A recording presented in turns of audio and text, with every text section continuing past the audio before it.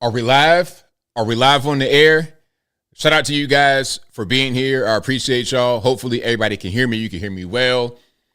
Happy Monday. Happy Inauguration Day. Happy get the old man and the fake black lady out of the White House. Happy get the orange man back in the building. Okay. Hey, look at Barack looking sad. No Michelle. Barack, where Big Mike at? Hey, Barack, tell Big Mike I said what up, man. You look pretty sad without your wingman. Hey, you look pretty sad without your wingman, Mr. Barack Obama. But hey, this is history you seeing right now. The biggest comeback, the biggest political comeback in history. Donald J. Trump back in the building yet again. Back in the building yet again. And I am really, really excited. Shout out to you guys. I appreciate y'all for joining. Welcome, welcome, welcome. Today is Monday, January 20th, 2025. The second inauguration of President Donald J. Trump. President number 47. After he was president 45. 46, we're going to memory hold that. We're not going to even really remember that. Well, I ain't going to lie. We do remember 46. We do remember that. And we know we're not going to go back. Hey, ain't that what they say on their side? We're not going back. I'm not going back. They're not going back. So it's an even exchange. Even exchange. Why so many tech people in the building? Well, the tech people are there, of course, because the tech industry is very serious. It's really real. So, yeah, of course, they're going to be in the building. Let me go ahead and put this on the interwebs. Marco. Okay, we got RFK Jr. We got quite a few faces. I think I see Sundar Pichai from Google, Elon Musk, Jeff Bezos. Wow. We got, what's that? Is that Pete? Pete Hegseth in the back? Shout out Pete Hegseth. Wow. Look at this. This right here. An historical lineup. Let's get a little bit of sound. Let's see what's going on. Okay, there's not too much going on. No commentary here. But we're just seeing some of the people in the building. So yeah, this is going to be an amazing event. I'm excited.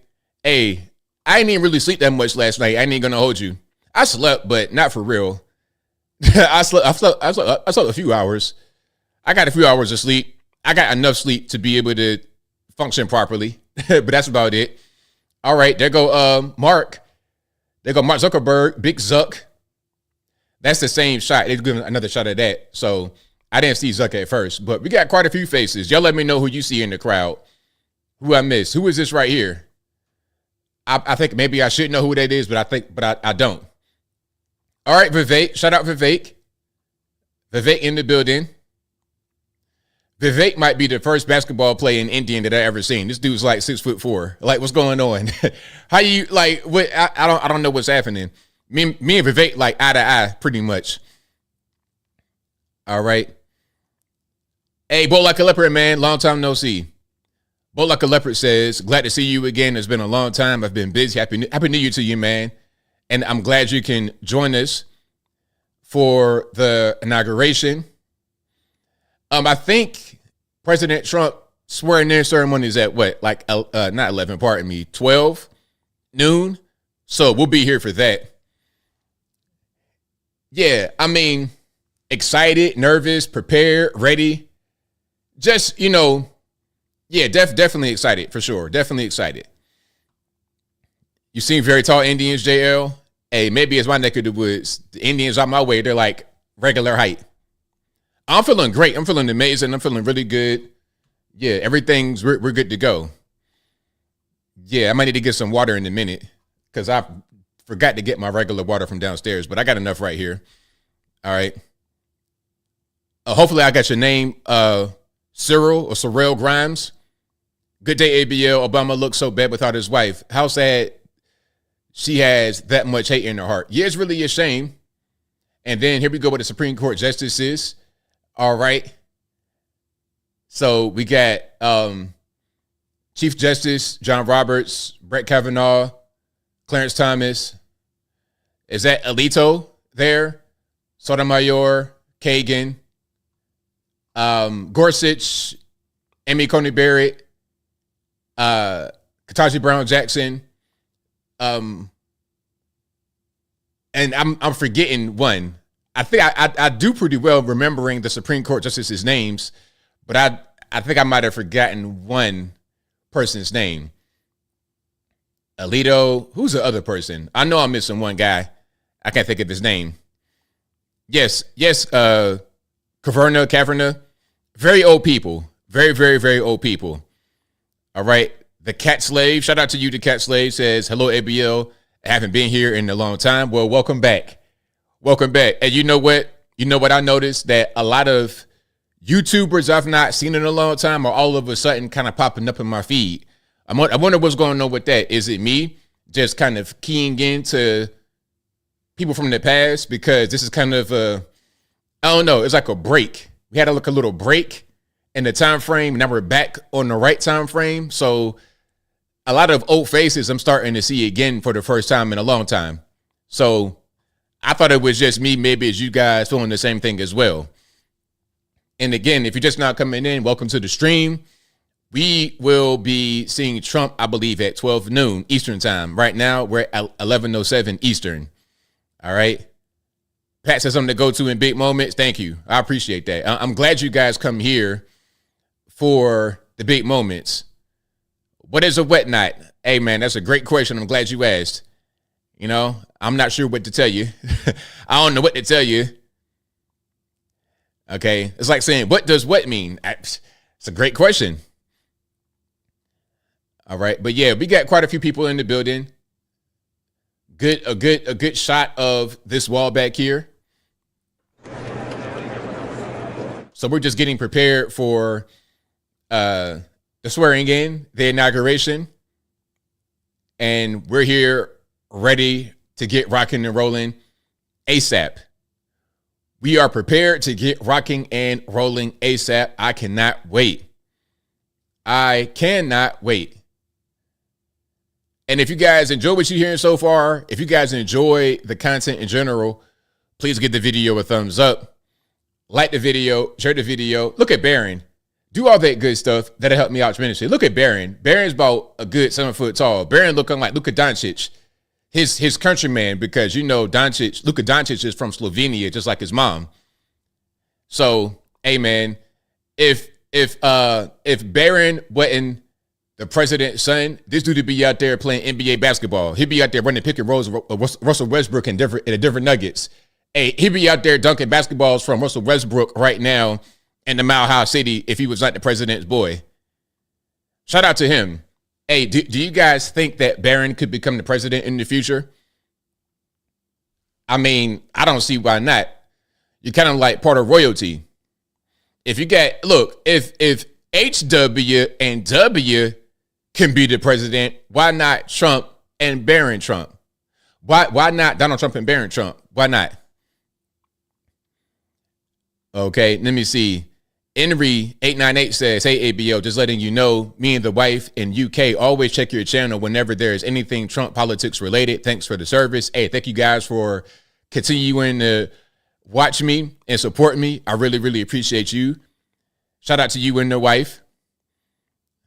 All right. He'd be the tallest president. Yeah, he sure would be.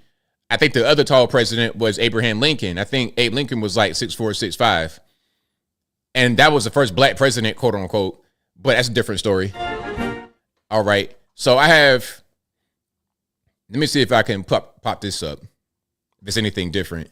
His children are. Okay, they got commentary on that one.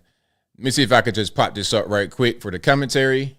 This is CBS. Let's check it out here. And he was told from a young age, you trust family. Everybody else maybe have a bit of a question mark above them. And he has taken that approach to his life, to his business, and to his presidency. He has an inner circle. He has a wide orbit of friends and allies, but it's his family he relies upon. Ivanka Trump, Donald Trump Jr., Eric in particular, they've been with him through legal trials and political trials. You know, Bob, I interviewed Eric Trump 8 years ago when they first got into the office, and I said, what? All right, just got random commentary. Let me turn that down. Okay. I didn't realize I had both of them going at the same time. So we just got music, commentary. That's pretty much it. But we're just ready. Like I said, 12 noon, that'll be when we're going to see the swearing in ceremony and all that good stuff. Now, shout out to everybody that's out there in DC. I know it's cold. It's cold here. It's like 1 degree here. Nah, I'm exaggerating. What's the temperature here right now? In Tennessee, it is 17 degrees right now. Chattanooga, Tennessee, it is 17 degrees right now. Okay, I had my faucet dripping last night. It's dripping right now for real because it's still cold. I don't want my pipes to freeze. But I got PEX and all that, so it'll be all right. You know, I got a slab. I don't got no basement, so it'll be okay. But I still make sure my hoses and everything are covered up to what it's supposed to be. I make sure that I run my water like a little line of water, not necessarily a drip or completely open, a thin line of water to make sure we don't have any kind of problems. But in DC, I know y'all are cold. A lot of y'all are out there for the actual inauguration at the venue, the indoor venue. You're talking about people outside in 5-degree weather, 4-degree weather at night. So it is cold and you don't have the sun. So you're just freezing to death. 13 West Virginia, 24 where you are, Deborah. CJ says 14 in Wyoming. Seabass says 7 degrees in Michigan. Rochelle says 6 degrees.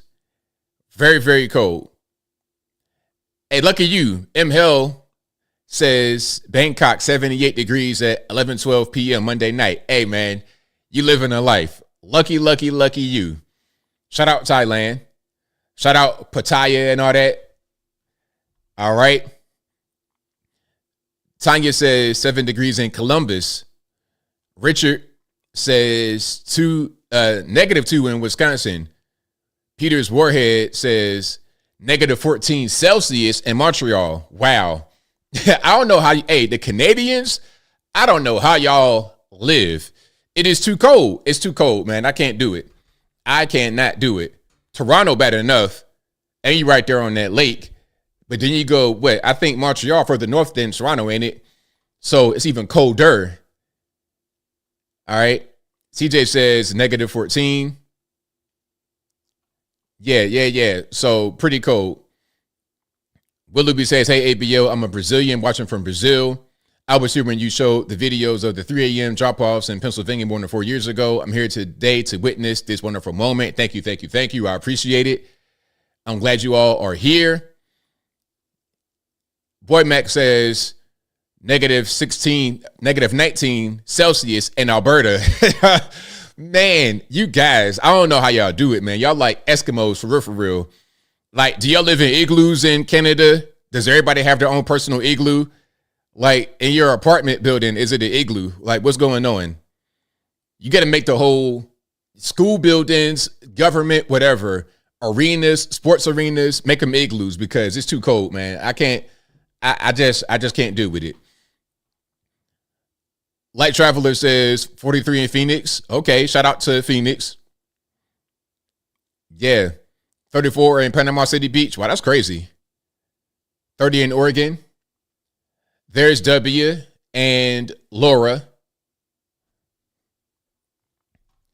All right, do we have sound? Nah. We got Slick Willie, Hillary, W, Laura, and we saw Barack by himself. That's terrible, man. Michelle Obama, you got to be ashamed of yourself for leaving your husband out there by himself. And this goes back to the black male image. Can I get racial just for one moment? The black male image. I was speaking about this before. Shout out Andre Hatchett on this podcast. I'm like, yo, what's up with this image that we're portraying to the world? Like, women don't respect us. We're emasculated. It's just a mess, man. So Barack Obama, I don't know what you got to do, man, but you and Big Mike need to make up. Hey, you and Big Mike kiss and make up, man, because we cannot have this image out here like this. Look at this. Look at this. By himself. Embarrassing. And in these circles, when you don't have your wife with you, or you're a single man. Barack Obama is like a single man. And in these circles, as a single man, you're kind of pathetic in these circles. Shout out to Dana White in the back. But Obama by himself is ridiculous, man. You got a whole wife and grown kids, and you're by yourself. I can't even really put it into words, man. Some say, oh, it's not really a big deal. ABL lighten up. No. This is the former president. These are presidents right here, man. This is an historical moment. This would be in history books. History books. 100 years from now, that picture will be in the history book. And your wife say, oh, I don't want to go. I want to do a podcast and all the other kind of. It's like, you idiot. Just go out there with your husband. You might not even like this man, but just go out there with him, man. This is history. All this personal stuff, all this ridiculous black girl magic, man. Put all that to the side, man. Your husband is making history, and you got to be there with him. Okay? That's what you need to do as a wife. If your husband is the president of the United States of America, I mean, give me a break. Give me a break. Listen, Melania would never. Laura Bush would never. Hillary Clinton, listen. Bill Clinton got caught with the intern in the Oval Office. Like, this dude did not have the decency to go away. Like a Bill Gates. Bill Gates would fornicate on his wife in Outer Banks, North Carolina, right? Away from the spotlight, and it wouldn't be a whole thing. Bill Clinton had the intern in the Oval Office doing all kind of stuff. And guess who didn't go anywhere? Guess who stuck right by his side? His wife, Hillary. Okay? His wife, Hillary, didn't go anywhere.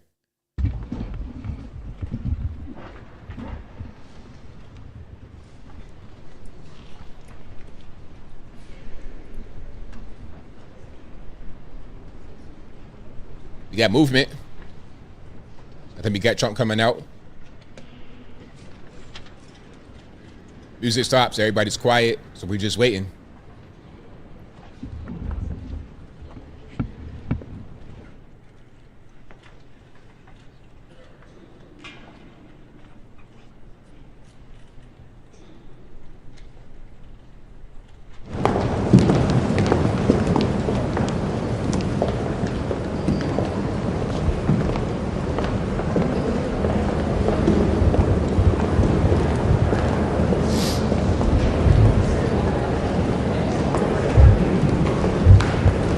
Tiffany Trump and Barron Trump.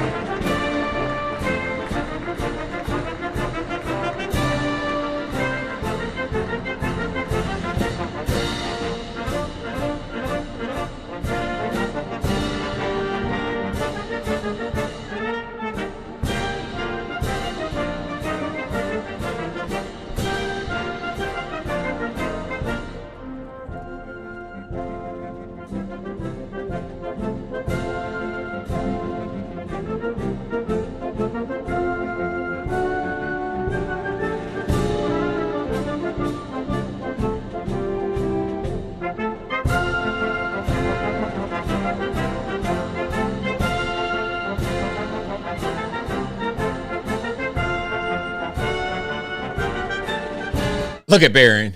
That's the next president. He'd be the president in the future.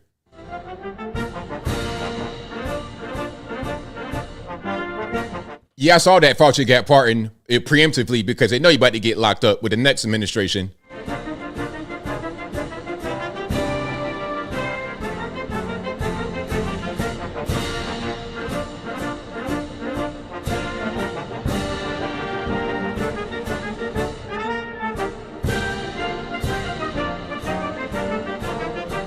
This is an all-star lineup, historical moment, just amazing. Just amazing.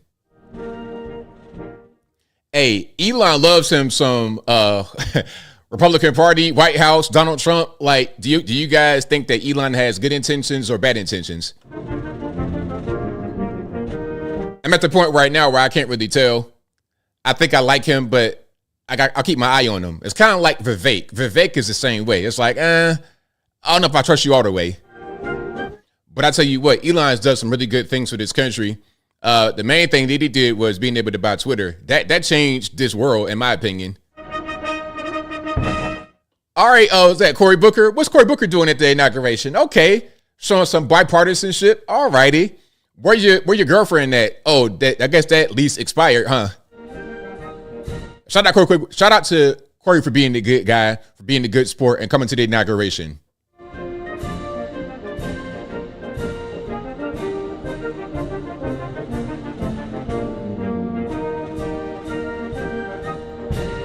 I see Tiffany Trump, Laura, Eric, Jared. Shout out Jared. Hey, how you feel about Jared? You think that Jared's a good asset for the White House, for the administration, for Donald Trump, or not? Gentlemen, escorting Dr. Biden and Mr. Emhoff, the Republican staff director of the Joint Congressional Committee on Inaugural Ceremonies, Ms. Emily Leviner, the Senate Secretary for the Minority, the Honorable Gary Myrick, the House of Representatives Chief Administrative Officer, the Honorable Catherine Spindor, and Mr. Bruce Fisher.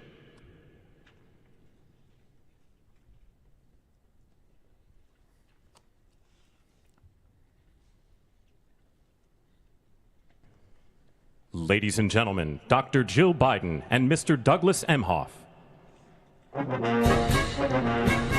Hey, I'll tell you what, I know who's going to miss.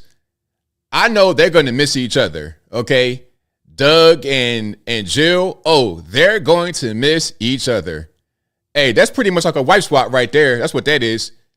I mean, and I know y'all see it. I know y'all saw them kiss in the State of the Union address.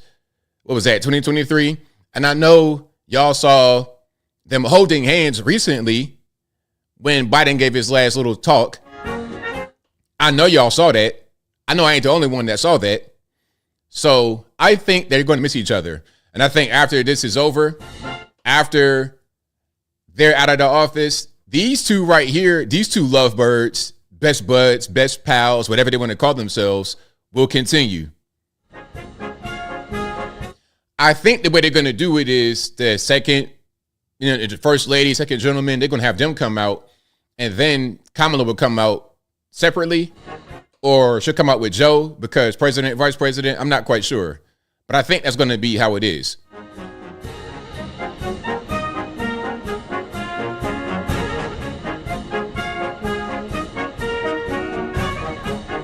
So we're going to see. And shout out to Brett Kavanaugh. Hey, Brett Kavanaugh, I'm glad you made it through that crazy process you went through. You didn't deserve what you got, Brett Kavanaugh, but I'm glad you're here right now with us.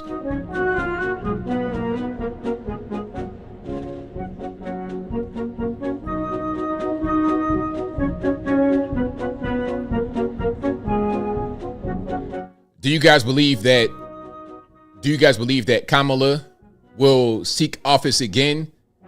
Maybe not the president, maybe something else. What do y'all think?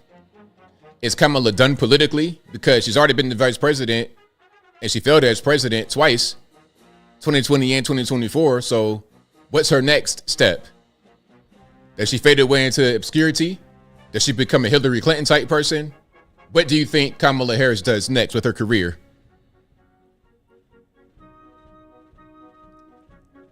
Okay, I have the music down a little bit because I want to talk a little bit as we wait for more people to come out. California governor, but would she do that if she was the vice president already? You see what I'm saying? It's kind of like going backward. A lot of y'all are saying that. A lot of y'all saying governor of California, interesting. Hey.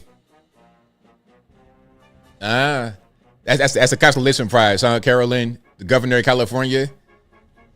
Well, if she wants to go backward, which I've not seen a lot of politicos do, but if she wants to go backward, I think she could do that. I will hope that she doesn't get involved in politics anymore. Although I don't live in California, I don't want that to even be in this country.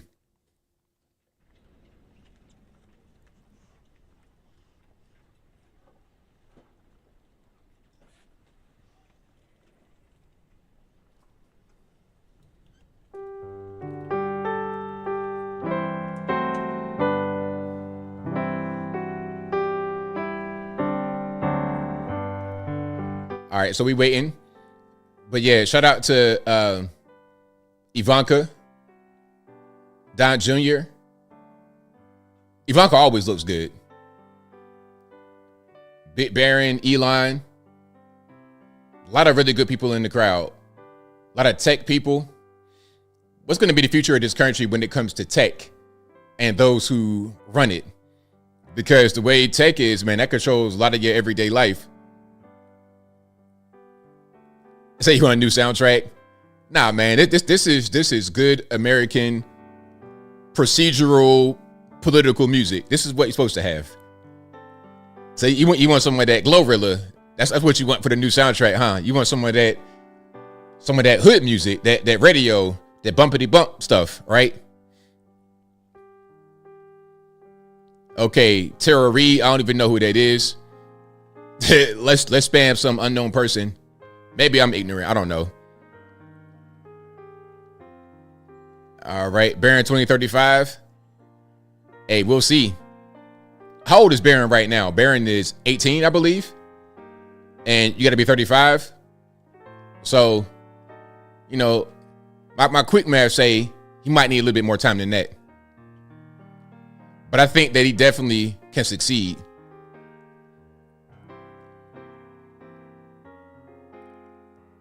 Yeah, but shout out to Jared. There go my man Bruce Fisher. The guy they said did not shake Kamala's hand. Although the truth is that he was holding his cane and he wasn't trying to fall. The same cane he has right there in his hand right now. How are you going to reach for the man's cane hand and say, hey, give me a handshake? All right, let me just throw my cane on the ground at 80 years old and oblige you right quick. Trump Jr., New York's next governor. That'd be a good position. That'd be great for him. Or maybe even the mayor of New York City. How you feel about Eric Adams? You think he's kind of like starting to see the light? He's starting to kind of, hey, if you can hear the sound of my voice, Eric Adams, I'll give you the MAGA hat. Just put it on at this point. I will pay for a lifetime supply of MAGA hats directly to New York City Mayor Eric Adams. All you got to do is wear them. That's my offer. Go ahead, take that. That's my offer right there. Because at this point, you pretty much doing everything else, and I am here for it. I want to see Eric Adams truly evolve and embrace the conservative movement, rather than kind of being, hemming and hawing. Nah, truly embrace it. That's what I want to see. And to anyone out there who wants to be conservative, hey, you might have been liberal before. You might have voted for Obama. You might have voted for Biden. That's fine. That's your past. I'm not going to judge you based on that. What I'm going to judge you now is what you do going forward. I'll judge you based on your current actions, your behavior, and your overall demeanor. I'm not going to judge you because you were young and dumb. You made a mistake in the past. All right, let's go forward and do the right thing in the future. So, hey, anybody that wants to be part of the movement, just join. It's okay. It's okay. We're not worried about your past. And for real, hold on.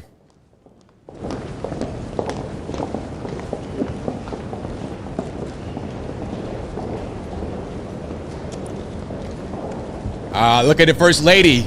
Wow. Jill Biden could never. Jill Biden could never. That's my First Lady.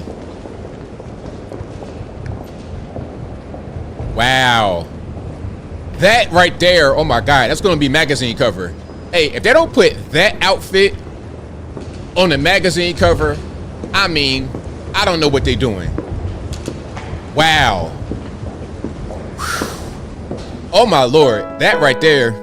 Hey, Trump, you, sir, are a lucky man. I tell you what, President Donald Trump, you are a lucky man. Not just because God bless you to be here today as a president of the USA again, after you got cheated in 2020. Not just because of that, but because of your wife, bro. Look at what you got, man. I mean, you have a whole princess, a queen right there on your arm. Bro, ABL, you're thirsty. Dying to thirst, actually. Get it right. Dying to thirst. Yeah, that Melania, hey, shout out to her. Shout out to her. Hey, we're going to get 4 more years of that. Are y'all ready for it? Are you ready for 4 more years? Ladies and gentlemen, performing O America, please welcome the Armed Forces Chorus and America's tenor, Christopher D. Macchio.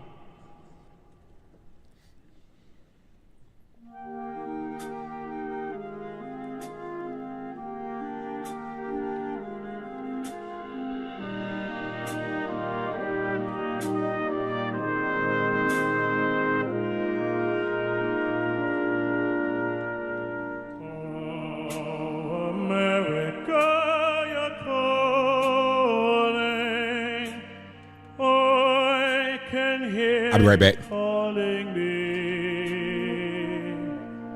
You are calling me to pay true to thee, true to thee.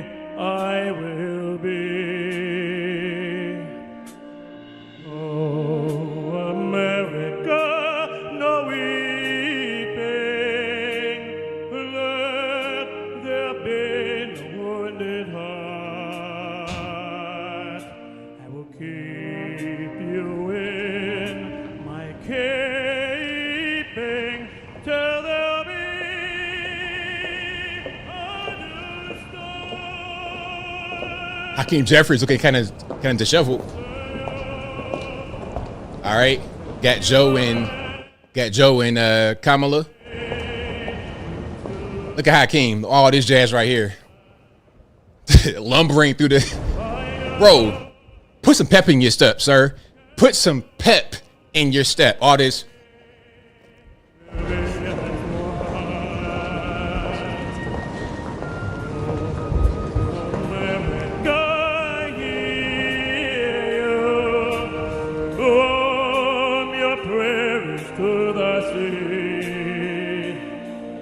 From your mountains grand and all through this land, you are beautiful to me. Oh, America, you're calling. Oh, I can hear you calling. All right, JD Vance, my Appalachian cousin, my Appalachian brother, my Appalachian friend, JD Vance.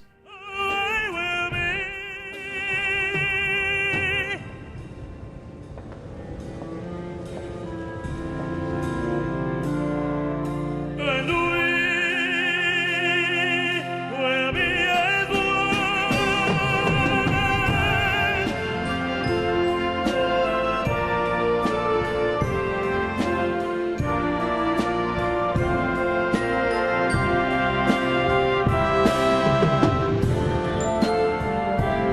Oh, that velvet coat is amazing. Whoever said that in the chat, his coat.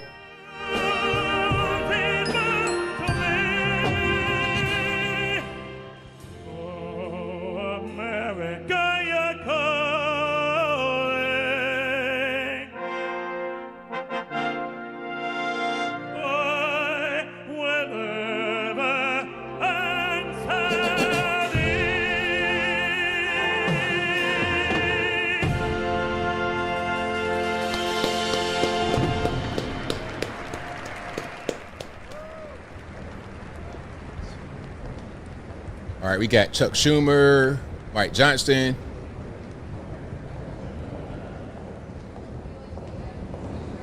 Hey, shout out to him, the singer. Did very well. Shout out to the singer.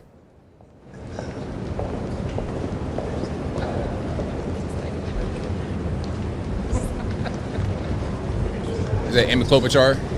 The Honorable Jackie Barber, the Clerk of the House of Representatives, the Honorable Kevin F. McCumber, Mr. John Bessler, Mrs. Kelly Johnson, Mrs. Iris Weinshaw Schumer, and Mrs. Jennifer Scalise.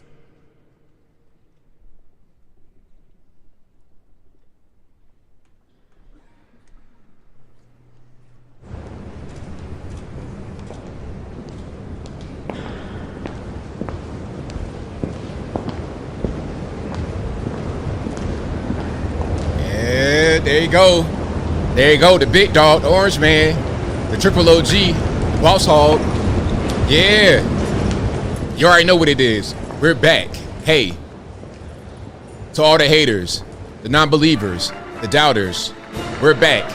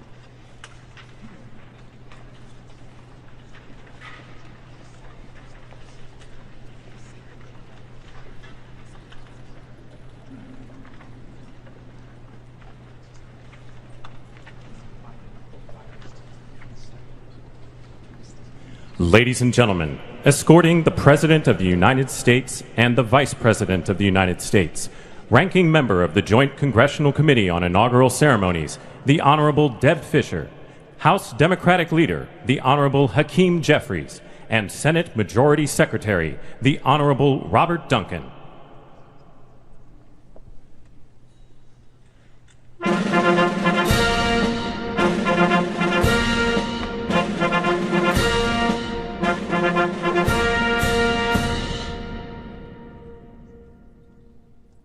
Ladies and gentlemen, the President of the United States, the Honorable Joseph R. Biden Jr., and Vice President of the United States, the Honorable Kamala Devi Harris.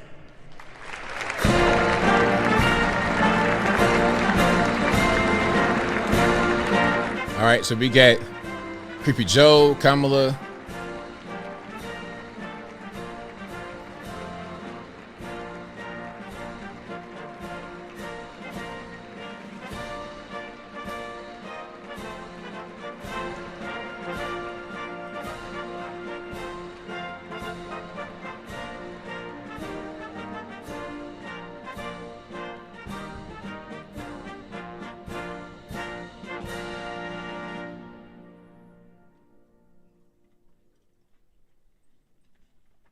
Ladies and gentlemen, escorting the Vice President-elect, the Executive Director for the Joint Congressional Committee on Inaugural Ceremonies, Mr. Michael Wagner, Senate Deputy Sergeant-at-Arms and Doorkeeper, Jason Bell, and House Deputy Sergeant-at-Arms, Mr. Sean Keating.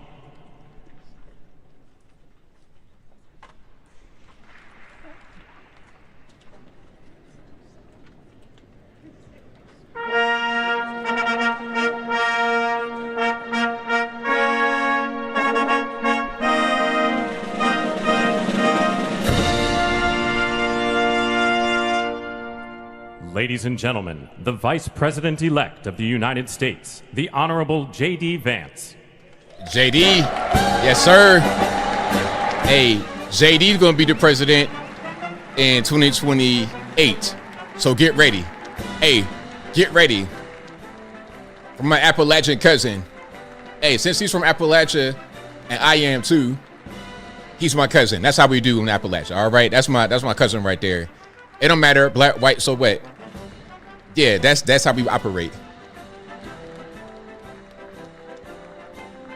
So shout out to my cousin, JD Vance, the very next president of this USA. After JD Vance becomes president, 2 terms, we'll get somebody in there for a stopgap. Then we're going to get Barron and keep the party going. That's what I want. How about y'all? What y'all think? Did he refuse to shake Joe Biden saying I didn't catch that? Shout out to Ohio, Lanita.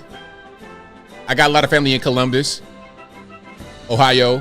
Like I said before, if you see anybody that looks like me in Columbus, Ohio, they're my cousin, and I'm being 100% serious. Any dark-skinned person look like me in the face, that's my cousin. Ladies and gentlemen, escorting the President-elect, the Staff Director for the Joint Congressional Committee on Inaugural Ceremonies, Elizabeth Farah. House Sergeant-at-Arms, the Honorable William P. McFarland. Senate Sergeant-at-Arms and Doorkeeper, the Honorable Jennifer A. Hemingway. Senate Majority Leader, the Honorable John Thune. And the Joint Congressional Committee on Inaugural Ceremonies, House Democratic Leader, the Honorable Hakeem Jeffries. House Majority Leader, the Honorable Steve Scalise. Speaker of the House of Representatives, the Honorable Mike Johnson. Senate Democratic Leader, the Honorable Charles E. Schumer. Ranking Member of the Joint Congressional Committee on Inaugural Ceremonies, the Honorable Deb Fischer. And Chairwoman of the Joint Congressional Committee on Inaugural Ceremonies, the Honorable Amy Klobuchar.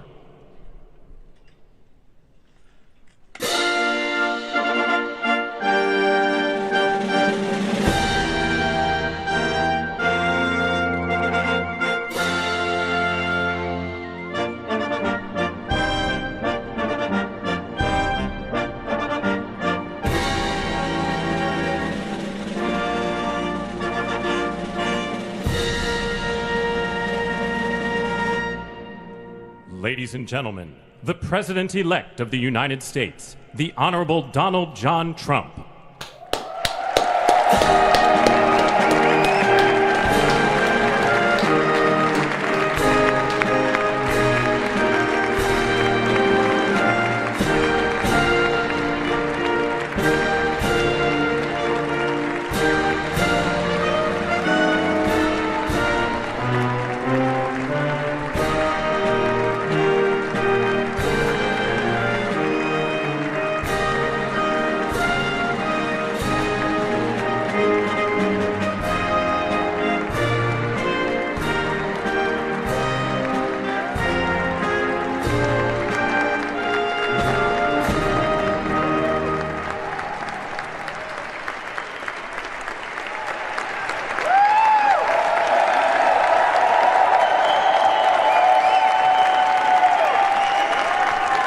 His tie is interesting. Purple tie. Very interesting twist of tie. Shout out to Trump.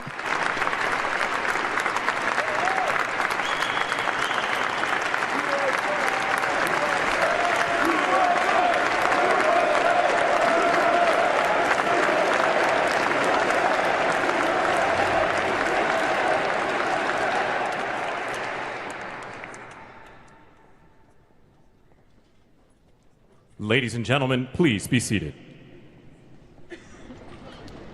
Yes, sir. Orange Man back in the building. Let's go. Let's go. I am ready.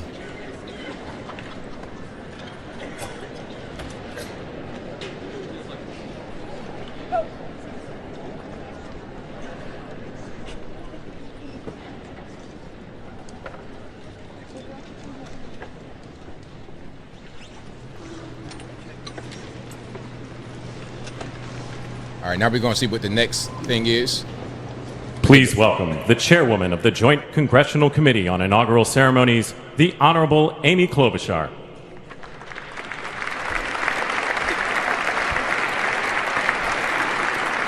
Good morning, everyone. Welcome to the 60th presidential inauguration. Today, President-elect Trump and Vice President-elect Vance will take their oaths of office, and we will witness the peaceful transfer of power at the heart of our democracy.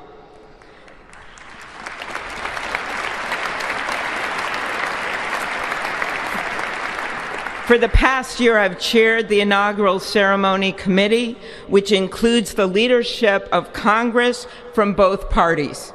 We thank the committee and Capitol staff and law enforcement who worked so hard over the last year, and especially the last 3 days. You've done a beautiful job, and you have shown grace under pressure.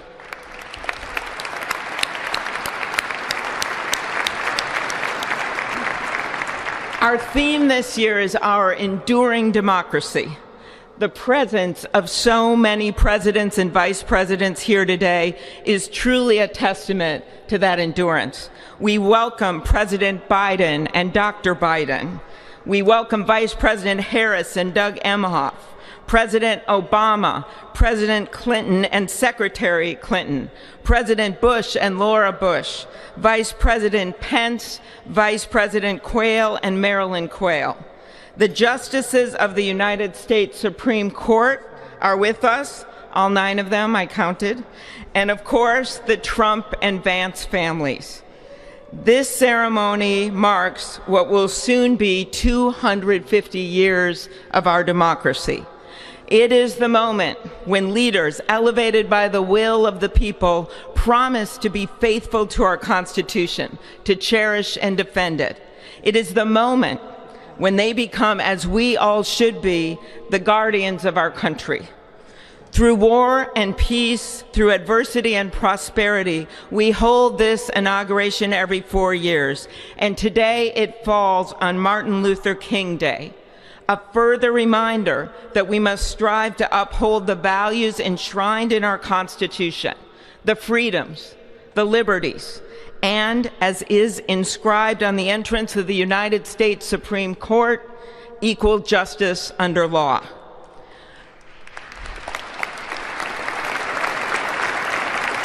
All who are watching it across the country, the people of this nation, the ordinary people doing extraordinary things. President Kennedy, who at one point worked as a senator in this building and would often walk through this very rotunda, once said, "In a democracy, every citizen, regardless of interest in politics, holds office. Every one of us is in a position of responsibility." With that responsibility of citizenship comes an obligation not to seek out malice, as President Lincoln once reminded us, but to view others with a generosity of spirit despite our differences. With that responsibility of leadership comes an obligation to stand our ground when we must and find common ground when we can. With everything swirling around us, the hot mess of division, it is on all of us, to quote an incredible songwriter who just happened to be born in my state, to ensure that our nation's democracy is our shelter from the storm. There's a reason this ceremony takes place at the Capitol. In other countries, it might be in a presidential palace or a gilded executive office building. Here it is traditionally held at the Capitol, the People's House. It is a fitting reminder of the system of checks and balances that is the very foundation of our government, 3 equal branches of government. That is how, for nearly 250 years, our great American experiment, grounded in the rule of law, has endured. So, as we inaugurate a new president and vice president, let us remember that the power of those in this room comes from the people. The construction workers who build our country, the teachers and healthcare workers who nurture us, the troops defending our freedoms, and yes, the firefighters in Los Angeles putting themselves on the line for us.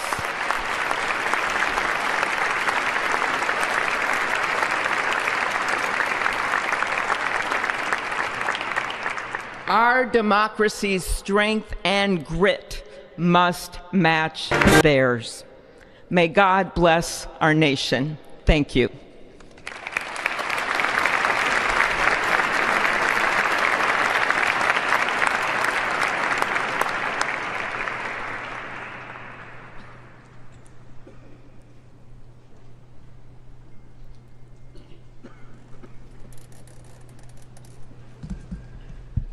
Good afternoon.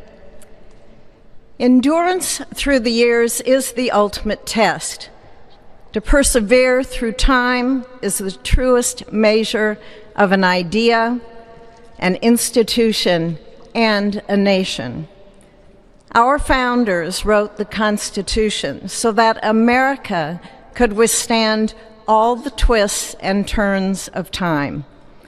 They wrote it to guide us and to preserve forever our right of life, liberty, and the pursuit of happiness. But as much as the truths and principles enshrined in our Constitution remain the same, our democracy promises the American people the power to change, to chart their own destiny. That's the beauty. That is the importance of democracy. It allows the endurance, the permanence of a nation through change. It allows nations like our United States both to avoid the obstacles and to seize the opportunities God has placed before us, all while staying true to our founding principles. Today is our country's 60th inauguration ceremony. Like all the others before it, it is a celebration of our right to set our uniquely American course. The past several years have been trying at times for many, many Americans, and also for the nations of the free world that we humbly strive to lead. In November, Americans chose again to steer this nation towards greatness, the secure, safe, and prosperous future that our founders envisioned for all of us. And today, we celebrate not only their decision to do so, but also the simple right and wisdom of a free people to make their own choice so that their nation might endure. And now, allow me to welcome Archbishop Timothy Dolan and Reverend Franklin Graham, who will deliver our invocation. Please rise.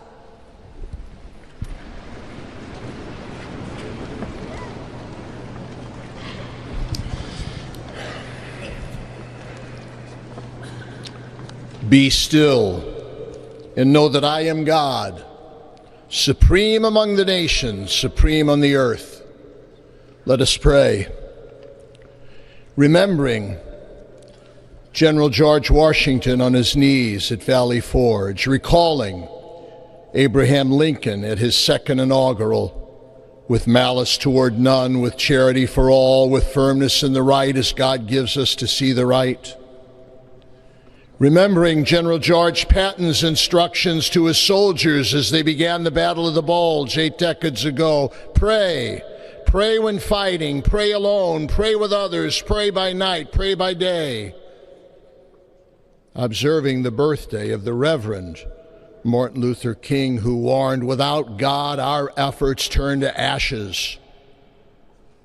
We, blessed citizens of this one nation under God, humbled by our claim that in God we trust, gather indeed this inauguration day to pray for our President Donald J. Trump, his family, his advisors, his cabinet, his aspirations, his vice president, for the Lord's blessings upon Joseph Biden, for our men and women in uniform, for each other whose hopes are stoked this new year, this inauguration day.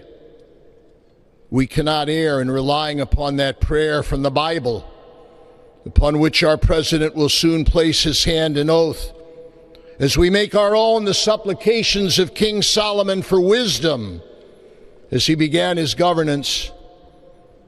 God of our fathers, in your wisdom you set man to govern your creatures, to govern in holiness and justice, to render justice with integrity. Give our leader wisdom, for he is your servant, aware of his own weakness and brevity of life.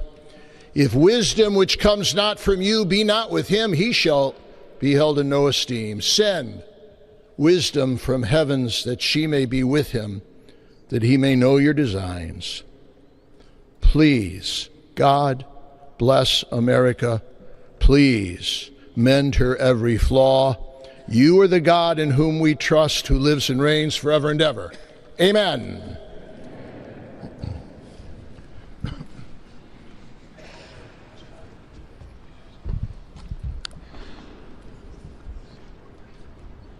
Mr. President, the last 4 years, there are times I'm sure you thought it was pretty dark.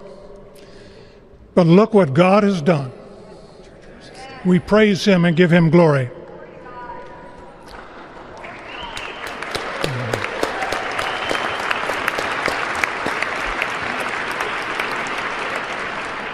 Let us pray. Our Father and our God, thou hast said, blessed is the nation whose God is the Lord. As the prophet Daniel prayed, blessed be the name of God forever and ever. For wisdom and might are his. He changes the times and the seasons. He removes kings. He raises up kings. He gives wisdom to the wise and knowledge to those who have understanding. Our Father, today, as President Donald J. Trump takes the oath of office once again, we come to say thank you, O Lord our God. Father, when Donald Trump's enemies thought he was down and out, you and you alone saved his life and raised him up with strength and power by your mighty hand. We pray for President Trump that you'll watch over, protect, guide, direct him. Give him your wisdom from your throne on high. We ask that you would bless him and that our nation would be blessed through him. We also ask that you would bless and protect Melania as First Lady. We thank you for the beauty, the warmth, and grace that she shows not only to this nation, but to the whole world. We thank you for Vice President-elect J.D. Vance and his wife Usha and their young family. May he be a strength to President Trump, to stand beside him, to hold up his arms like Aaron held up the arms of Moses in the midst of battle. The prophet Samuel reminded the people, it was you that brought them up from the land of Egypt. And he said, now stand still that I may reason with you before the Lord. So Father, we take this moment to stand still, to remember the great things that you have done for this nation. Thank you for the protection, the bounty, the freedoms that we so enjoy. We remember to keep our eyes fixed on you, and may our hearts be inclined to your voice. We know that America can never be great again if we turn our backs on you. We ask for your help, and we pray all of this in the name of the King of Kings, the Lord of Lords, your Son, my Savior, and our Redeemer, Jesus Christ. Amen. Amen. Ladies and gentlemen, please welcome Associate Justice Kavanaugh to administer the Vice Presidential Oath of Office.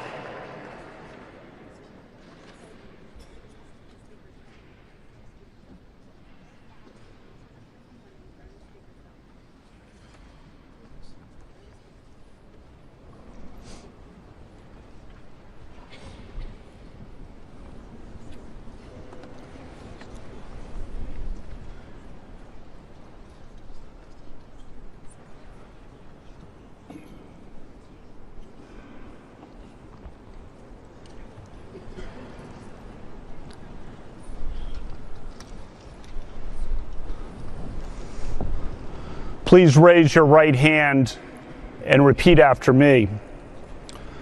I, James David Vance, do solemnly swear. I, James David Vance, do solemnly swear. That I will support and defend the Constitution of the United States. That I will support and defend the Constitution of the United States. Against all enemies, foreign and domestic. Against all enemies, foreign and domestic. That I will bear true faith. That I will bear true faith. And allegiance to the same. And allegiance to the same. That I take this obligation freely. That I take this obligation freely. Without any mental reservation. Without any mental reservation. Or purpose of evasion. Or purpose of evasion. And that I will well and faithfully discharge. And that I will well and faithfully discharge. The duties of the office. The duties of the office. On which I am about to enter. On which I am about to enter. So help me God. So help me God. Congratulations, Mr. Vice President.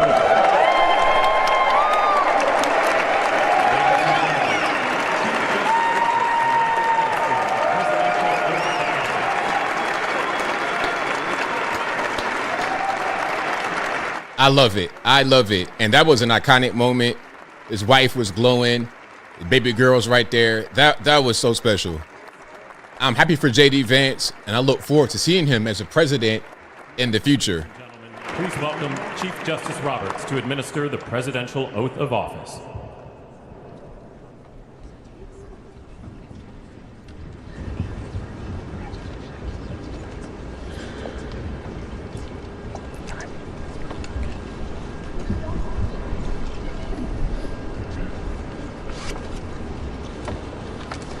Please raise your right hand and repeat after me. I, Donald John Trump, do solemnly swear. I, Donald John Trump, do solemnly swear. That I will faithfully execute. That I will faithfully execute. The office of President of the United States. The office of President of the United States. And will, to the best of my ability. And will, to the best of my ability. Preserve, protect, and defend. Preserve, protect, and defend. The Constitution of the United States. The Constitution of the United States. So help me God. So help me God. Congratulations, Mr. President.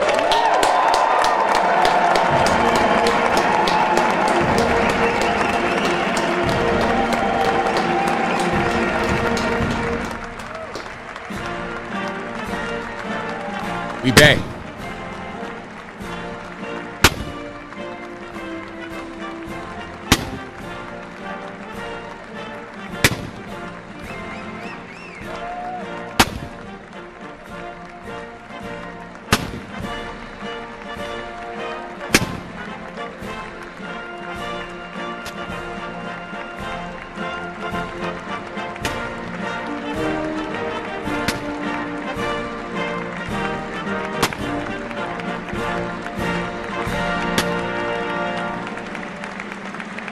I love it.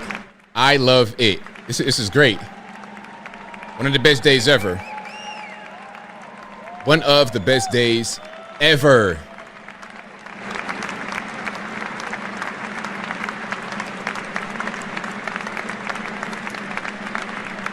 So what do we have next? Is Trump going? I think now Trump goes to the place where they're having their inauguration, like the actual event. I believe that's what happens right now. So this was a swearing in ceremony. Then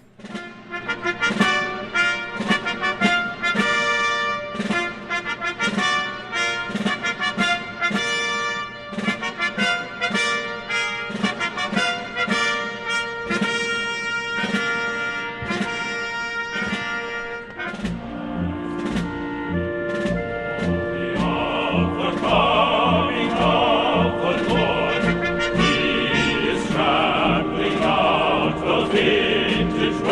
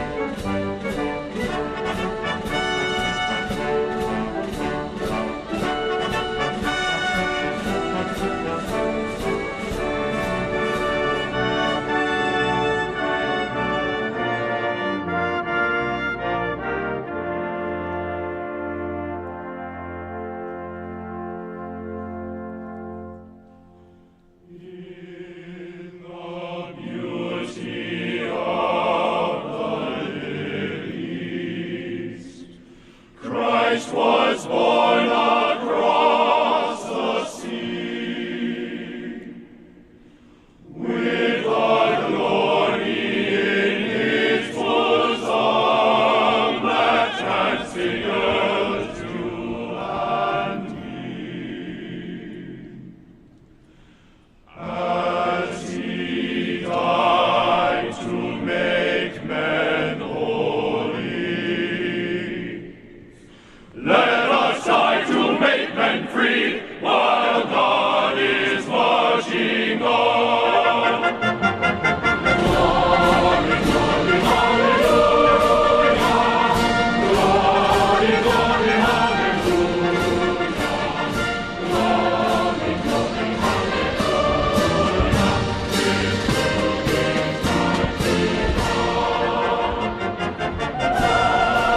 Glory, glory, hallelujah. Glory, glory, hallelujah.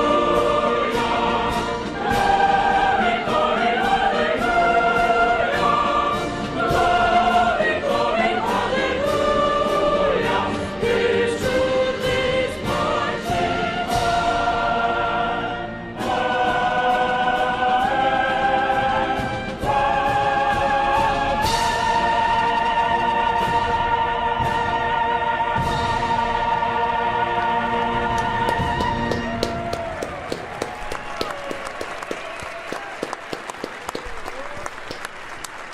Very well done. Beautiful, beautiful songs.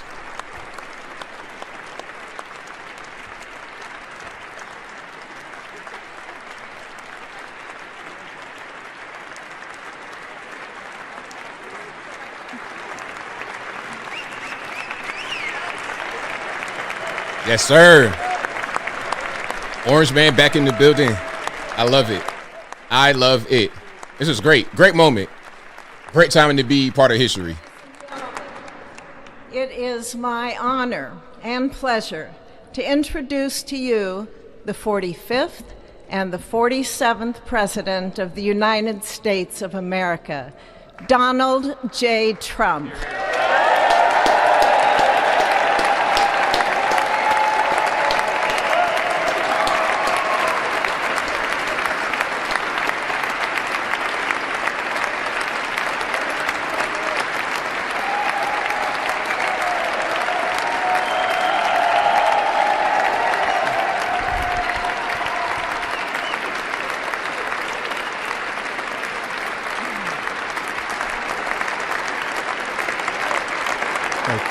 Thank you very much, everybody. Well, thank you very, very much. Vice President Vance, Speaker Johnson, Senator Thune, Chief Justice Roberts, Justices of the United States Supreme Court, President Clinton, President Bush, President Obama, President Biden, Vice President Harris, and my fellow citizens. The golden age of America begins right now.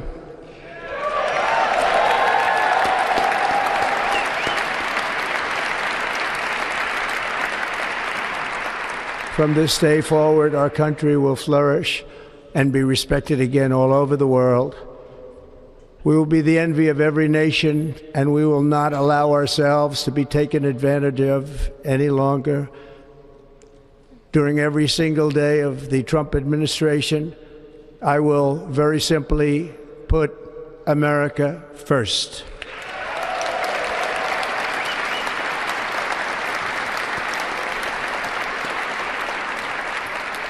Our sovereignty will be reclaimed. Our safety will be restored. The scales of justice will be rebalanced. The vicious, violent, and unfair weaponization of the Justice Department and our government will end.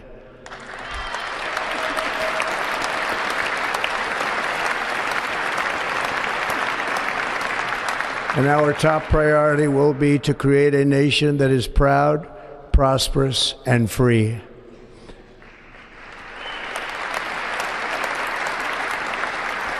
America will soon be greater, stronger, and far more exceptional than ever before.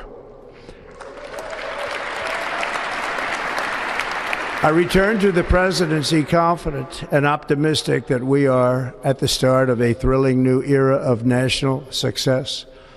A tide of change is sweeping the country, sunlight is pouring over the entire world, and America has the chance to seize this opportunity like never before.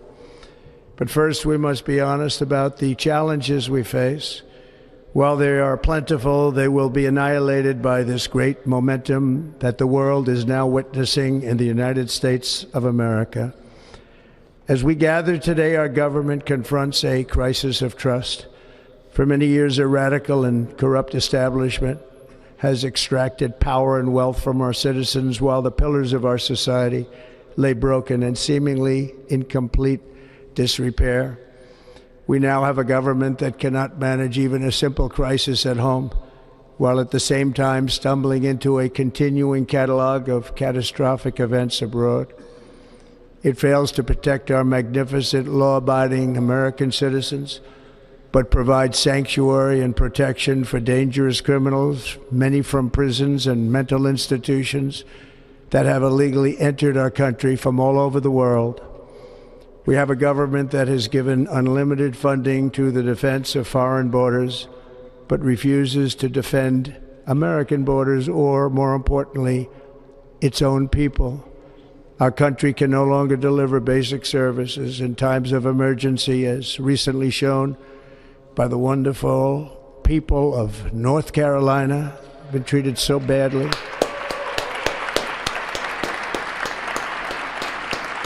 And other states who are still suffering from a hurricane that took place many months ago.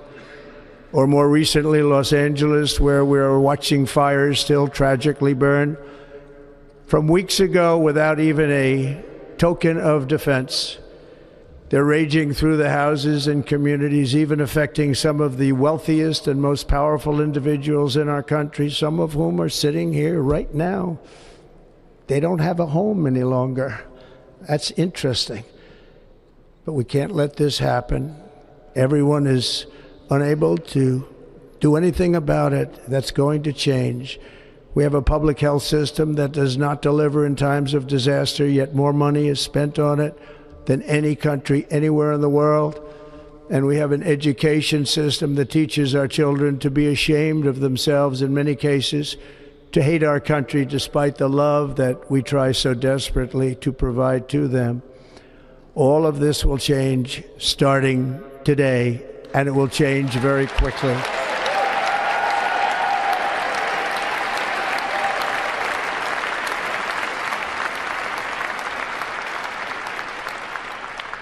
My recent election is a mandate to completely and totally reverse a horrible betrayal and all of these many betrayals that have taken place, and to give the people back their faith, their wealth, their democracy, and indeed their freedom.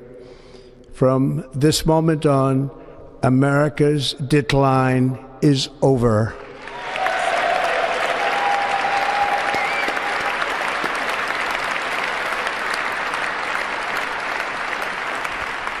Our liberties and our nation's glorious destiny will no longer be denied, and we will immediately restore the integrity, competency, and loyalty of America's government. Over the past 8 years, I have been tested and challenged more than any president in our 250-year history, and I've learned a lot along the way. The journey to reclaim our republic has not been an easy one, that I can tell you. Those who wish to stop our cause have tried to take my freedom and indeed to take my life. Just a few months ago in a beautiful Pennsylvania field, an assassin's bullet ripped through my ear. But I felt then, and believe even more so now, that my life was saved for a reason. I was saved by God to make America great again.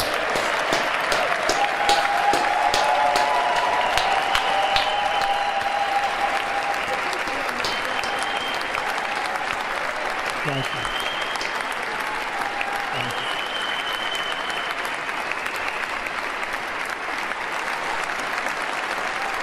Thank you very much.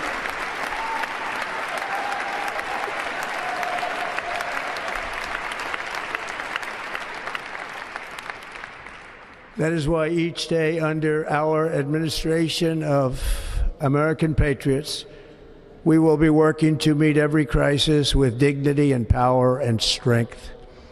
We will move with purpose and speed to bring back hope, prosperity, safety, and peace for citizens of every race, religion, color, and creed. For American citizens, January 20th, 2025 is Liberation Day.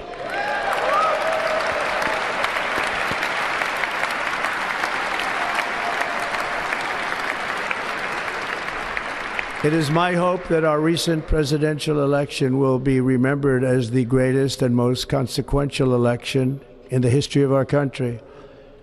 As our victory showed, the entire nation is rapidly unifying behind our agenda with dramatic increases in support from virtually every element of our society, young and old, men and women, African Americans, Hispanic Americans, Asian Americans, urban, suburban, rural, and very importantly, we had a powerful win in all 7 swing states, and the popular vote, we won by millions of people. To the Black and Hispanic communities, I want to thank you for the tremendous outpouring of love and trust that you have shown me with your vote. We set records, and I will not forget it. I've heard your voices in the campaign, and I look forward to working with you in the years to come. Today is Martin Luther King Day, and his honor, this will be a great honor, but in his honor we will strive together to make his dream a reality. We will make his dream come true.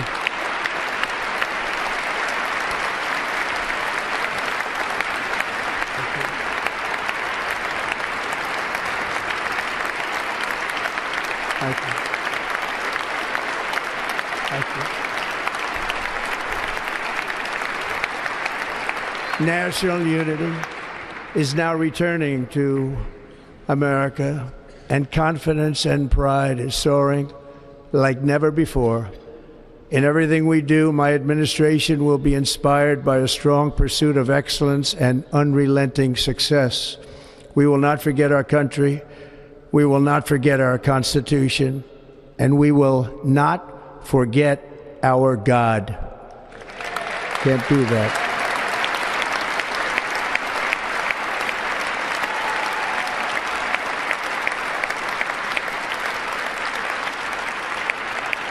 Today, I will sign a series of historic executive orders. With these actions, we will begin the complete restoration of America and the revolution of common sense. It's all about common sense. First, I will declare a national emergency at our southern border. Yeah.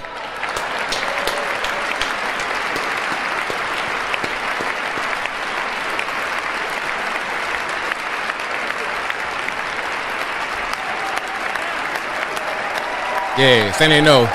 That should be bipartisan.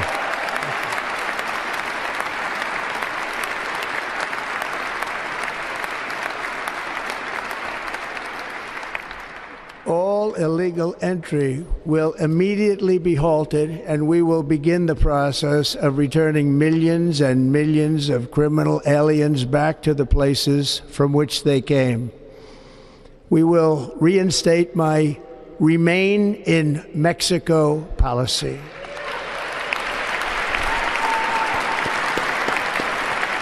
I will end the practice of catch and release. And I will send troops to the southern border to repel the disastrous invasion of our country.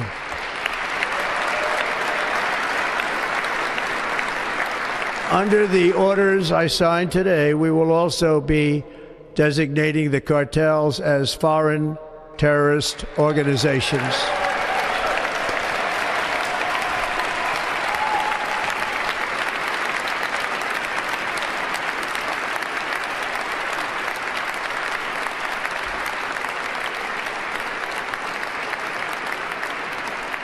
and by invoking the Alien Enemies Act of 1798, I will direct our government to use the full and immense power of federal and state law enforcement to eliminate the presence of all foreign gangs and criminal networks, bringing devastating crime to U.S. soil, including our cities and inner cities.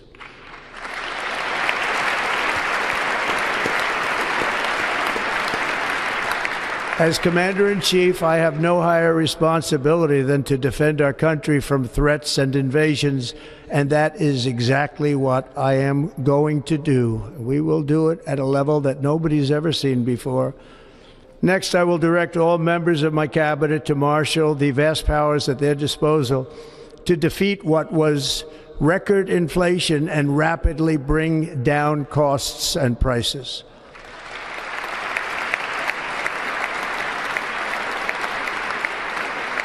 The inflation crisis was caused by massive overspending and escalating energy prices, and that is why today I will also declare a national energy emergency. We will drill, baby, drill.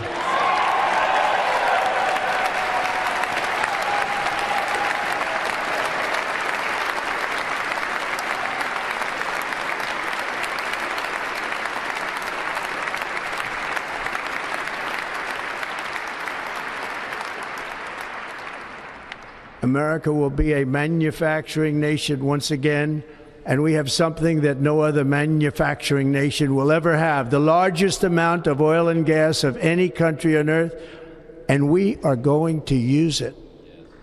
We're going to use it. We will bring prices down, fill our strategic reserves up again, right to the top, and export American energy all over the world.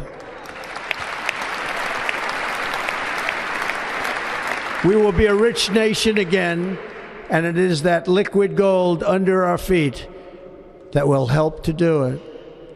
With my actions today, we will end the Green New Deal, and we will revoke the electric vehicle mandate, saving our auto industry and keeping my sacred pledge to our great American auto workers.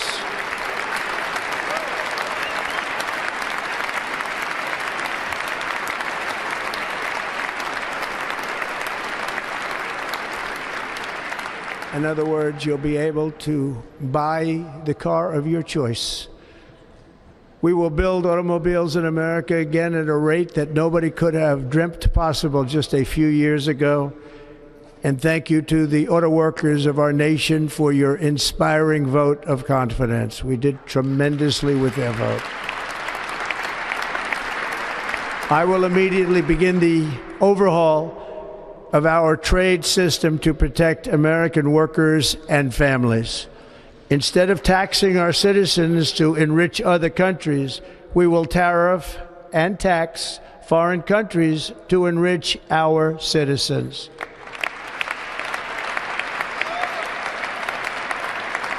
For this purpose, we are establishing the External Revenue Service.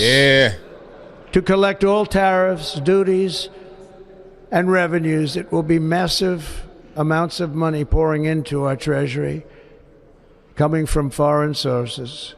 The American dream will soon be back and thriving like never before to restore competence and effectiveness to our federal government. My administration will establish the brand new Department of Government Efficiency. Doge.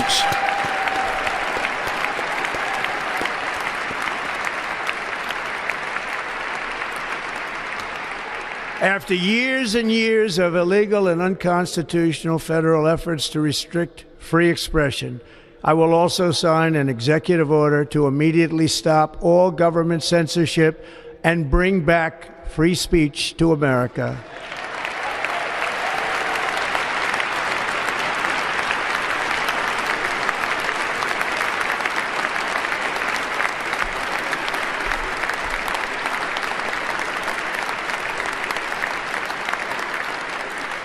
Never again will the immense power of the state be weaponized to persecute political opponents. Something I know something about. We will not allow that to happen. It will not happen again. Under my leadership, we will restore fair, equal, and impartial justice under the constitutional rule of law.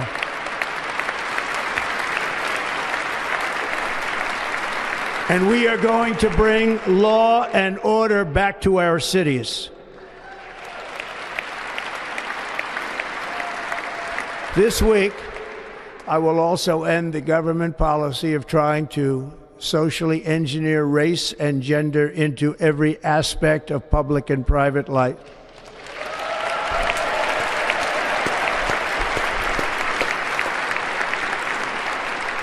We will forge a society that is colorblind and merit-based. Yes. As of today, it will henceforth be the official policy of the United States government that there are only two genders, male and female.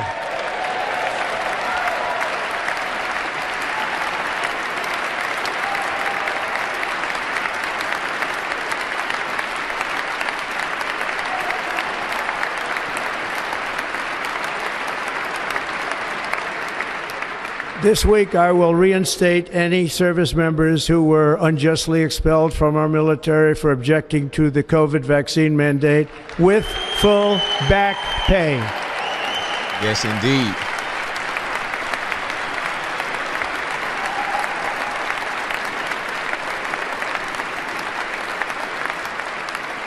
And I will sign an order to stop our warriors from being subjected to radical political theories and social experiments while on duty. It's going to end immediately. Our armed forces will be freed to focus on their sole mission, defeating America's enemies.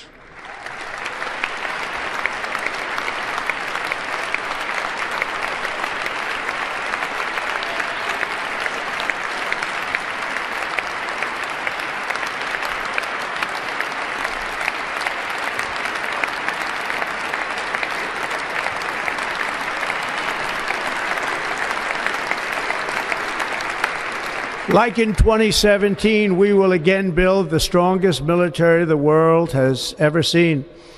We will measure our success not only by the battles we win, but also by the wars that we end, and perhaps most importantly, the wars we never get into.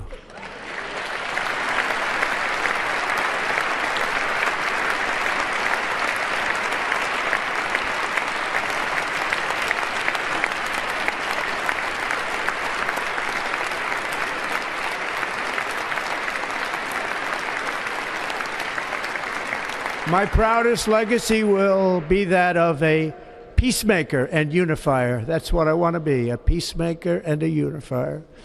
I'm pleased to say that as of yesterday, one day before I assumed office, the hostages in the Middle East are coming back home to their families.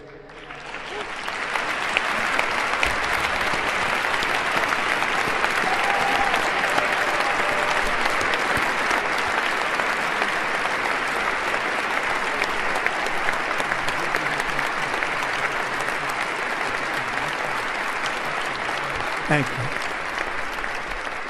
America will reclaim its rightful place as the greatest, most powerful, most respected nation on earth, inspiring the awe and admiration of the entire world. A short time from now, we are going to be changing the name of the Gulf of Mexico to the Gulf of America, and we will restore the name of a great president, William McKinley, to Mount McKinley, where it should be and where it belongs.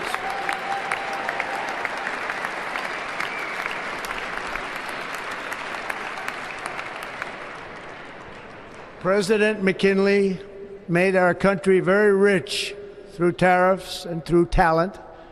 He was a natural businessman and gave Teddy Roosevelt the money for many of the great things he did, including the Panama Canal, which has foolishly been given to the country of Panama after the United States.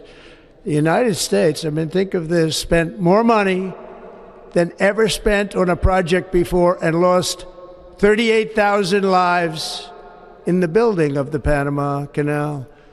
We have been treated very badly from this foolish gift that should have never been made, and Panama's promise to us has been broken. The purpose of our deal and the spirit of our treaty has been totally violated. American ships are being severely overcharged and not treated fairly in any way, shape, or form, and that includes the United States Navy.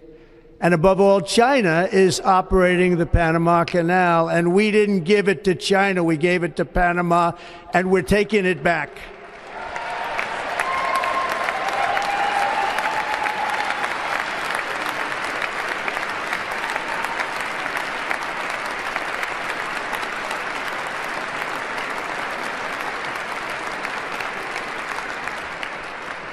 Above all, my message to Americans today is that it is time for us to once again act with courage, vigor, and the vitality of history's greatest civilization. So as we liberate our nation, we will lead it to new heights of victory and success. We will not be deterred. Together we will end the chronic disease epidemic and keep our children safe, healthy, and disease-free.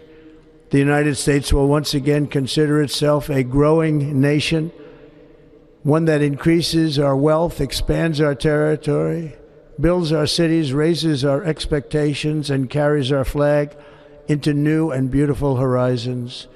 And we will pursue our manifest destiny into the stars, launching American astronauts to plant the stars and stripes on the planet Mars.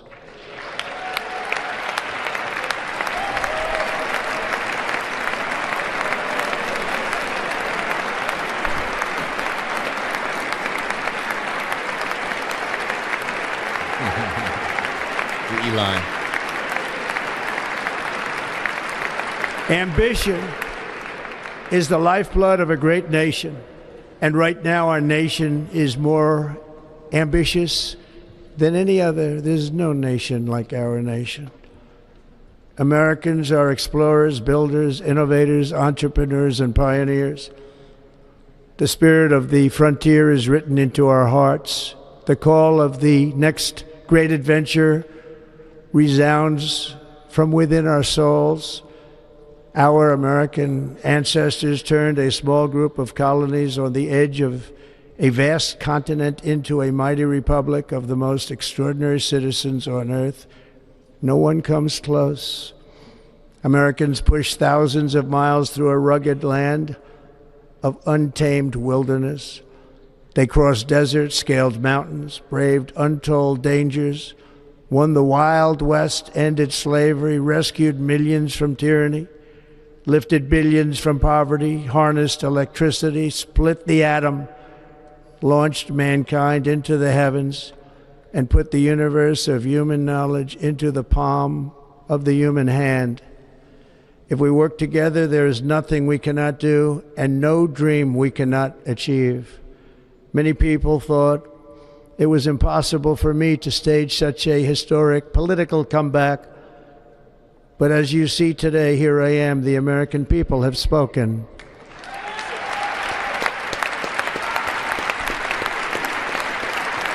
Yes, we have spoken. Yes, we have spoken.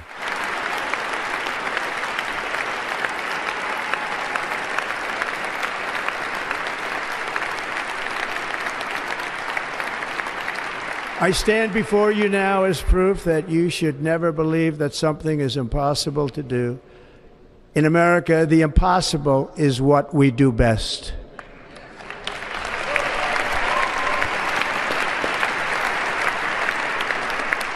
From New York to Los Angeles, from Philadelphia to Phoenix, from Chicago to Miami, from Houston to right here in Washington, D.C., our country was forged and built by the generations of patriots who gave everything they had for our rights and for our freedom.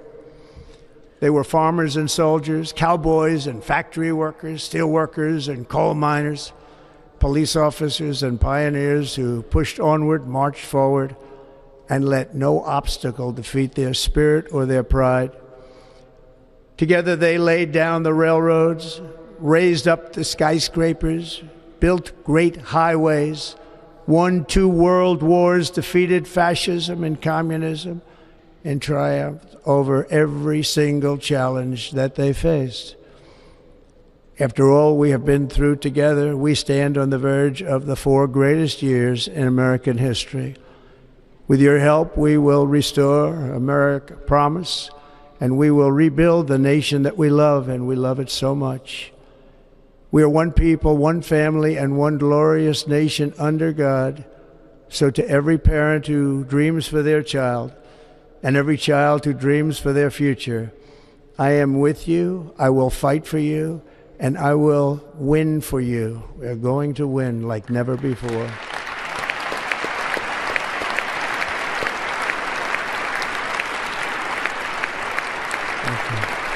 Thank you.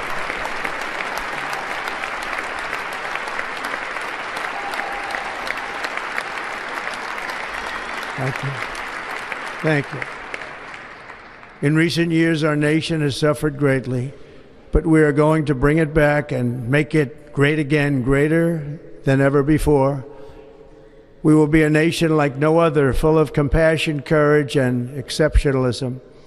Our power will stop all wars and bring a new spirit of unity to a world that has been angry, violent, and totally unpredictable. America will be respected again and admired again, including by people of religion, faith, and goodwill. We will be prosperous. We will be proud.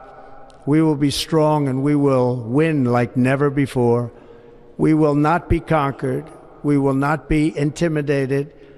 We will not be broken, and we will not fail. From this day on, the United States of America will be a free, sovereign, and independent nation. We will stand bravely. We will live proudly. We will dream boldly, and nothing will stand in our way because we are Americans. The future is ours, and our golden age has just begun. Thank you. God bless America. Thank you all. Thank you. Thank you very much. Thank you very much. Thank you. Great speech. Great speech from President Trump.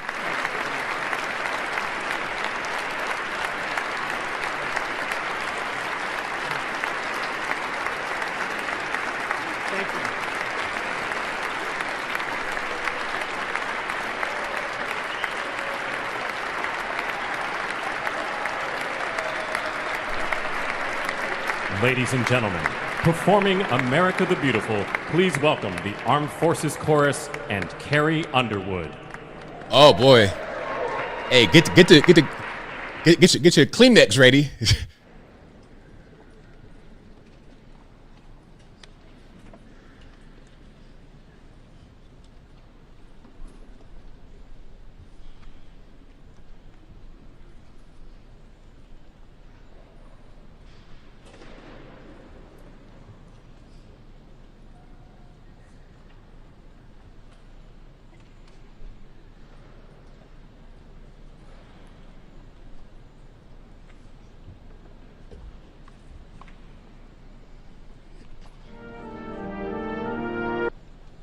All right, let's get it together. Technical difficulties. Come on now. She's like, all right, any day now.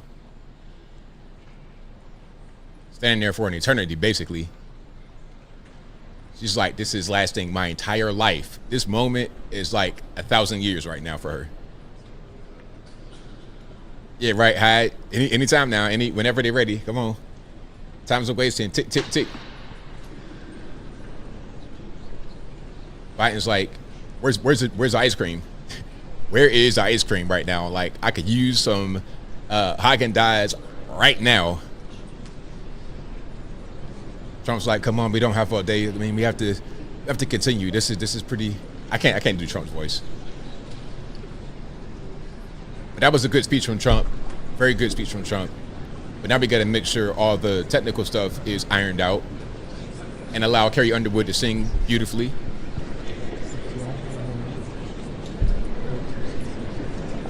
We need to go back there and check on the AV people. Hey, man, like, let's make it happen here. Yeah, someone need to get a JBL speaker. You know the words, help me out here. All right. Oh, beautiful for spacious skies, for amber waves of grain, for purple mountain majesties above the fruited plain.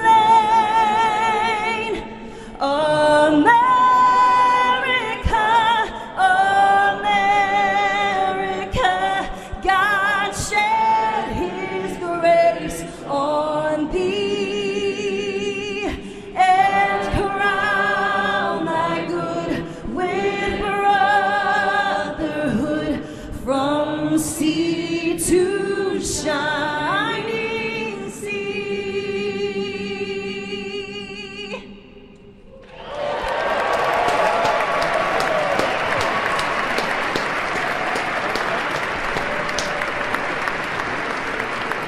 Beautiful. Oh my, and that was perfect. That was perfect. Oh my God, acapella, Carrie Underwood. Oh, hey, heart emojis all day long. Hey, we get some heart emojis in the Ladies chat. and gentlemen, Senator Fisher will now introduce the benediction clergy. I now call on Rabbi Ari Berman, Pastor Lorenzo Sewell, and Reverend Frank Mund to provide prayers of benediction.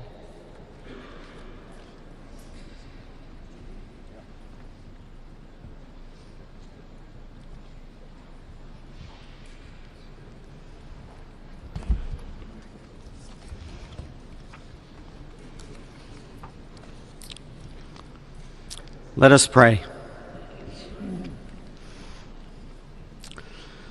Almighty God, your prophet Jeremiah walked the streets of Jerusalem and blessed its inhabitants with the Hebrew words, Baruch HaGever Asher Yiftach BaHashem. Blessed is the one who trusts in God. Thousands of years later, this great nation, which adopted these words as its motto, "In God we trust," stands at a moment of historic opportunity. Americans are searching for meaning. Our merciful Father, help us rise to meet this moment. Bless President Donald J. Trump and Vice President J.D. Vance with the strength and courage to choose the right and the good. Unite us around our foundational biblical values of life and liberty, of service and sacrifice, and especially of faith and morality, which George Washington called the indispensable supports of American prosperity. Guide our schools and college campuses, which have been experiencing such unrest, to inspire the next generation, to pair progress with purpose, knowledge with wisdom, and truth with virtue. Hear the cry of the hostages, both American and Israeli, whose pain our president so acutely feels. We are so thankful for the 3 young women who yesterday returned home, and pray that the next 4 years brings peace to Israel and throughout the Middle East. Almighty God, grant all Americans the opportunity to realize our shared dream of a life filled with peace and plenty, health and happiness, compassion and contribution. Stir within us the confidence to rise to this moment. For while we trust in God, God's trust is in us, the American people. America is called to greatness, to be a beacon of light and a mover of history. May our nation merit the fulfillment of Jeremiah's blessing, that like a tree planted by water, we shall not cease to bear fruit. May all of humanity experience your love and your blessing. May it be thy will, and let us say, Amen. Let us pray for our 47th president. Heavenly Father, we're so grateful that you gave our 45th and now our 47th president a millimeter miracle. We are grateful that you are the one that have called him for such a time as this, that America would begin to dream again. We pray that we would fulfill the true meaning of our creed, that we hold these truths to be self-evident, that all men are created equal. We pray that you use our president, that we will live in a nation where we will not be judged by the color of our skin, but by the content of our character. Heavenly Father, in the name of Jesus, we are so grateful today that you will use our 47th president so we would sing with new meaning, my country, 'tis of thee. Sweet land of liberty, of thee I sing.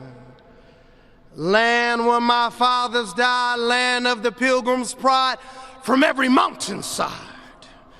Let freedom ring, and because America is called to be a great nation, we believe that you will make this come true. So let freedom ring. Bro. From the prodigious hilltops of New Hampshire, let freedom ring. From the mighty mountains of New York, let freedom ring. From the heightening Alleghenies of Pennsylvania, let freedom ring. From the snow-capped Rockies of Colorado, let freedom ring. From the curvaceous hilltops of California, but God, we're asking you not only that, let freedom ring from Stone Mountain, Georgia. Let freedom ring from Lookout Mountain of Tennessee. Let freedom ring from every hill and every molehill in Mississippi, from every state, every city, every village, and every hamlet. And when we let freedom ring, we will be able to speed up that day where all of your children, black men and white men, Protestant and Catholic, Jew and Gentile, will be able to sing in the meaning of that old Negro spiritual, free at last. Free at last. Thank you, God Almighty.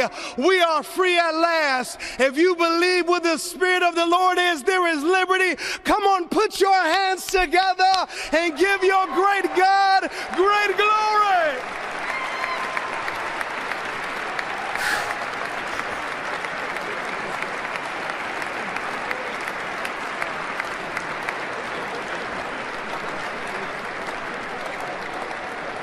All right. Hey, he did good, though. He did good. But I wasn't really ready for no hooping this early in the morning or afternoon.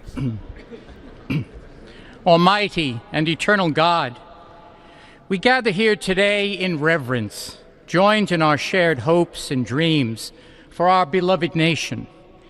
In this sacred moment of the inauguration of President Donald J. Trump and Vice President J.D. Vance, we turn our hearts to you, seeking your divine assistance and abundant blessings upon this pivotal moment in history. We come before you with profound gratitude for the many gifts you have bestowed upon our land. Thank you for the freedoms we cherish, for the strength of our communities, and for the resilience of our spirit. As our President and Vice President embrace their newly appointed roles, we humbly implore that your everlasting love and wisdom will envelop them. Grant them the clarity of mind to navigate the challenges that lie ahead, and the compassion to serve all citizens with fairness and integrity. May their hearts be filled with a giving spirit and sincere understanding for those whom they represent. May they be beacons of hope in times of uncertainty and prophetic voices in defending the dignity of all created life. We pray for a spirit of collaboration to flourish in our government and across our nation, fostering an environment where dialogue and heartfelt listening will prevail over division or discord. May each decision made by our President and Vice President reflect the values of justice and peace. As we embark on this new chapter, we also seek your comfort, O God, for those who feel lost or disheartened. In this time of transition, may your light shine upon them, reaffirming their belief in a brighter tomorrow. May we all strive to lift one another, supporting our fellow citizens with kindness and empathy, recognizing that together we can overcome any adversity. Grant us the strength to endure, the courage to face our fears, and the clarity to see the light that remains, even when clouds of uncertainty may gather. Inspire our new leaders to be champions for the vulnerable and advocates for those whose voices are often silenced. May they pursue policies that promote the well-being of all, seeking to build bridges that will foster unity and belonging. As we stand witness to this inauguration, we hold fast to our faith in the goodness of each of us and the possibility of change. We trust that with your guidance, O God, our nation can move forward to a future filled with promise, prosperity, and understanding. And finally, we lift our hearts in gratitude for the beloved parents of President Trump. Without Mary and Fred Trump, this day would never be the miracle that has just begun. From their place in heaven, may they shield their son from all harm by their loving protection, and give him the strength to guide our nation along the path that will make America great again. Let us go forth now with these words of President Trump's emblazoned on our hearts. As long as we have pride in our beliefs, courage in our convictions, and faith in our God, then we will not fail. We stand tall, we stand proud, because we are Americans, and Americans kneel to God, and to God alone. Amen. Ladies and gentlemen, please remain standing for our national anthem.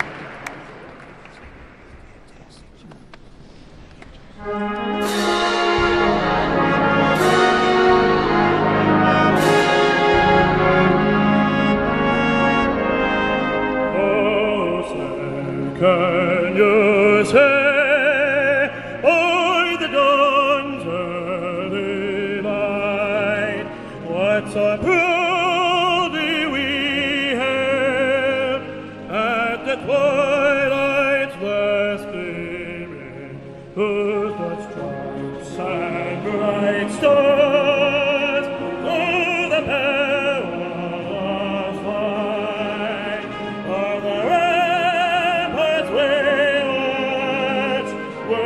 the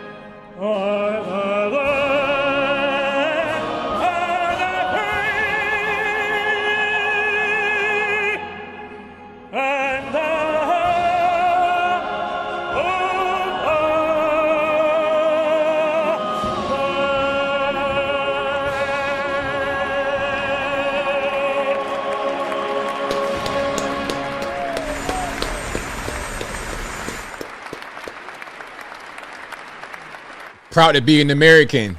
Love being an American. Gentlemen, please be seated. Best country on earth.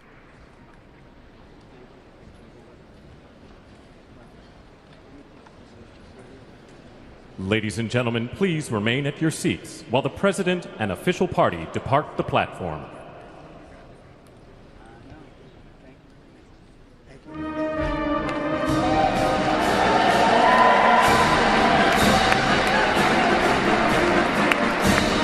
I forgot how to take my hat off.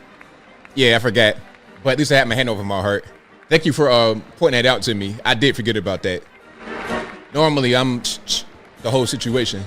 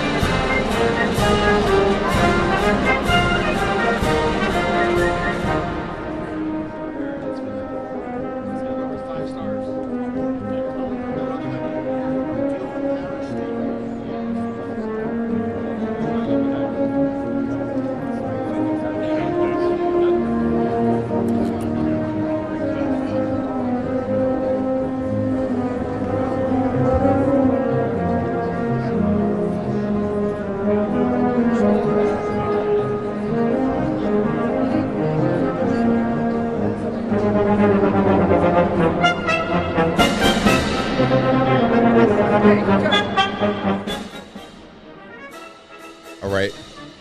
So I'm not sure what they're going to do next. But hey, I really enjoyed the speech. I enjoyed this whole situation.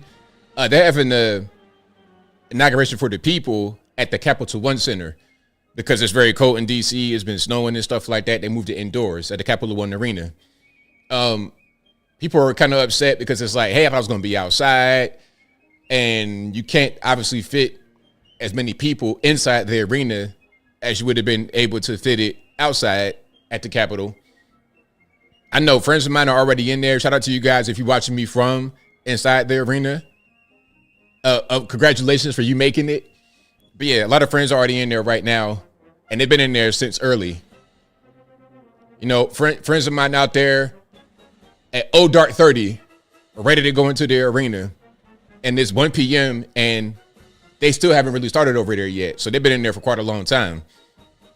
I don't know how you do it. How you kind of like sit in one place for that long. You got to go with somebody, I suppose. You got to go with somebody and have them hold your seat for you. Yeah, I don't know what's up with Hakeem Jeffries in the tennis shoes. That's crazy. But Fetterman was even worse. John Fetterman had on shorts and a hoodie. Look at our president and first lady. Look at him. Look at Joe and Jill could never. Joe and Jill could never. Barack and Michelle could never. That's my president. That's our president. And that's our first lady. That's my first lady. So shout out to them.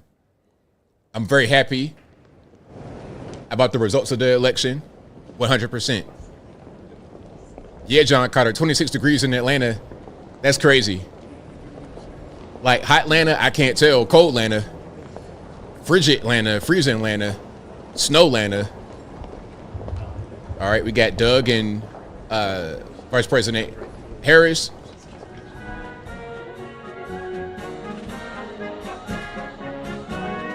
Now, I'm not sure what they're doing right here.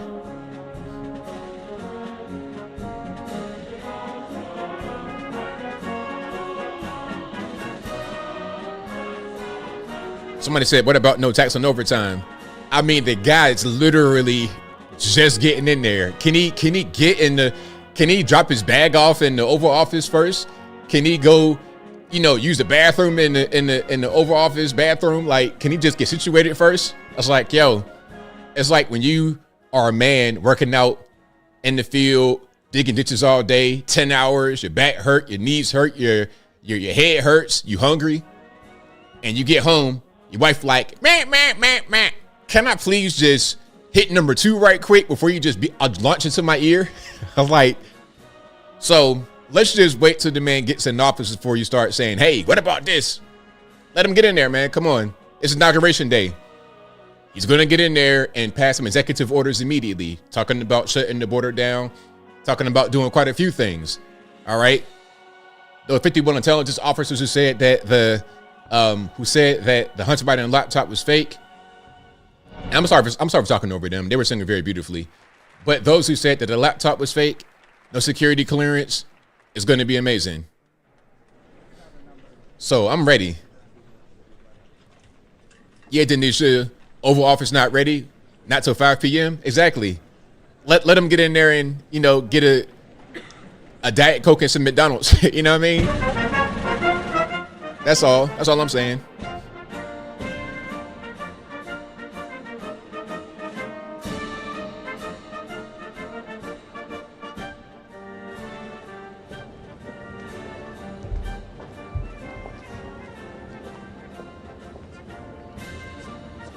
We got Mike Johnson, Speaker of the House, quite a few people here. Amy Klobuchar. Imagine Amy Klobuchar did better than Kamala Harris in the presidential race. Steve Scalise, wow. Now, remember, Scalise almost died. He looks pretty rough, but hey man, he almost lost his life. So to come back from that, and didn't he have cancer or something crazy? Like Steve Scalise has been through a lot, man. So hey man, it's a blessing for him to even be here with us right now. So shout out to Steve Scalise.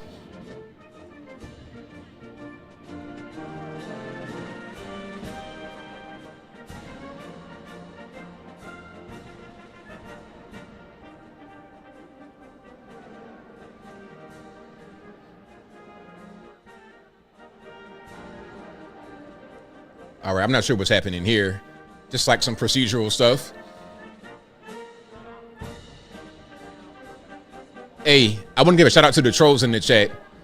Trolls in the chat, normally I would be like trying to ban y'all, but hey, I'm feeling charitable today. As long as y'all don't do too much. Hey man, you might as well just sit and make yourself comfortable, enjoy the show. You being here helps me financially. So if you want to help me financially by being a troll, go ahead, that's fine. As long as you don't do nothing too crazy, which in that case, you're going to get automatically booted by Google anyway. So I'm just chilling. Hey man, keep on contributing, keep on engaging. Negative engagement is just engagement. Engagement is how YouTubers make money. Negative or positive is totally fine. It don't even matter. So yeah, you can sit here all day and get out your rage. It's totally fine. But guess what though? You are an American too. So what you should be doing, rather than wasting the time out of your day hating, is hoping that this president, our president, does well for the entire nation and the world. But maybe I'm just talking. I don't know.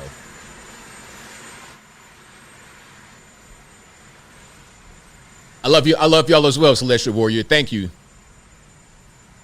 I love y'all right back. Yeah, so the trolls, hey, y'all support me. It's the same as everybody else who's here for a legitimate purpose. So it's all good, man. Shout out to y'all. Hey, don't worry about it, Zealand's in. Don't worry about it. It's all good. Today, you're going to let them rock.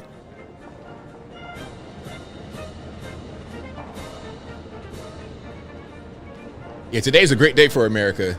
That's right. Who said that, Charlie? Today is a great day for America. That's right, Clark. It's a great inauguration. Jared, Ivanka, everybody. Tiffany, shout out Tiffany.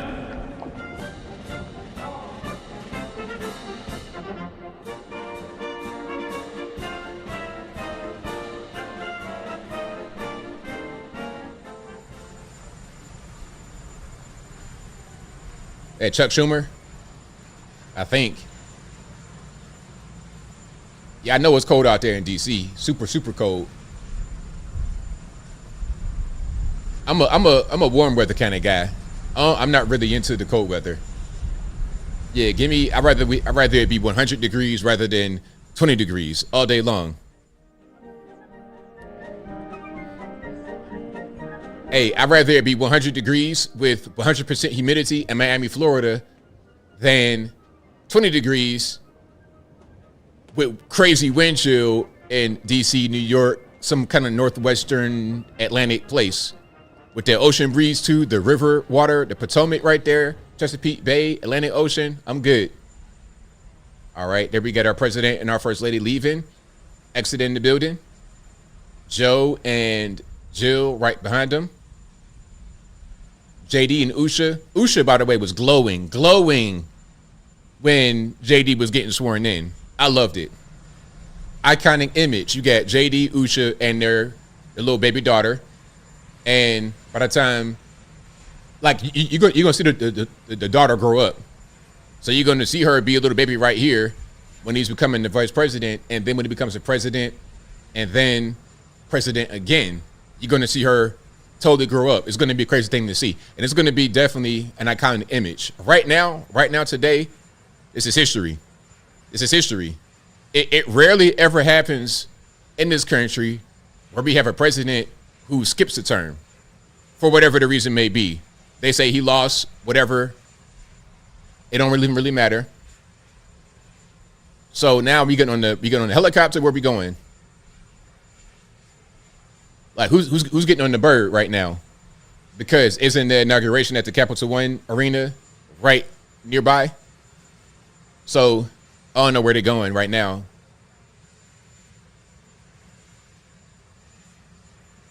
Yeah, now Michelle Obama, I don't know where Michelle Obama is. Thank you to Monique Price, who says it's the dawn of a new era. That's right. With the flexing emojis and the American flag. 100%. Dawn of a new era. Absolutely. I cannot wait. All right. Nelly performed at the Crypto Ball. What was that? Saturday, I believe. So you have a bunch of events for the inauguration weekend. You got the actual swearing in ceremony, the inaugural parade. Like you had events happening all weekend. I think Friday, Saturday, maybe even Sunday, and today, Monday. So you had quite a few events. Nelly already performed. Nelly, Snoop Dogg, Rick Ross, Soulja Boy. I did a video on that, by the way, where they responded to the haters. If you guys have not seen that, check it out. I had to really express myself and get a few things off my chest. I had to get a few things off my chest in that video. It's doing pretty well right now. I think y'all enjoy it. So if you've not seen it, y'all go check it out. And of course, like the video, share the video, do all that good stuff. If you like this video so far, if you enjoyed my coverage of it, give me a like, give me a comment, give me a share. Help a brother out. All right, so we got black cars. So I guess we're gonna have a detail that goes on over to the Capital One Arena or wherever they're gonna go next. Was that Kamala hugging Jill Biden? I'm not quite sure. Did you guys see Kamala hugging Jill? I'm not quite sure. I heard about that black light freak out. And by the way, I will read super chats at a certain point. Once we get to a stopping point, I'm not really sure when it's going to be. They follow in motorcade, probably to the Capital One Arena for their inauguration, continuing. But Black Light Freakout says, rumor has it that Michelle and Barack have marriage issues, may divorce, allegedly. I've heard the same thing, but I've not done a video on that or anything because I don't know how true or false or anything. I don't know anything about anything, really. That's just, speculation. But when you miss 2 events in a row, big events, historical events like this, even if you're not going for a divorce, I just don't really understand. Okay, you might not like Trump. You might not like the fact that he won again, but you still have to, or you should at least respect this country and go to the event. No, respect the country. Go to the event. Then some are going to say, well, Trump didn't go to Biden's. Well, you know what happened the last time, first of all. Second of all, it's not like Melania went without him. They both didn't go. So, and he's a president, so he can make a decision like that. But when your wife is not supporting you, it's like, bro, come on. And then you go by yourself. That's crazy. The proper comparison would have been if Melania didn't go and Trump went by himself, because that's exactly what happened with Obama. You see?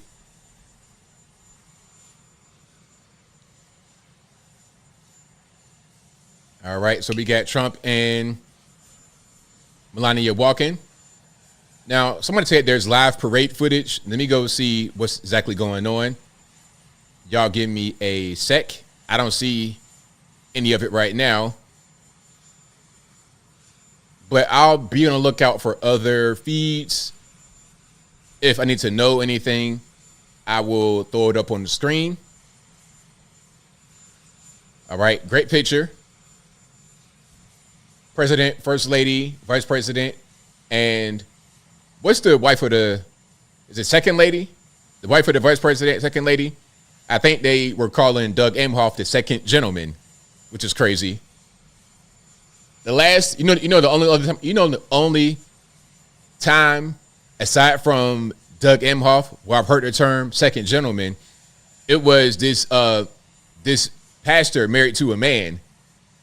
And then they called the man he was married to the second gentleman, and they were black. It was crazy. I was like, what is this nonsense here? Yeah. I turned into African dad real quick on that. I was like, what are we doing? So yeah, we're just seeing them exit the building. Shout out to, what's that? Ivanka, all the kids, Junior, everybody. Yeah, of course, everybody looks nice, except for John Fetterman. And John Fetterman had on the Adam Sandler special. John Fetterman, you wore a suit when Benjamin Netanyahu came to the Senate. I ain't forget about that. But when you're talking about the presidential inauguration, you have on a hoodie and a pair of shorts, and it's like 0 degrees in D.C. Bro, Hakeem Jeffries had on tennis shoes and was doing all this jazz. It's like, man, y'all got to come correct for the inauguration, man. I don't care, man. Black, white, Democrat, Republican, male, female. Come right for an event like this, man. Yeah. If I'm going to go to the inauguration, I don't care if it is for Joe Biden or Donald Trump. I'm going to dress to impress because that's what this kind of event calls for. I'm not going to show up with polo and, basketball shorts on. That's just disrespectful, in my opinion, to the office, regardless of who's there or who's not there. All right. But shout out to you guys. I appreciate y'all for checking me out. Y'all give me a like while you're here. And we're just going to check out and see what's happening next. Oh, did we have an interruption? All right, we good. About to say, it's like, let's not do no interruption. Somebody said, by eating an ice cream sandwich. Hey, by eating one of those ice cream sandwiches from your grade school cafeteria. When them big, thick sandwiches hurt your teeth and everything, okay, the sandwich be about that big, filled with who knows what on the inside, and the thin layer of that chocolate. And that layer, though, that chocolate layer was amazing. I would just cut out the majority of the filling and eat the layer of chocolate with a little bit of the filling on top. Like a thin layer of filling, but not no big, crazy cake amount of filling. You understand what I'm saying? I know it wasn't the only one that did that. I know it wasn't just me who had the ice cream and would break it like that to eat it. I know it wasn't just me. All right, but again, they're having the rest of the inauguration inside at the Capital One Arena. So as far as the chopper, I'm not really sure who's going where. That's kind of a precarious takeoff. Like, what's going on? Looks kind of janky. Maybe I'm tripping. But helicopters are always kind of wonky, in my opinion. Kind of wonky. You got to be a skilled pilot, and you got to fly in ideal conditions to be able to pilot one of those effectively, in my opinion. Did they all leave in a helicopter? Like, are they going to take multiple, like a little ferry? Because some people got in vehicles. So I'm not sure who goes in the helicopter. Yeah, let's not have no, yeah, hey.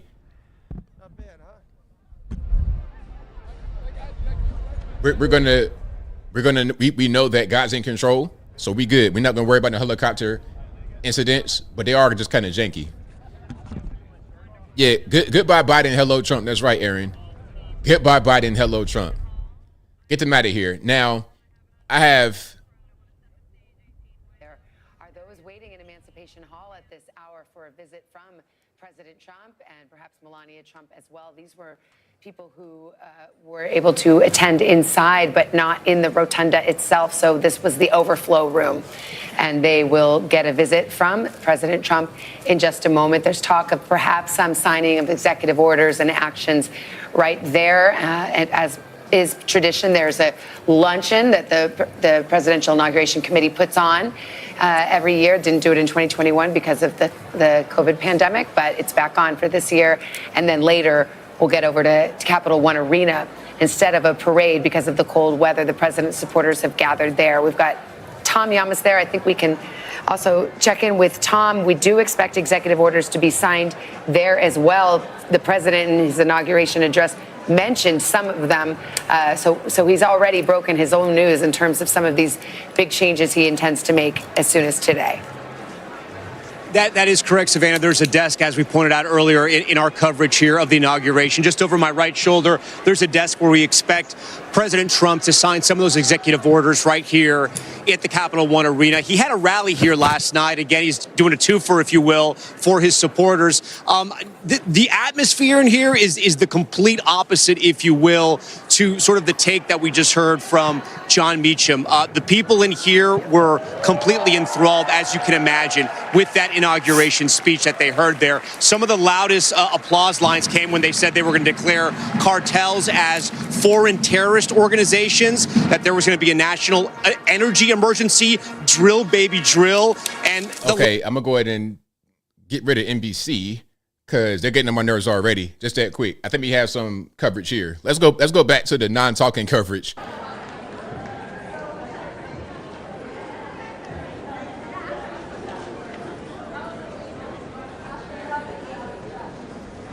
Yeah, NBC, man, mainstream media, they're such so bad. They're really, really bad. I mean, how the mighty have fallen. The once respected mainstream media news organizations are a pathetic shell of their former selves. The once well-respected mainstream media news outlets are a shell of their former selves. Steph D, I think you're correct. I think we are going to be able to get some executive orders signed right now. Hey, because y'all were saying, what about groceries? It's like, bro, can we just get through the ceremony? Can he get his speech out and let him get in the office? But since y'all are wanting it right now, before he even gets to go to the Oval Office, before he's able to actually get in there and get situated, he'll sign some executive orders right here. That's what we're going to see in this place, I think.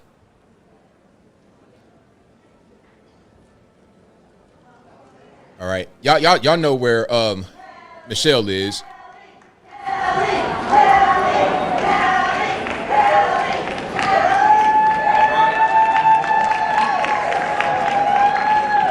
Ladies and gentlemen, we are here as witnesses to President Trump's triumphant return to the White House.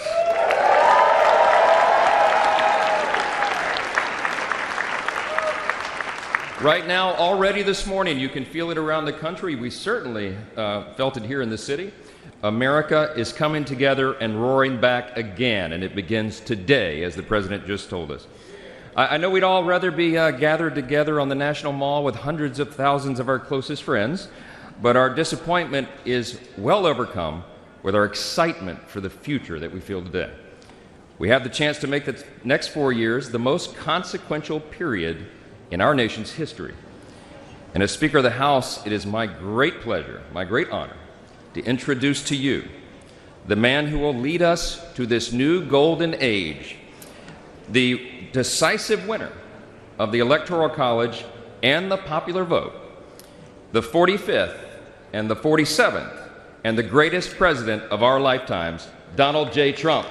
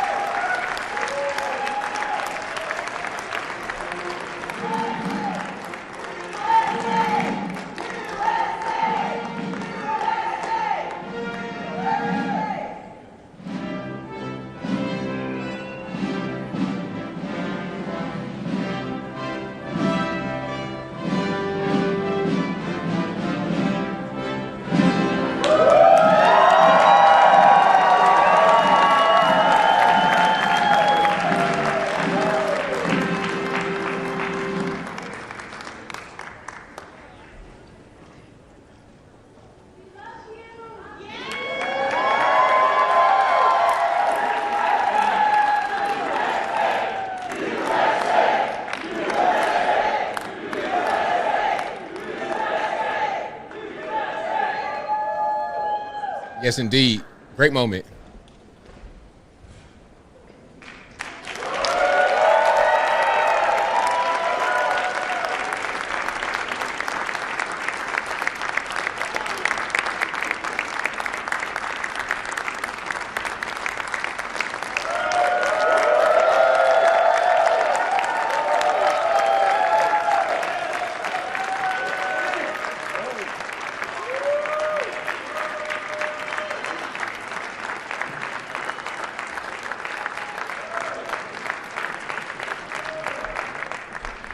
Well, thank you all so much for being here. And was that a hell of a speech or what? That was, man.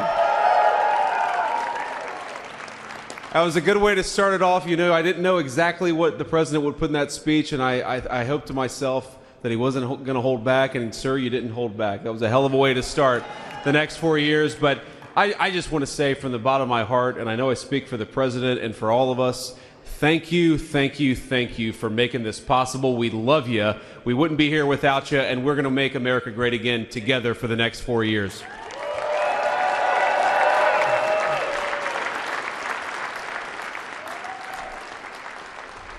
And the last thing I'll say is, you know, having stood outside for about 5 minutes to wave goodbye to the Bidens, thank God we moved that thing indoors because it was a beautiful ceremony and it was cold as hell outside. So, sir, the 45th and 47th President of the United States, Donald J. Trump.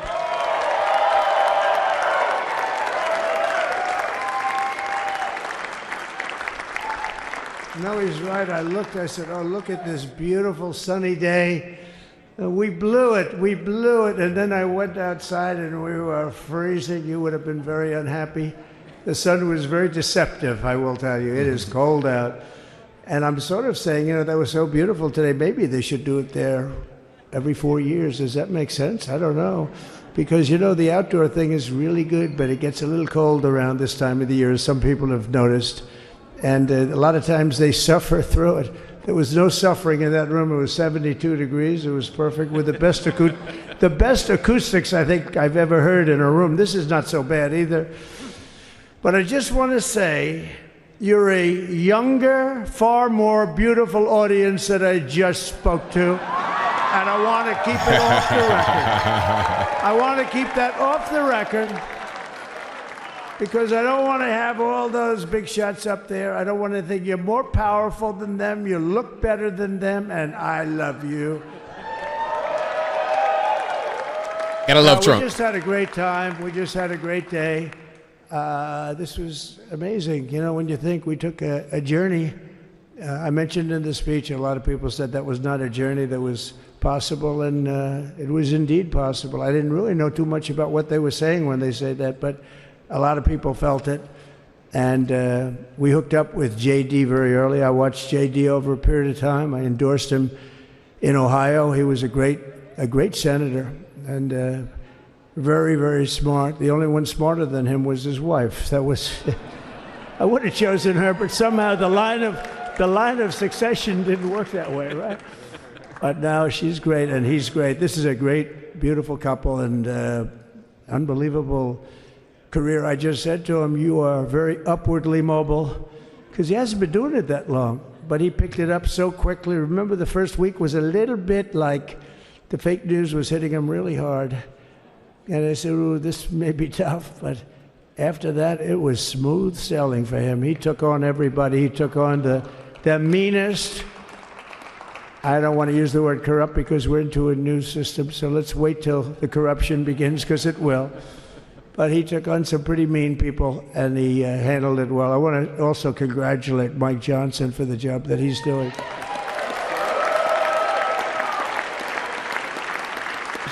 Steve, we gave him a majority of almost nothing, and then I said to make it tougher on him, let me take 2 or 3 of the people, right? I said he'll only have to suffer with that for about 3 months. How are they doing, by the way? Are they? Is that moving along? Totally unified. I said, do you mind if I take this one, that one, and a couple of others? He didn't mind. He can handle it. No, he's a man that's liked by everybody. I've never met a man like this. You've got how many is it, 219 or 220 or something? 220. And of the 220, 219 really like him. I noticed he got 1 negative vote once about 2 weeks ago. But I think even 220 like him, if you want to know the truth. And that's very unusual. I know a lot of nice guys in Congress, and they have 35 people that hate him. So if you have 35 people that hate you and you only have 1 or 2 or 3 votes, you'll have 5, I think. But that's going to be like, the good news is when we get to that 5 number, it's going to feel like a massive majority. You could be really nasty to a couple of them at least, So it's going to feel like hitting your head on the wall and stopping. It feels so good to stop. But he's done a fantastic job. And Steve Scalise he's our hero because, I was with him. You talk about being shot. I was with him. He got some bad ones, and his incredible wife, and she really loves him. You never know about that. I've been with other people. They were doing poorly, and the wife is like looking at her watch. She can't get out of the hospital fast enough. How's he doing? Oh, I don't know. He's all right. That woman was a mess. She was crying and crying. No, they're going to take him. They're going to take him. I told Steve when he finally woke up, it was a while too. The doctor told me it was the most blood they've ever transfused in any patient. They've never done anything like it. And here he is, the picture of strength, right? And he's been a great friend of mine, right? With a family, because of a family.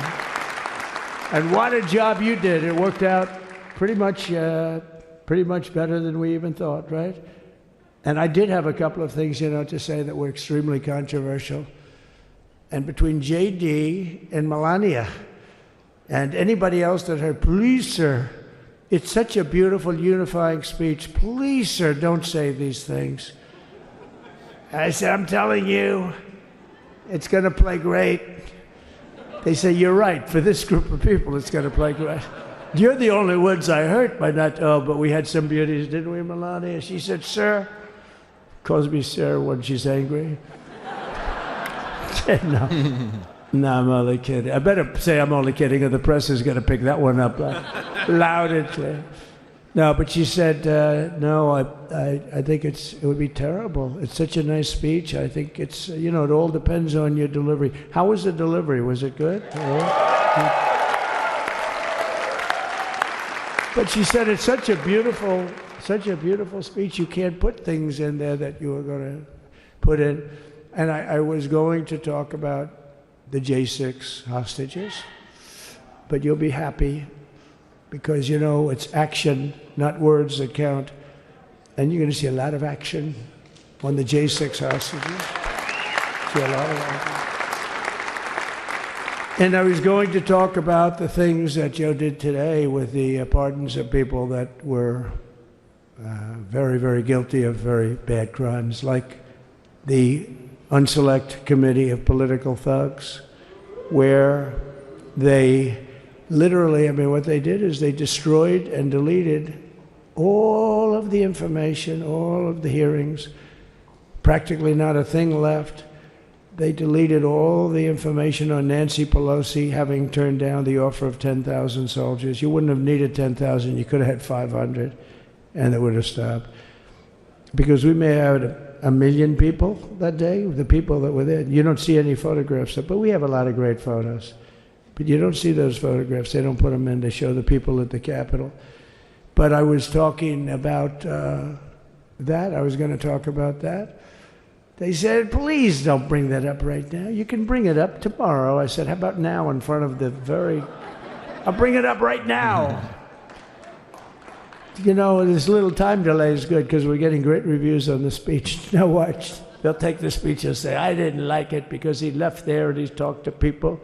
But we're giving you a little more information than we gave upstairs. But no, they pardoned a lot of people. They pardoned, before we even get to today, they pardoned, 33 murderers, absolute murderers, the worst murderers. When you get the death sentence in the United States, you have to be bad, because they don't give it much. And he pardoned almost everybody having a death sentence. And if you went through the crimes that were committed, you wouldn't even believe them. The level of violence, the people that were killed, the innocence of people that were killed, and children killed by these people. And he pardoned them for whatever reason. He spared them, but they didn't spare the people that they killed. And You know, who knows what happens in the future. It's one of the worst because a lot of times they let them out early after that. You know, they say you're going to be in for life, but then all of a sudden they get let out for good behavior, and then they go on a rampage. You know, it's one of those little things, right? But I was going to talk about that. But I was really going to talk about the level of, you know, what's going on. Why are we doing this? Why are we trying to help a guy like Millie? Why are we doing Millie? He was pardoned. What he said, terrible what he said. Why are we helping some of the people? Why are we helping Liz Cheney? I mean, Liz Cheney is a disaster. She's a crying lunatic and crying Adam Kinzinger. He's a super crying. I never saw the guy not crying. He's always crying. I looked at him. I remember years ago he was actually on my side. And then one day, you know, when you don't want to kill people in wars, they turn against you. Liz Cheney hated the concept of not going to war with everybody. Let's kill everybody. Let's spend a lot of money on military equipment. You know, where her father works, right? And but what she did was incredible. Think of it. They destroyed and deleted all of that information that went on for almost 2 years against Trump. And the reason they did, because it was all false. Like the person that said, I tried to strangle a Secret Service agent. That's one of the toughest human beings I think I've ever seen. I actually had a friend saying, please don't change that, sir. You are the coolest sucker in history. Remember, she said, I put my hands around his neck because he wouldn't go to the Capitol. Made up fiction. And I was rebuffed. And the guy on the right is a massive weightlifter, probably stronger than me. Do you think he's stronger than me, honey? You know who I'm talking. Possibly stronger than me. Slightly younger than me, like, I won't say how many years because I don't want to talk about that, but a lot of years. But I had a friend that said, why are you disputing that story? That's the coolest story I've ever heard. That I would attack a karate champion, get slightly rebuffed, and then throw my arms around a guy with a neck about this big. Even though there are bars, you know, there are bars, you can't really do that anyway. So I wanted to talk about that. But all of that stuff got deleted. And the reason it got deleted is they were all caught in lies. You know, Secret Service testified, and they said it didn't happen. Actually, the two guys were very embarrassed. They're suffering because their friends are saying, did Trump really do that to you? But they gained a whole new respect for me. But it was just make-believe stuff. And there were a lot of make-believe stories made up. So rather than suffer the wrath, like the story with Nancy Pelosi, I offered her 10,000 soldiers. She knows it. She admitted it on tape that her daughter made. She's a videographer or whatever you call her, which I'm glad she is. Oh, she can't be in good stead with Nancy. But Nancy said it was my responsibility as she's leaving the Capitol. She said it was, and it was. She's in charge of security at the Capitol. But I offered them up to 10,000 soldiers, even more. One time I said more, as many as you need. But you needed 400 or 500. If 4 or 5, you 10,000, that would be more than the number of people there by lot. But we offered her 10,000. Think of it, 10,000 soldiers. In other words, J6 wouldn't be J6. There would have been no J6. But she rebuffed them. She didn't like it. No, she didn't like it. Maybe she wanted that to happen. But she's guilty as hell. And now we would have to go through the process because they destroyed all evidence. They deleted everything. There's virtually nothing left. The other fake story and so many other fake stories. And many people came out on our side. And those people now would got to find them. There's nothing left.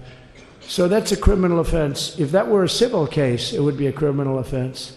If that happened civilly where you did that, it would be a criminal offense. So I decided I'm not going to make this speech complicated. I'm going to make it beautiful. I'm going to make it a unifying speech. And then when they said we have a group of people that are serious Trump fans, I said, this is the time to tell those stories.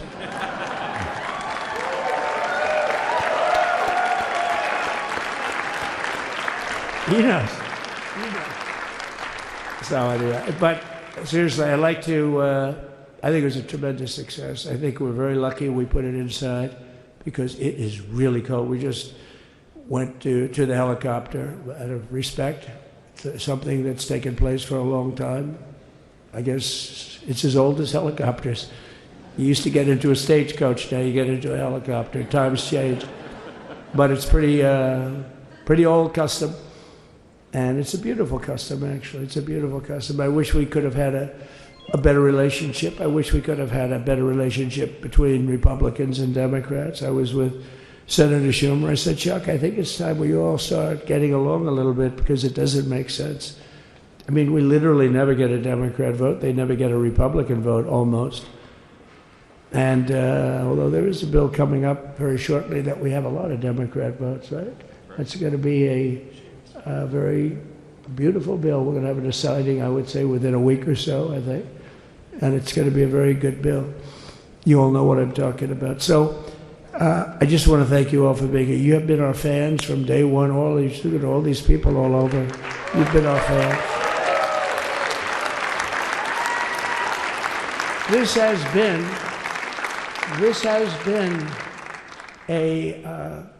there's never been anything like it. There's never been anything like it. This has been a movement like no movement ever in history for probably any country, let alone this country. You know, if somebody's running for president, and if they go out and they announce they're going to Arizona, they're going to Nevada, they're going to someplace, if you have 200 or 300 people, that would be standard. Ronald Reagan would go out. I mean, outside of the last couple of days where people get a little excited, but even then you have a couple of thousand people. But if you're going to go someplace, any place, any one of the swing states, any one of the other states, I mean, how about the non-swing states? We won Alabama by 48 points. We won Tennessee by massive numbers. Wyoming, we won by numbers that are, nobody's ever seen numbers like that. And, you know, places like California, we did great, but when they send out like 38 million ballots, nobody knows where the hell they're sending them, and then they come pouring back, the whole thing. You know, they passed a law in California that if you work in an election bureau and if you so much as ask for a voter ID, if you say, sir, ma'am, could I please look at your voter ID? They have the right to put you in jail. You're a criminal. Can you believe that? There's only one reason that happens. They want to cheat. So they had it where voter ID wasn't accepted. But now if you even ask for it, this is seriously a bill that was just signed. It passed in their legislature, and it was signed. And I think when we get things cleaned up and we get back to a little bit of normalcy, I'm going to ask the Speaker to really get involved, because I think we would have won the state of California, because, you know, if you look at my numbers with Hispanic, we're at 56%. And we won the Texas border that had never been won. As the governor said, he's doing a good job, the governor, by the way, of Texas. But as the governor said, it hasn't, oh, did I get lucky? Did I get lucky? Supposing I said, you know, he's not here, but the governor of Texas has done a terrible job. Wow, look at you. You mean we couldn't get you up in the front row? I tell you. Supposing I said, J.D., the governor of Texas, he's not doing his job. You heard what I said. See, I didn't know you were there. I said he's doing a great job. He's doing a phenomenal job. But now you're going to have a partner that's going to work with you, because you didn't have, not only didn't he have a partner, he had people selling the wall, right? We have a fence structure that we worked on, the governor worked on with me.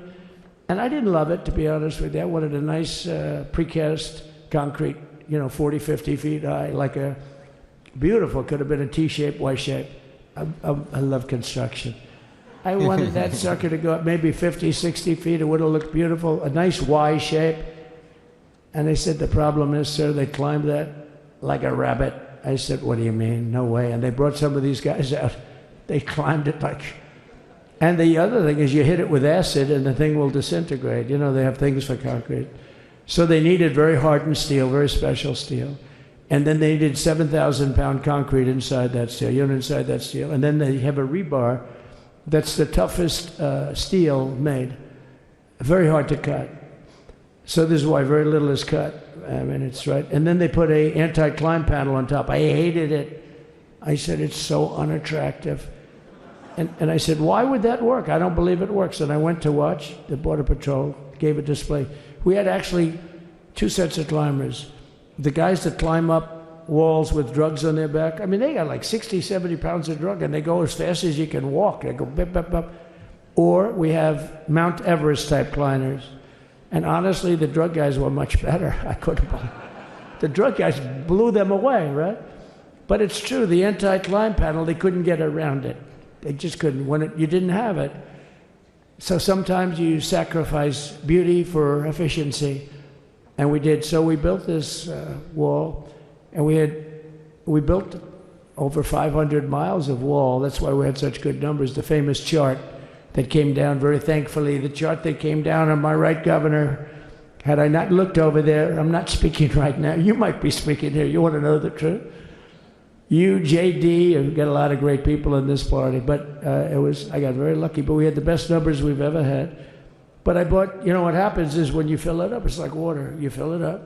Now we have 571 miles of wall.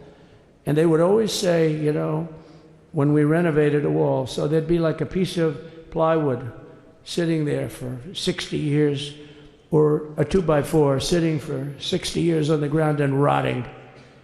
Because, you know, and they say, you didn't build a new wall. Here we're building 50 feet up in the air, 30 feet sections, 50-foot sections, all steel, all concrete, all everything. And all, by the way, they don't even want me to say this, but what the hell, doesn't take that long time. They're all wired for all of the equipment. We put wires in everything so they can easily wire for all the different types of equipment. And if there's a doubt, we have a wire. Whenever we just look, you just find the wires all over the place up top, so we can just hook it up. We don't have to have wires on the outside, which wouldn't do too well, right? So anyway, so we built an extra 200 miles of wall, and the governor wanted to buy it. He tried to buy it, and they wouldn't sell it to him. He wanted to put it up himself. Could have been done in 3 to 4 weeks, 200 more miles, because when you do it, now they just keep going further out, further out, further out, getting around. So we did an extra 200 miles, and it was all bought. And they announced that they're not going to put it up. And that's when I realized they wanted open borders, and that's when I realized that people are going to come pouring through the wall like nobody's ever seen before. But you've seen it. A lot of you are here because of that. I made it my #1 issue. They all said inflation was the #1 issue. I said I disagree. I think people coming into our country from prisons and from mental institutions is a bigger issue for the people that I know. And I made it my #1. I talked about inflation too, but you know, how many times can you say that an apple has doubled in cost? I'd say it, and I'd hit it hard, but then I go back to the fact that we don't want criminals coming into our country. We don't want the jails of every country in the world virtually being deposited into the United States, and that man had to suffer with it. And he did an unbelievable job. I'll tell you, he was a very popular governor, but now he's like an unbeatable governor because of your border policies. He was fantastic. And he really was. So. Governor Abbott is he's a great man, great leader. And but it did make him very more. Did you do it? You didn't do that for politics. You did it because you wanted to do the right thing. But I'll tell you, it sure as hell worked for politics too. It's self-preservation, that's right. But no, because the people are demanding it. The people of Texas are demanding it. The people are demanding it all over. So anyway, so we built it, and they wouldn't let us use it. They wouldn't let the governor use it. And other governors, they wouldn't let him use it.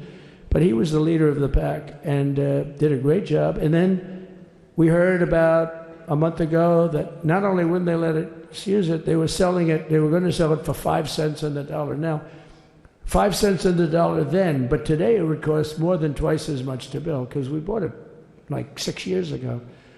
And it was just sitting on the ground, and that does not do well for the whole thing. But it was just sitting on the ground, and I heard about it, and I called the governor, and I called a lot of people, your attorney general. And here's the story. They were going to buy it, and these are great business people. They were going to buy it for 5 cents on the dollar or less. And they were calling us up, we'll sell it to you for 200 cents on the dollar. In other words, it will cost you twice as much, so it's 200 cents on the dollar. I said, can somebody explain that to a judge? I mean, how corrupt is that? You'd think they'd say, maybe we'll sell it to you for 20 cents, 30 cents. but not 200 cents. So they were going to buy something for 5 cents, and they were going to sell it to us for a fortune. They were going to make it would be, they'd have it down that in Fortune magazine, they'd put it of the deal of the year, okay? You buy something like that. But it was so corrupt and so horrible. And when we told that to the administration, they didn't care. They just kept going forward. They couldn't care less. And they kept going forward. They knew that they were trying to sell it back to us. They would have sold it back to us. You would have ended up buying it. You would have paid probably 50, 60 cents, who knows. But they were going to use it for scrap metal, but then they made a much better deal. They could just buy it and sell it to us for 15, 20 times what they paid. 20 times, think of it, like 20 times what they paid. And we wouldn't let it happen. And the governor with his attorney general, Ken Paxton, they made a fantastic, they're a good lawyer. He's pushed around pretty good by people, right? I said, you got a great attorney general. They should leave him alone. He was with me. But Ken and the governor went to court, and a judge actually became incensed and actually called for an investigation. How could a thing like this happen? So he stopped it. So we're waiting to put that wall up. And now that you have a new president, that wall will go up so fast. The governor will complain, sir. This is Greg Abbott, sir. Please, the wall is going up too fast. Please don't do that. You know the story about winning. No, we're going to win too much. We're winning too much. Please, let's stop. People always love that one. We'll do this with the wall. Governor Abbott calls, sir, the wall is going up too fast. We can't take it. We just can't take it. No, I think you'll be very happy if the wall goes up too fast, right? But we'll get that done, and we'll work with you on that. But it was a great decision by a great Texas judge, right? And it was beautiful, beautiful to watch. He stopped them right in their track. I mean, they were literally loading this stuff onto trucks. It was terrible. Honestly, it was terrible. And he wouldn't take it. So I'm so glad I mentioned that they have a really good governor in Texas. And I swear, I didn't know he was here. I swear to you, it sounds like a setup. I didn't know you would end. Did I get lucky? I said the right thing. Because there have been moments when I wasn't so happy with him, you know? But not too many, I can tell you that. So anyway, it's good to see you too, Governor. Great. But I just want to thank everybody. You've been incredible. I recognize so many of you. It's so crazy.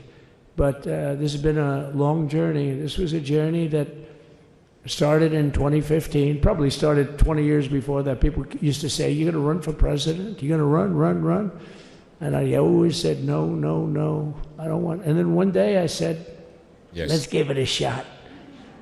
And what I talked about then was the border, too. I think it probably was the number one issue for me.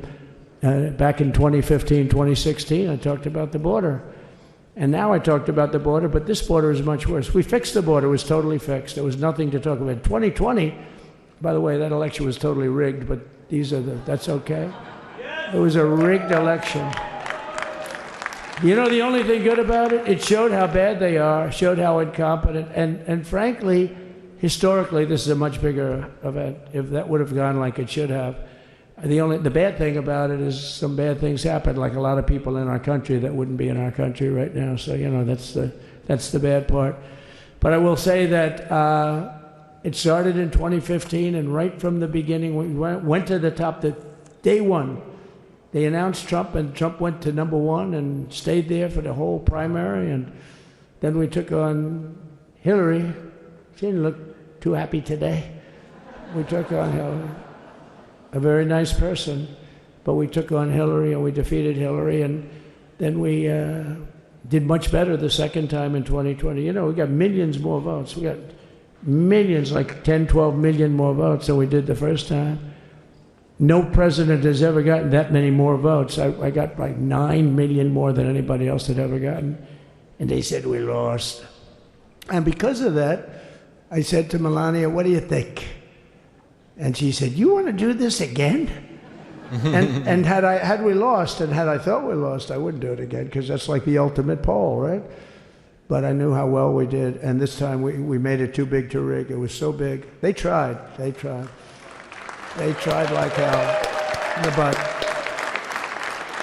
They tried to do it, and around 9:02 they gave up. Last time they did bad things, at this time they just said, yes.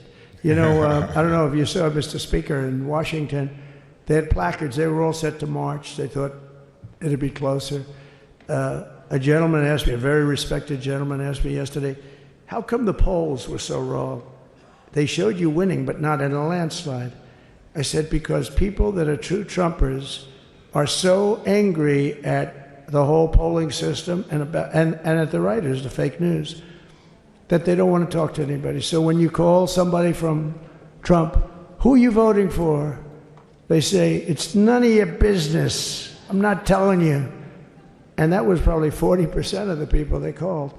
So they would discard that one, and they didn't show that.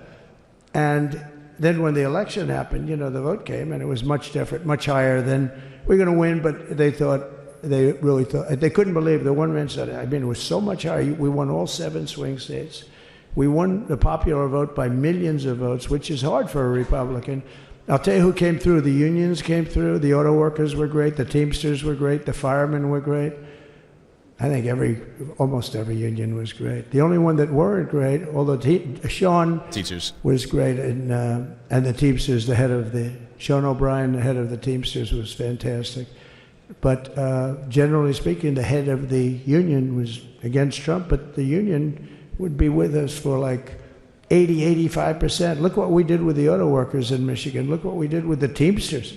The Teamsters were unbelievable. They were a solid Democrat vote, and they voted for Trump. So we had a great experience.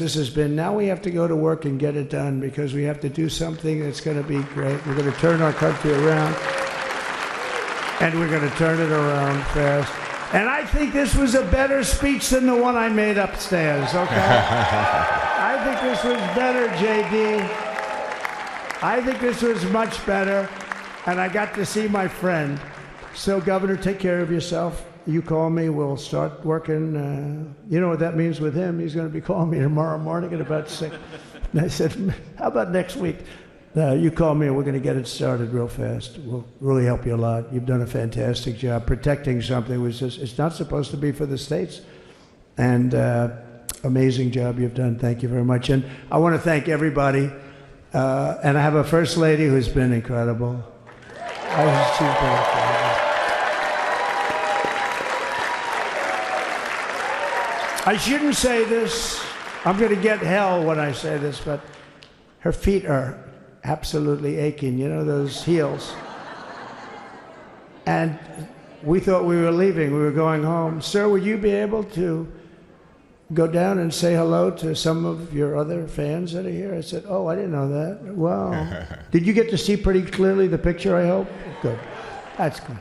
But because you wouldn't want to make the same speech again, right?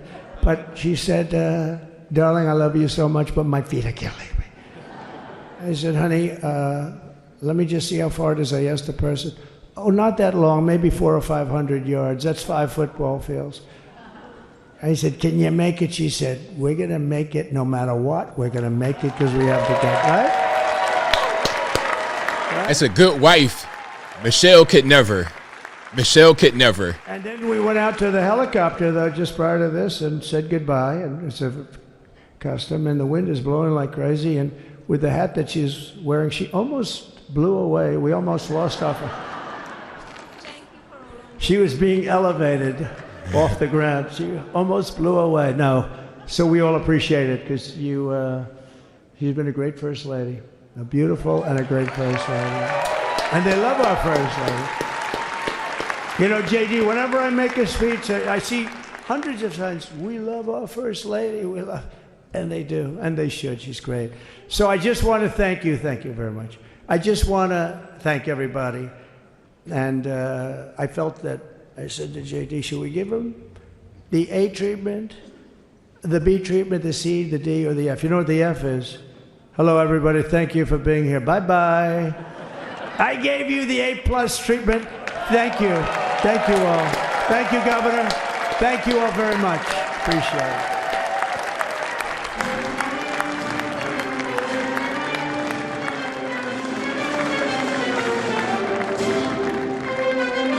All right, so shout out to the Orange Man. Shout out to Trump. So, again, he delivered his speech upstairs or somewhere else close by, came here to the overflow room because it couldn't fit in the place where he was giving the speech. So the next place would be to the Capital One Arena, if I'm not mistaken, which is where a lot of your, everyday people are for the inauguration. Now, that's going to be the inauguration parade, if I'm not mistaken. And shout out to Sharice Lane on Twitter. She posted a video from inside the arena, and there was a podium and/or a desk set up right in the arena. So it looks like he's going to sign bills right in the arena. All right, so I'm going to hang tight for a minute to see what we're going to do here. All right, I'm going to hang tight to see what we're going to do. Let me go back to the other, NBC? I'm going to go back to the NBC stream right quick to see if they know anything, if they got any commentary they want to share. All right, let me see. Is it here? Hold on. Let me just go back this way.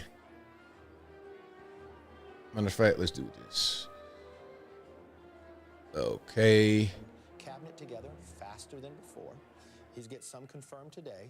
He's got a majority on both sides that he knows 2 years from now it's hard to keep the House. You usually have a 9. Oh, let's not do that. You've got a reconciliation.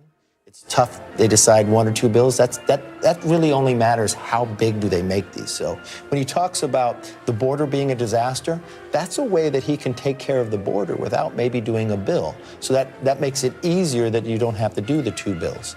But he will push this Congress more than this Congress knows they'll want to be. Well, I was going to say some things he can do by executive order, but to really make an impact, you do have to pass legislation. And here in the House, and nobody could probably count heads better than you sitting at this table.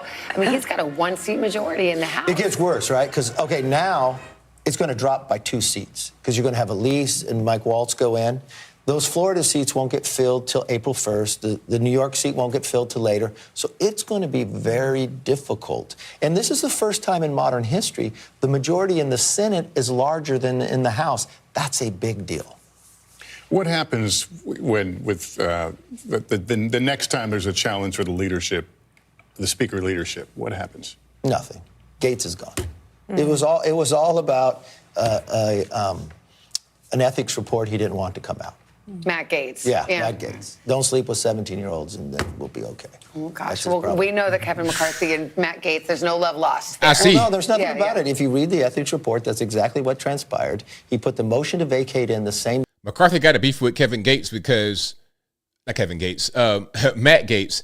Kevin McCarthy has a beef with Matt Gaetz because Gates did not want to confirm him to be the Speaker.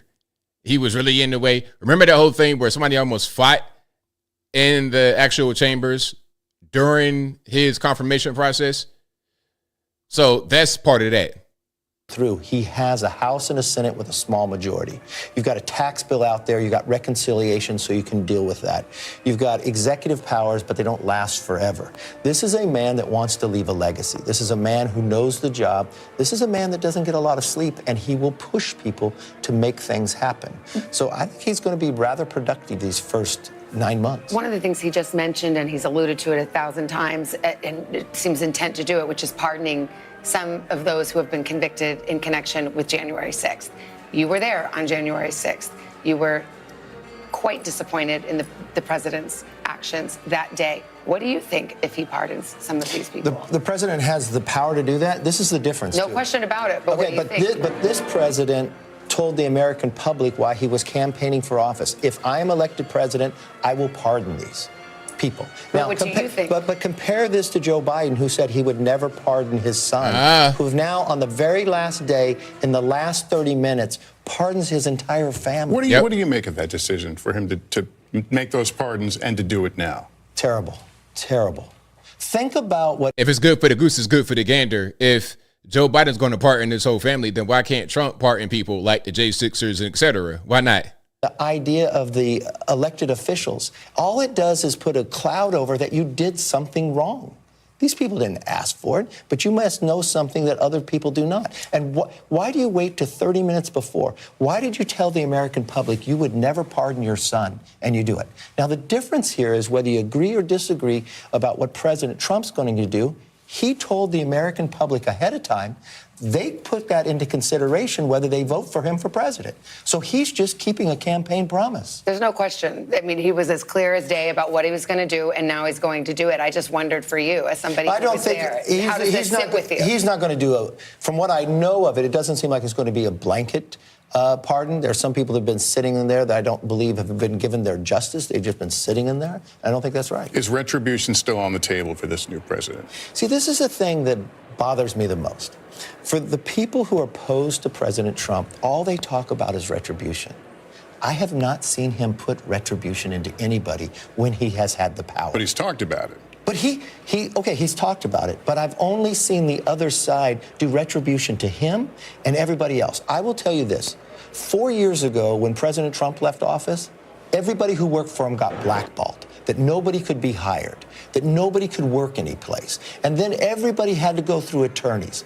Everybody was getting prosecuted. Everybody was being looked at. President Trump had to go through. And to what the Democrats did to President Trump, they helped elect him by prosecuting him, because what they misread with the American public, when they would prosecute him for something, they would. All right, so that's McCarthy talking right there. And let me go to the live feed of the event. We got a dinner going on here. We got, hold on, do we have sound coming from this? Okay, it's sound, but I don't need the sound right now. So, of course, we got Mitch McConnell. He looking like he about to collapse right now. Good grief. Are you okay, sir? Take a seat. Good grief. That's the new HUD secretary right there. I forget his name on the left. All right, so they go Marco Rubio, Trump Jr., Eric Trump, Barron. Look at Barron. Already, hobnobbing. That guy right there he's talking to I've talked to guys look just like that. And that might be a guy that I know with the wavy hair. I'm not quite sure who that is. But I remember I spoke to a guy. I was at a dinner just like this. Local state government. The governor of Tennessee was there, Speaker of the House. I'm at the Speaker of the House's table. I'm with everybody. I'm at the top. I'm at the Speaker's table. The governor came through, shook my hand. I met him a few times. He knows who I am. And there was a guy that looked just like that who Barron was talking to. And people don't really know me. They don't really know me in there. But the guy I spoke to for like 5 minutes, he was like, hey, have you ever considered running for office locally? Anything? I mean, total stranger. And the guy wound up being the big mega donor, big money guy. Have you ever considered running? From talking to me for 5 minutes, I'm just some random black guy in the suit at the table. He don't know who I am. I could be there just for no reason. I could be trespassing. But he could just tell by talking to me that I could fit into that world. So that was definitely a big vote of confidence for me. That could be the same guy. He looked just like him. But I've been in rooms like this. People are pretty cool for the most part. People are more down to earth than what you would think. I was talking to one guy, I think he was like the husband of a local rep. And we got suits on, ties, everything. He was like, man, I don't even want to be here. I want to go to McDonald's. White guy. I want to go to McDonald's. They really, a lot of them are really down to earth. Some of them, however, are a little bit different. Once you get into big DC stuff, things change. Local politics is much different. But even in DC, a lot of them are pretty cool. But a lot of them are not. If you ever seen, again, I say the movie Devil's Advocate with Keanu Reeves and whatnot. Wow. Do we have somebody spamming? Like, what's really going on? Okay. Jesus is Lord. All right. But like, what are we doing? Yeah. Let's not do all the extra stuff now. Come on. Yeah. Let's not do all the extra stuff now. Am I lagging? Hopefully I'm not lagging. Hopefully the connection is nice and secure and good and everything's the way it's supposed to be. All right, hold on. Let me see. The mayor. One day I could become the mayor of this town, or I can go back to Virginia, do whatever I want. So we'll see. And thank y'all for being here. I really appreciate y'all. I'll be here for a while. I'm not going anywhere anytime soon because I want to catch them go to the Capital One Arena. I think that's going to be next. I think they said 2:30 is going to be the inaugural parade. And that's going to be over there at that spot. So I'm just kind of waiting. But I think Trump could be done for right now. Now, no, actually, he's going to have to go over there because I think they're going to sign some executive orders right there in the actual arena. Yeah. Now, I can't take calls because once I start doing that, that's going to be a bad idea right now. What's today? Today's Monday. I'll be back Wednesday anyway, live. But I'm not, like I said, I'm not going nowhere right now. I'm going to just wait a minute and then we'll keep on going. What's Bernie doing there? Hey, it's all of DC. It's a lot of people. I saw Hakeem Jeffries doing all this jazz shuffling. I saw Hakeem Jeffries. I saw quite a few people. Of course, some of them are part of the ceremony because Hakeem Jeffries is a House Minority Leader. But you get others who were there just to support. Look, you see, you got a lot of these people. The lady right there with the crazy hair, that's a Democratic senator from, I want to say, New Hampshire, if I'm not mistaken. One of those places up there. Yeah, so you got quite a few people who are here that you wouldn't normally expect to be at an event like this. But hey, this is the office of the presidency, so people should respect it. And you know what? You know one thing that I saw? I'm looking at, I see Tim Scott. Shout out to Tim Scott. Tim Scott, man, can they get you I ain't going to say the E word. Can they get you a girlfriend to bring with you to these events? It's like, bro, like if I am going to an event like this, I'm going to have something with me. I'm not going to be just roaming around by myself, which is why I'm like, Barack Obama, where's your wife? And what I was getting ready to say is that I'm looking on some social media pages and they're posting Barack Obama by himself. And then people are saying he should have had integrity like his wife and refused to show up. I'm like, y'all got it absolutely backwards. Barack Obama has the integrity in this situation and Michelle does not. Listen, I'm no fan of Barack Obama. I'm not a fan of his political ideology. I'm not a fan of him as a person, as a human being.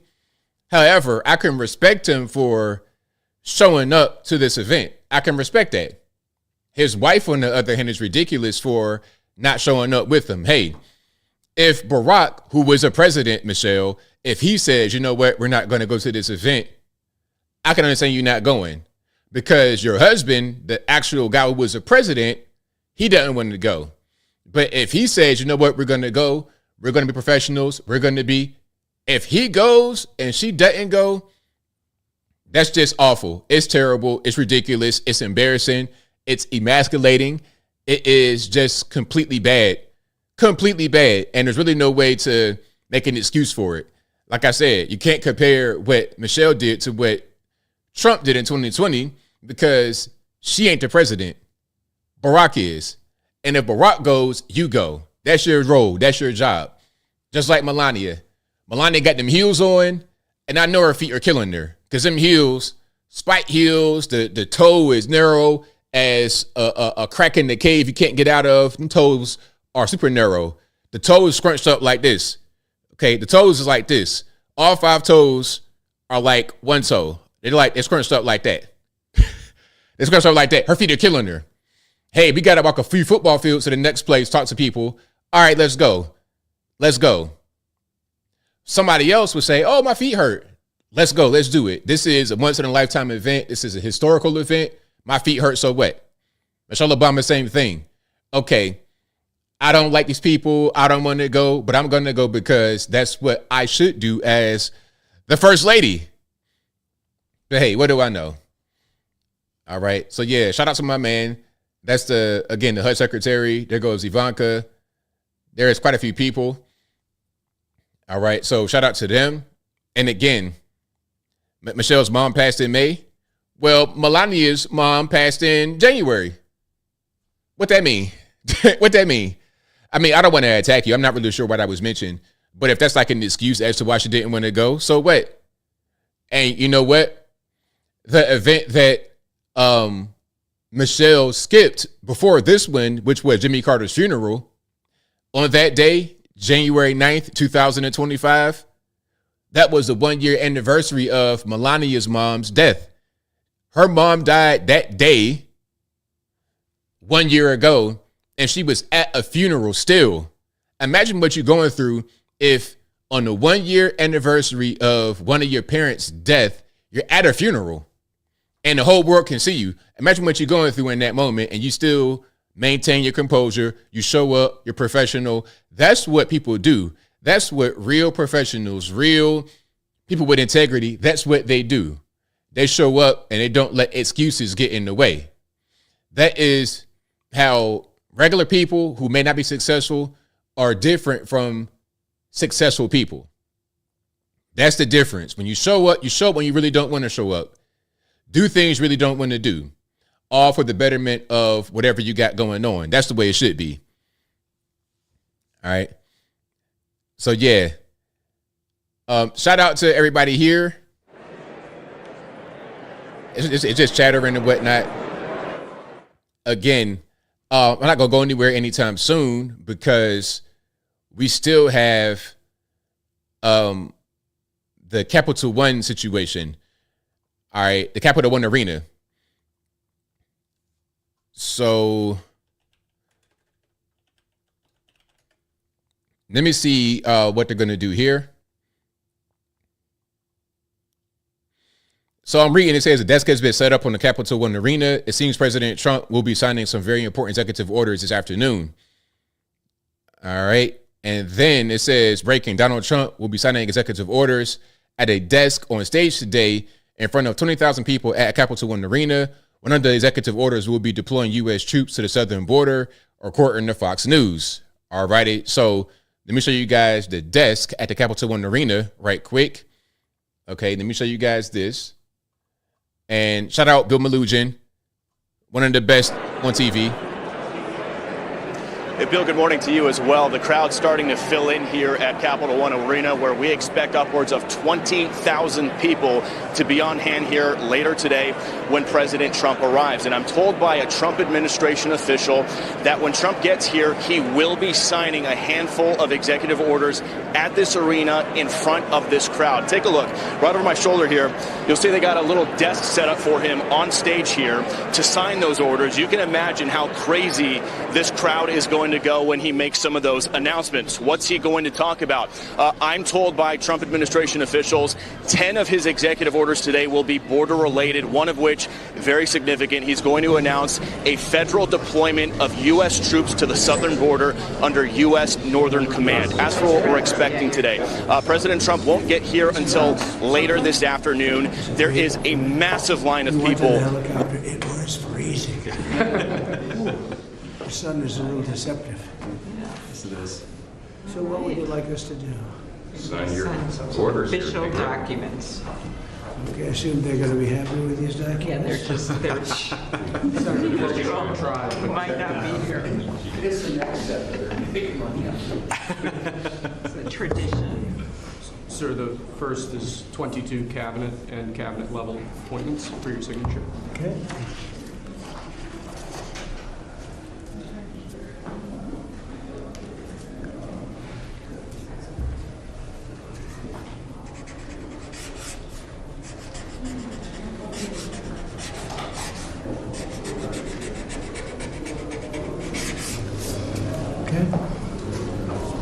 The next one will be, excuse me, the next one will be 47 sub-cabinet level appointments, sir. But you don't have to sign 47 times.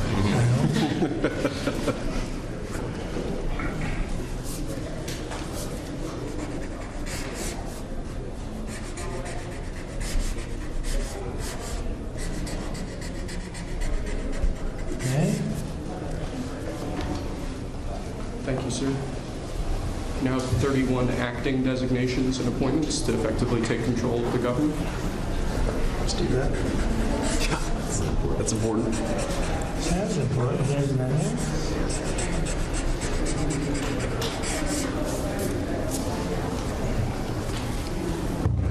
And we have 15 commission chairman and acting chairman appointments. Send here. Commission chairman and acting chairman.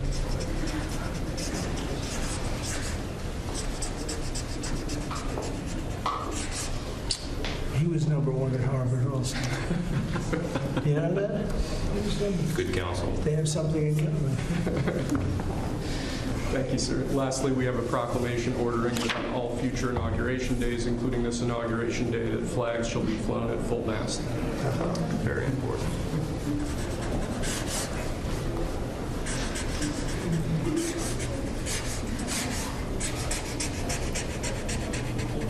So it was a beautiful place to have an inauguration tonight. The sound was so good. The temperature was 72 degrees, but the sound was so good. So maybe something to think about. Thank you. Okay. Good acoustics. Yes. All right. Now That's thank it. you. We go to lunch. Great. Very Nice to good. meet you. Thank you very much. There you go. Take that. All right. See you. Thank you, Mr. President. Sir. President, did you have a good meeting with former President Biden? Very nice. Very nice. It's a beautiful custom. Mr. President, It goes back as long as helicopters. Before that, it was a stagecoach. But it was, I thought it was beautiful. Thank you. Great job. Great job. Thank you. Check. Mr. President, do you have any reaction to the pardons President Biden did at the last minute? Well, I'm not going to discuss it now. I think it was unfortunate that he did that. We won't discuss it now. There's plenty of time to discuss it. Thank you very much, guys. Should we go to lunch? Thank you very much. Okay. Head to lunch. Ready for lunch? Okay. Thank you.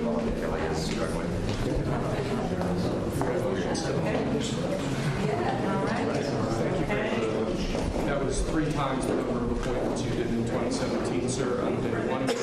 Plenty of time. Just getting started. A lot of good work to do. Closure. So where are we going to stop it? It's good counsel. Try to look at your documents. That's when they get green.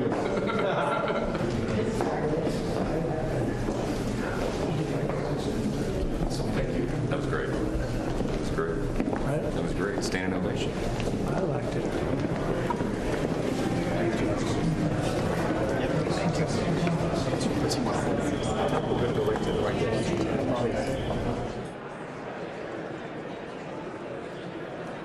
All right, so we got to see the president sign a few things, but those are not going to be the EOs. Those are just like appointments and stuff.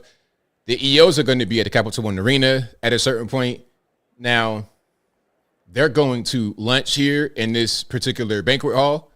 So I'm not sure if Trump's going to go to Capital One or if he's going to go here to eat lunch with the people.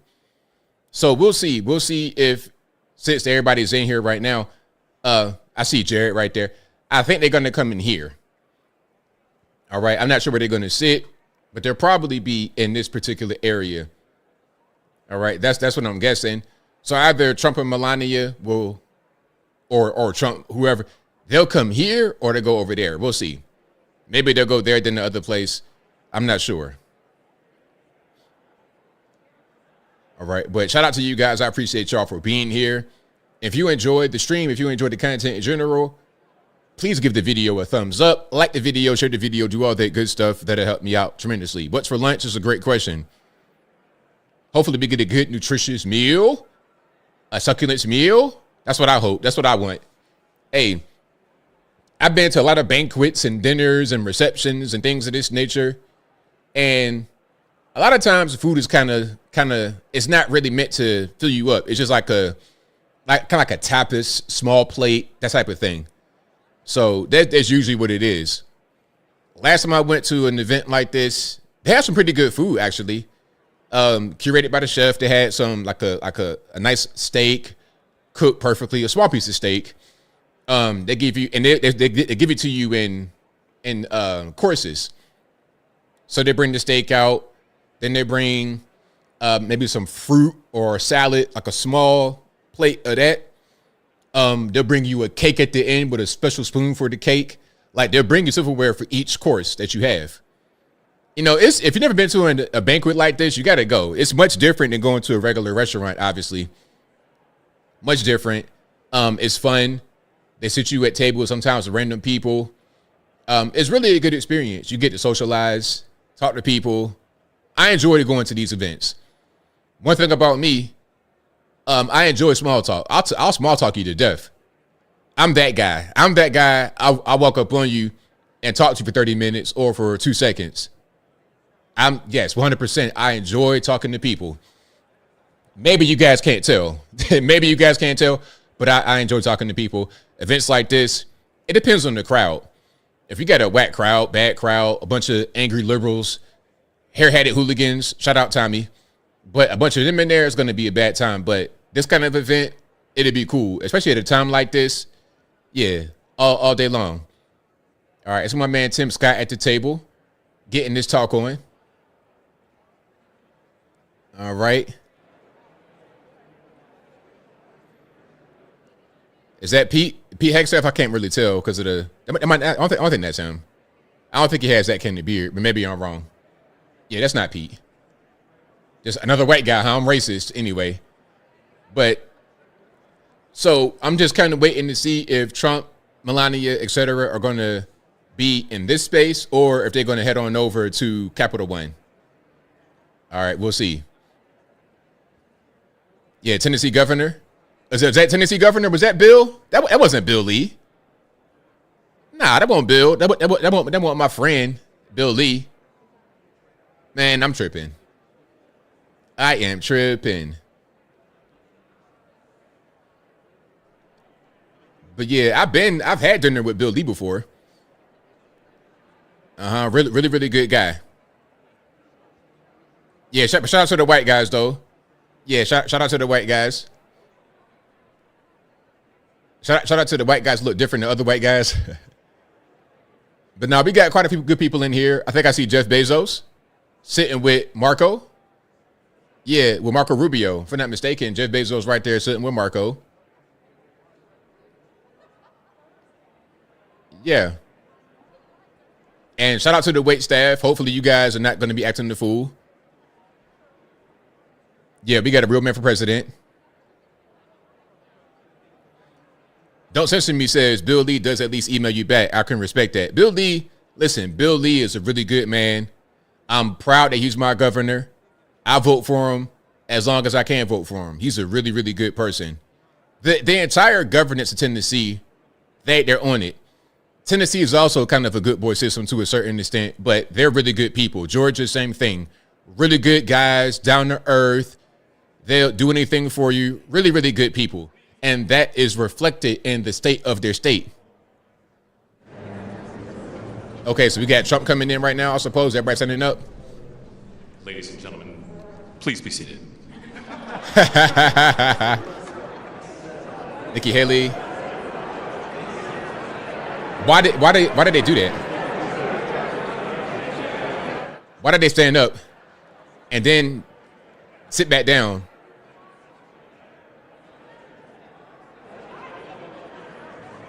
Yeah, I don't understand. They go RFK, make America healthy again. Hey, RFK, let's get all these 800-pound people on a whole food diet and get back healthy. Yeah, we got some rumbling here. I don't know what's going on. Is somebody coming in with something announced? I don't know what's happening. Yeah, Baron doing the small talking. Small talking is very important, man, because let me tell you something about small talking. You are able to kind of present yourself as a person that can connect to other people. Does it make any sense? And it's a skill you got to work on. Everybody's not good at it. And I'm not trying to attack those who aren't good at it. But it's a skill you got to work on. And once you become good at it, you're able to kind of fit in any situation. Like me, I could be in an event like this and be right home. I've done it a lot. Lincoln Day dinners, all this kind of stuff out here in Chattanooga. I could do it easily. I've been to events where people that I meet at the event, we go out and have dinner afterward. We have a great time. You got to talk to a lot of people. It doesn't matter who they are, what stage of life they're in, whether they be one of the waiters. Like, I'm the guy, okay, in my neighborhood, whenever I come outside, I see my neighbors, I'll talk to them. Whenever I see the trash people, I say, what's up? I wave and say hello. Mailman, anybody, I'll talk to them. Everybody. When you talk to people, and listen to what they're telling you, actually engage in the conversation, you're able to have better communication skills overall, and that will help you in every space that you're in. So I don't get nervous. People were like, are you nervous talking online to so many people? You got 8,000 people. I'm never nervous to talk to people because I always practice talking to people. I'm confident in what I say. I'm confident in how I sound. I'm confident in my delivery. So if you're struggling with public speaking, things of that nature, take some of that advice. It might help you out. Yep. And I did see Biden pardoning his whole family. Of course, I did see that. Ladies and gentlemen, at this time, please rise for the introduction of the official party. There we go. Now you can stand. Please welcome members of the Joint Congressional Committee on Inaugural Ceremonies, the Speaker of the House, the Honorable Mike Johnson, accompanied by Mrs. Johnson, Senate Democratic Leader, the Honorable Charles Schumer, accompanied by Mrs. Weinschall Schumer, House Majority Leader, the Honorable Steve Scalise, accompanied by Mrs. Scalise, and House Democratic Leader, the Honorable Hakeem Jeffries.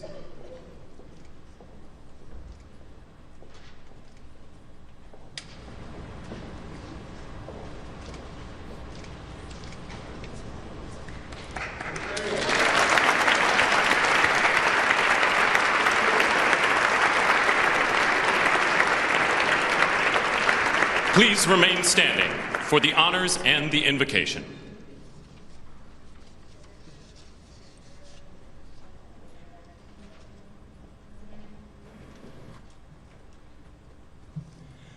Ladies and gentlemen, escorting the Vice President of the United States, ranking member of the Joint Congressional Committee on Inaugural Ceremonies, the Honorable Deb Fischer and Mr. Fischer.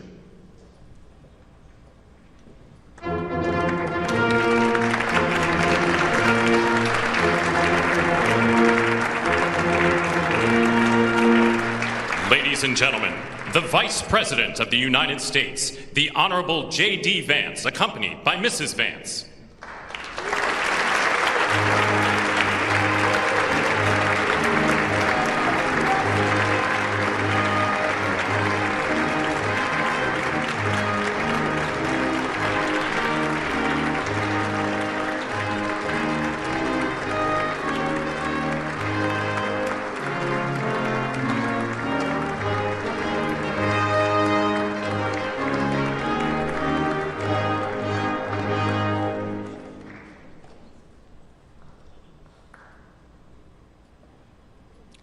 Ladies and gentlemen, escorting the President of the United States, the Chairwoman of the Joint Congressional Committee on Inaugural Ceremonies, the Honorable Amy Klobuchar and Mr. Bessler.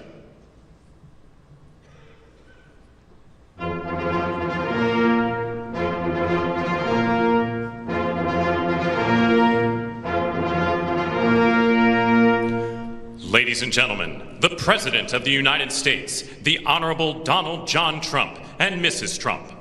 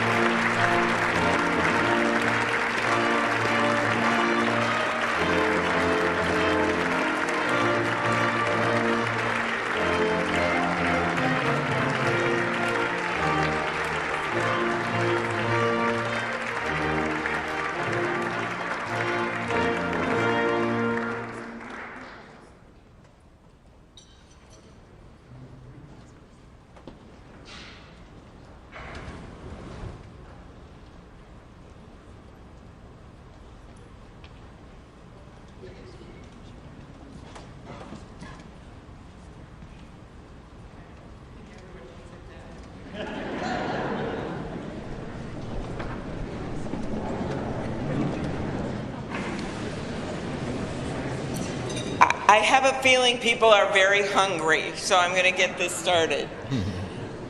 Mr. President and Madam First Lady, Mr. Vice President and Madam Second Lady, my colleague Senator Fischer, distinguished guests including the Speaker, Leader Jeffries, and Senate Leaders Thune and Schumer, on behalf of the United States Congress, welcome to the 60th inaugural lunch.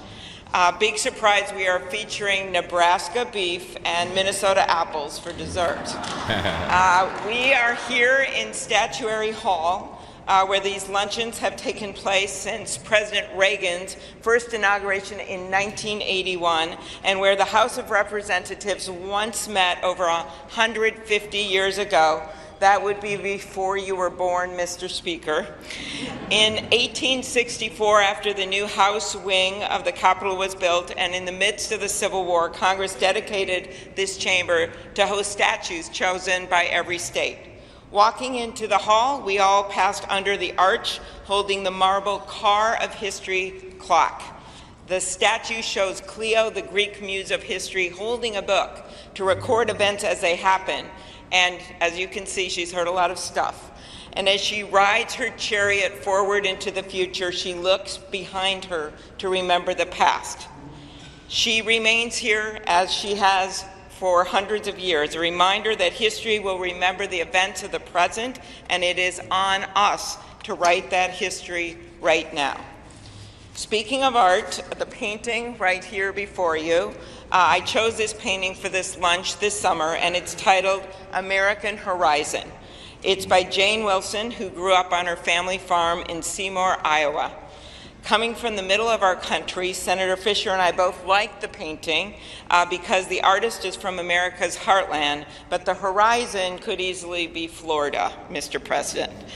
I will also note that this is the first time in history we are featuring the work of a woman artist at this time, and we thank the Art Institute of Chicago for their assistance. Looking at the vast open landscape of this painting, we're drawn to the bottom of the frame where the land or the water, depending on where you're from, meets the sky, and the horizon endures. The enduring horizon is especially meaningful for us today as we mark our enduring democracy as we approach its 250th anniversary. It's a reminder that what's over the horizon is our next chapter. And it is my prayer that the people in this room can write that chapter together. I'd now like to ask U.S. Senate Chaplain Dr. Barry Black, and we thank God he is back with us and in good health, to deliver the invocation, after which lunch will be served. Thank you. This man lives not far from me, and some of my people know him, mutual friends. Shout out to him, Barry Black. Let us pray.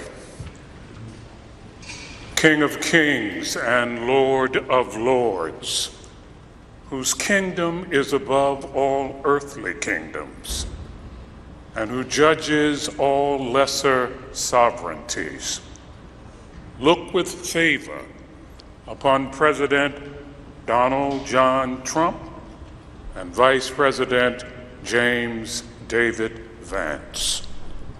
Empower them with the wisdom and courage needed for our times. Protect them from the vicissitudes and challenges that obstruct the making of a world of justice, peace, and righteousness. Lord, give them a deep desire to do their best for our country and world, and a determination to act in ways pleasing to you. Preserve their families in health and strength by your grace and power. Bless now this luncheon as each of us finds your grace sufficient for every need. We pray in your sovereign name. Amen.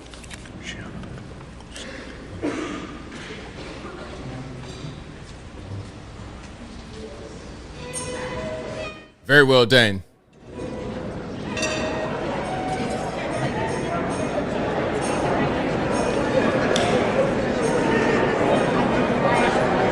All right, so now they're just going to be eating. Look, did they give a Diet Coke? They gave him a Diet Coke. Did y'all see that? That's hilarious. Wait, hold on. Let's go back. Look, Mr. President, your Diet Coke. Hey, we are so back. We are so back. Like, what is that? That's not like a wine or a water. That's straight up ice cold something. Hilarious. Hey, we are back. I promise we are.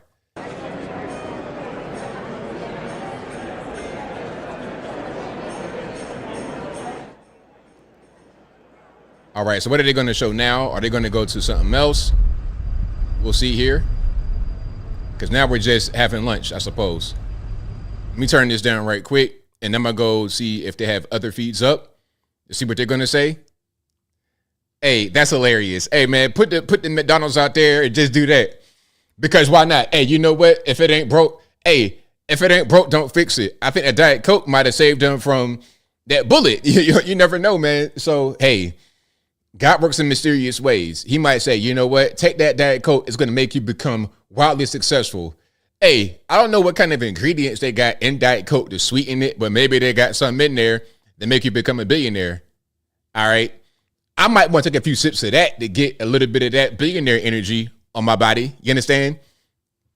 So, yeah, shout out to the Diet Coke. Dr. Pepper.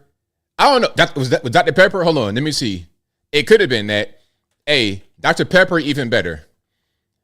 Let's search for Diet Dr. Pepper. Oh, I think that's what that was. Hold on. Y'all ready? I'm going to show you what Dr. Pepper looked like. And you guys are smart. I promise. You guys are the smartest people in this world. Hold on. So this is what that looks like. So I think that's what he had. A Diet Dr. Pepper. Hilarious.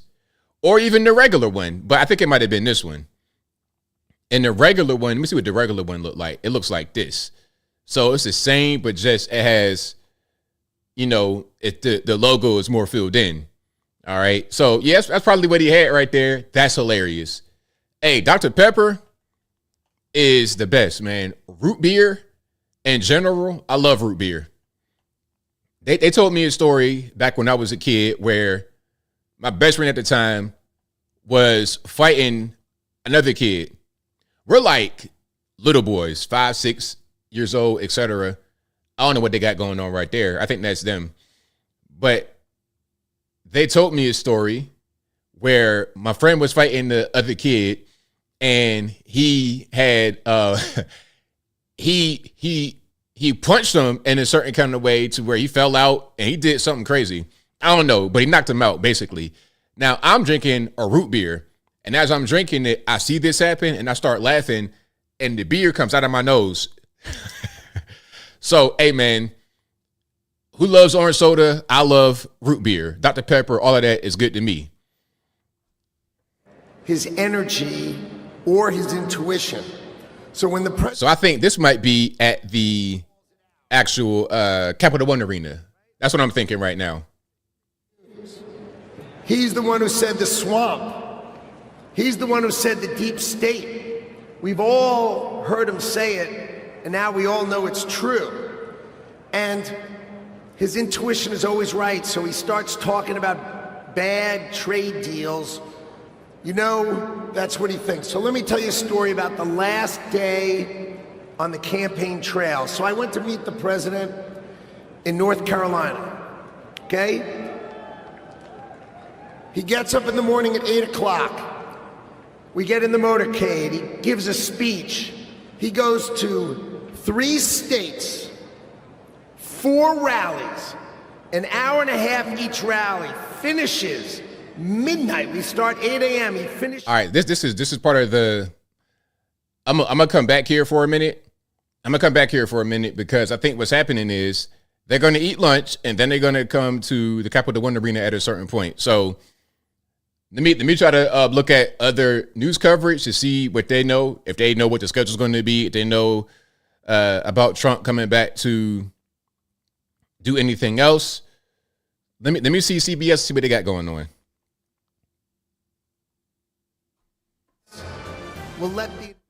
Okay, hold on 1 second. Let me get the sound. Let's turn the sound down and then let's do this. All right. In as the 47th president of the United States. Welcome back to CBS News coverage of the inauguration of Donald Trump. We have already witnessed a remarkable morning here in Washington, the peaceful transfer of power that is outlined in the 20th Amendment, and Donald Trump becoming the 47th president, not only delivering his inaugural address, but then going to Emancipation Hall, where he then spoke for another half an hour before supporters. And the news this morning, in addition to the president's comments that he plans to usher in a golden age and a revolution of common sense, in his words, is what we are expecting: some 200 executive orders and actions that will have everything to do with immigration, to energy, and more on the federal workforce and regulations with them. And we'll dig into that shortly. We've also seen the remarkable gathering of people here in Washington, including these tech titans that gathered that had better seats than most members of Congress and even the president's incoming cabinet. That's right. You see them here. These are the world's richest men who had the best seats in the House there in the Capitol Rotunda. You see Elon Musk there, the CEO of Google, Sundar Pichai, Jeff Bezos and his fiancée, Lauren Sanchez. And then you can see Mark Zuckerberg there of Meta with his wife, Dr. Priscilla Chan.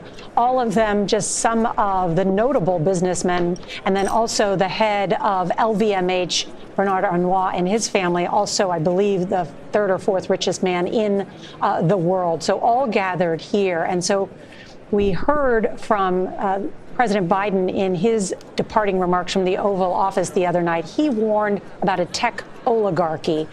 And so for more on what that may mean, let's bring in Walter Isaacson. Walter is a Tulane University professor and also wrote the biography on Elon Musk. And Walter, so good to see you. Thank you so much for joining us.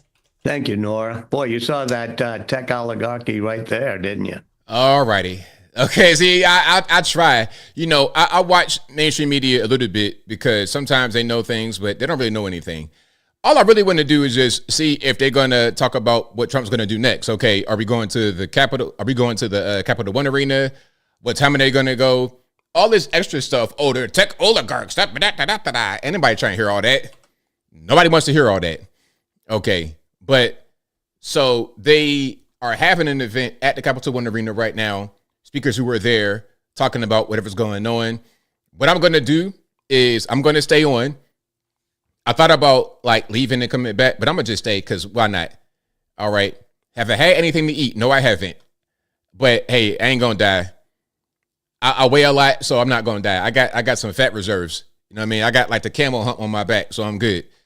Let me read some of these super chats. Okay, I'm going to read super chats. Shout out to you guys. I appreciate y'all for contributing to the show. Again, they're having lunch at the banquet, and Trump, I verify, is actually Diet Coke. Got a Diet Coke, a ice cold Diet Coke. We're back. So as he's enjoying a Diet Coke and whatever kind of other nutritious goodies they got at the dinner or lunch, while they're doing that, I'll read super chats. Where Snoop performed at the inaugural ball. Okay. What you seeing right now are people in government. We ain't talking about like, you know, anyway. How am I doing today? I'm doing very well, Haya. All right. Luckily, I'm not hungry. I'm not real hungry. I'm like, as long as I got my hydration, I'm good money. All right. But yeah, exactly the average Joe. I got the camel situation going on right now. All right. I'm gonna read super chats, and then after that, we're gonna check in on the actual Capital One Arena. But I got it right here in the background. So just in case something happens, I got it right here loaded up. So I can always just double check. All right. If it's going to be somebody coming that you might want to see, if Trump's going to show up or whatever the case may be, I got the footage right here just to double check and make sure I'm on point. All right. Super chats. Thank you to Good Samaritan's Kitchen, who says, God bless ABL, chat, and USA. Thank you to Leo Mazzina, who says, I'm not shocked by the Biden pardons today. Neither am I. Thank you to the old veteran gamer for becoming a member. I appreciate that, boss. And hold on, give me 1 second. All right, we're back here. Thank you to Papa Nayasheli, who says, I love how they booed both the Clintons and the Bushes. We ain't rocking with the establishment no more. Exactly. 100% correct. We are not rocking with the establishment anymore. All righty. And let's see here. Thank you to Ron Henderson who says, hey, ABL, such a big event. Got to watch it on my giant screen in my movie room all day long. Absolutely, man. Shout out to you and the wife. Thank you to Abba's daughter who says, thanks for being you. Thank you for that. I appreciate it. Thank you to Peter's Warhead Vids for becoming a member. Thank you to DeMarcus Vaughn who says, I wonder if Kamala is at Donald's inauguration. Of course. President Trump. Thank you to Rebel Septillionaire 8877 who says Old Man Winter can go not live anymore. I ain't gonna say that word because they're gonna try to call the police on me. He can go expire. Need to move into the Sahara Desert. It's 26 degrees in Stony Point, North Carolina. I needed like 88 and 99, 100%. Thank you to Crit Just Got Real for becoming a supporter. Thank you to S Ford who says, is that live ABL? All live, 100% live. And before I continue with the super chats, here is a live shot of the crowd at Capital One Arena. All right, so you can see what's happening there. Let's see what they're going to bring out next.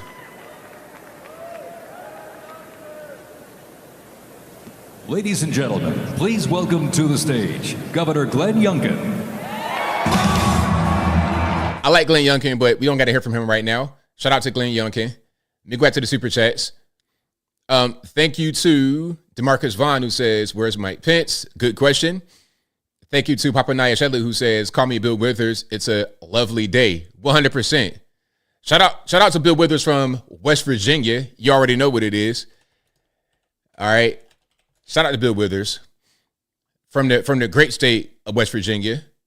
Thank you to John Phillips who says, thank you, God. Thank you to Randy Noms who says, God bless and protect us. Thank you to Captain Inspire who says, several inauguration streams went down. Copyright. Hey, you see, we here though because God got us. That's how we do.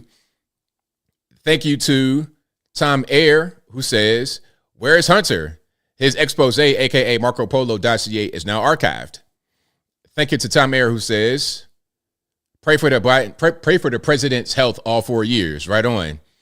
Thank you to Roscoe P who says, Trump going to come out bumping Lil Wayne. Shout out to It's Lanita who says, honorable my arse. Libby Ann says, I'm an Appalachian cousin too. Shout out to my Appalachian cousins. Shout out to Libby Ann. Shout out to Bill Withers, RIP Bill Withers. And shout out to my cousin JD Vance, who just became the vice president of this US of A. Thank you to KG who says, brother from another mountain, 100%. Thank you to Big Tuna for your super chat. Thank you to Kill Brown who says, why does this instantly feel more authentic, patriotic, and traditional than Biden's inauguration? Because it is. It is 100% more. Thank you to Butt vs. Benson who says, there go the drugs, diaper changing, dog biting, hate-filled old White House. Now dad's back home. He's taking out the trash. 100%. Thank you to Alma A for your donation. I got an aunt named Alma. Shout out to Alma.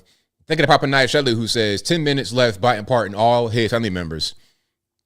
Thank you to Sweet Southern Gal who says, thank you for hosting this live ABL. God bless America. Thank you for that. Thank you to Tom Ayer who says, founding fathers.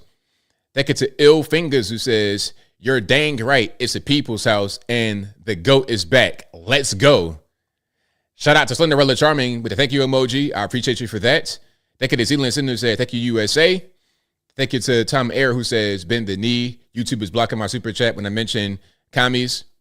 And back to what Zealand Zen said. Now, Zealand Zen, I think, representing the whole world right now because it ain't just us looking at this inauguration. It wasn't just us watching the election. It was the whole world. When I did the election night stream, the whole world was there. Everybody.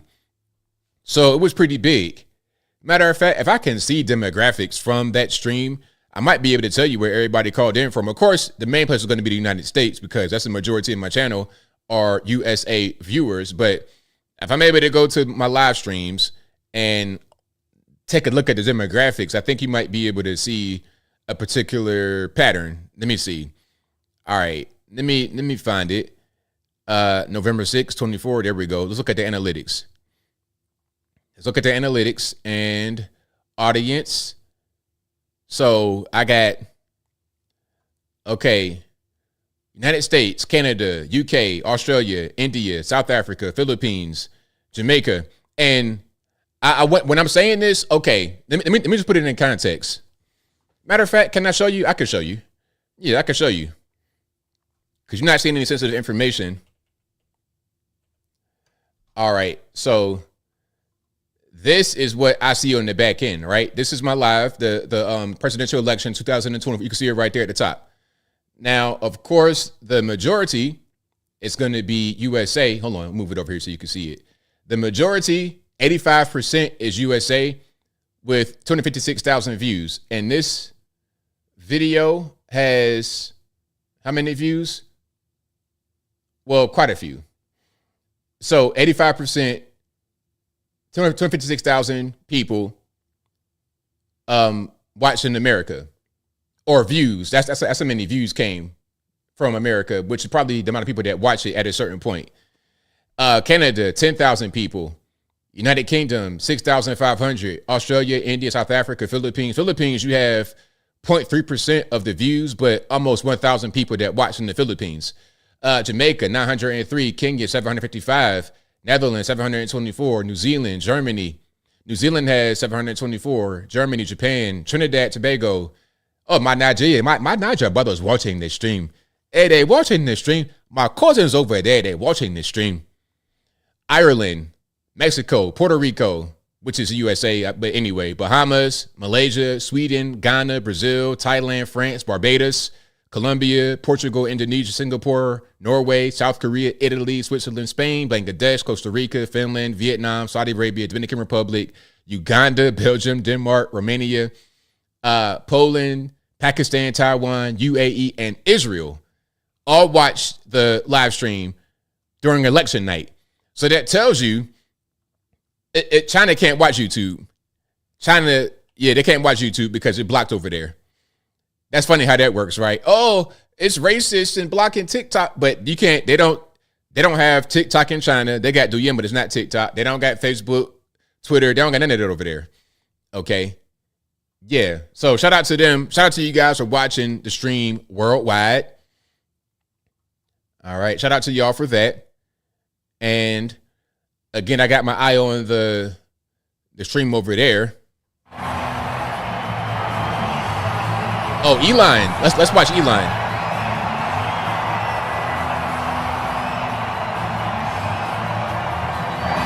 I want to check Elon out, and then we're going to go right back to Super Chats, all right?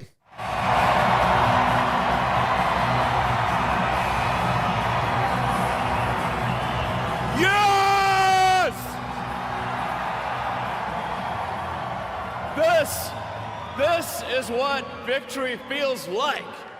Yeah! And this was no ordinary victory. This was a fork in the road of human civilization. Okay. This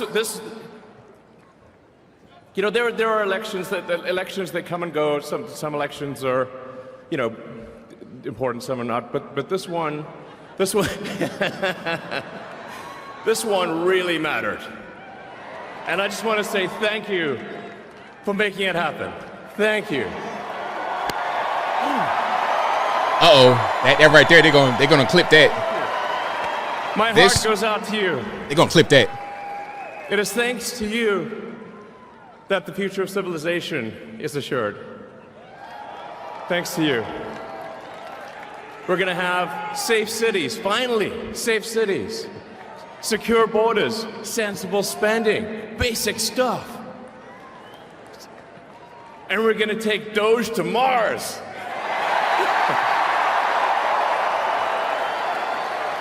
I mean, can you imagine how awesome it will be to have American astronauts plant the flag on another planet for the first time? Yeah! How inspiring would that be? You know, there's always problems in life. You know, there's this problem, solve that problem. But you know, there need to be things that inspire you. There need to be things that make you glad to wake up in the morning and say, I'm looking forward to the future. Yeah. And I love you guys.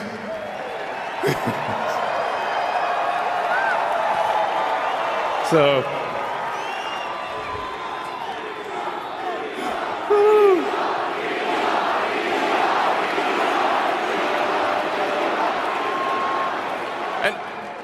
and let me tell you, I'm gonna work my ass off for you guys. So,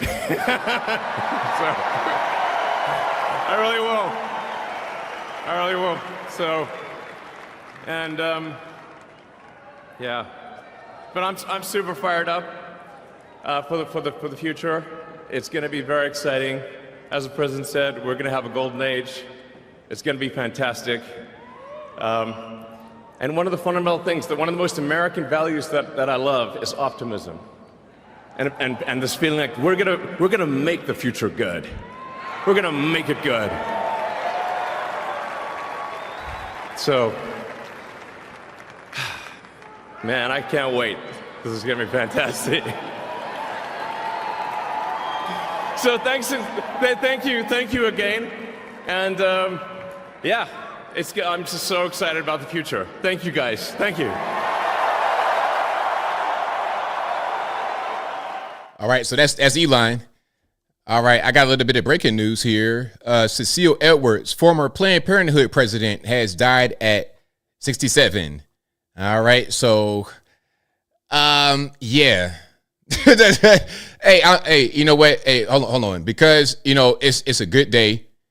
It's a good day. It's a great day. I'll be nice. All right, I promise I'll be nice.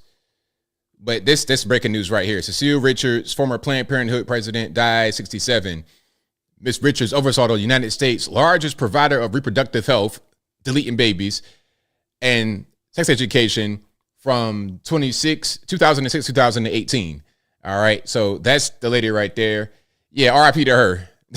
I mean, again, it's a good day, so I'll be good.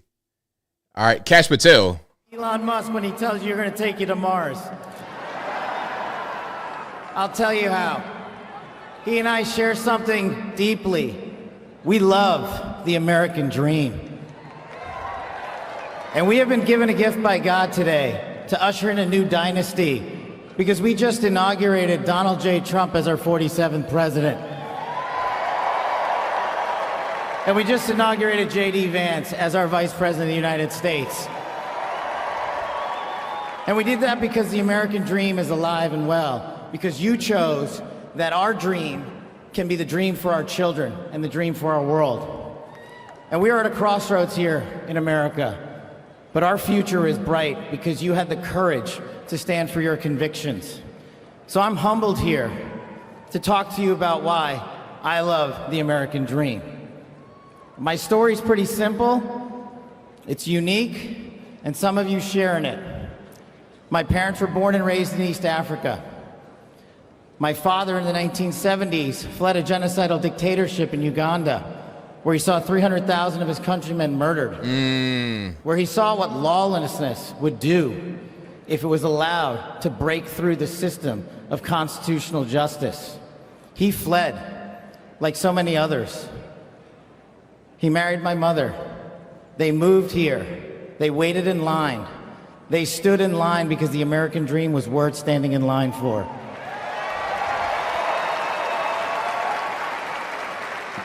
That dream is woven into the fabric of this nation, and our immigration policy is the greatest policy in the world. And now that we have Donald J. Trump and J.D. Vance, it will become the greatest policy in the world again.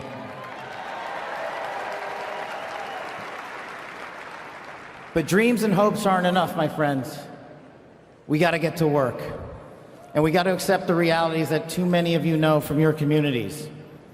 President Trump launched in his first term priorities of national security, law enforcement, economy, and global diplomacy. But now we have to retread some of that. And I'd just like to go over a few of the things that our community has been living under these last few years. In the last calendar year alone, we had 100,000 drug overdoses. In the last calendar year alone, we had over 100,000 rapes.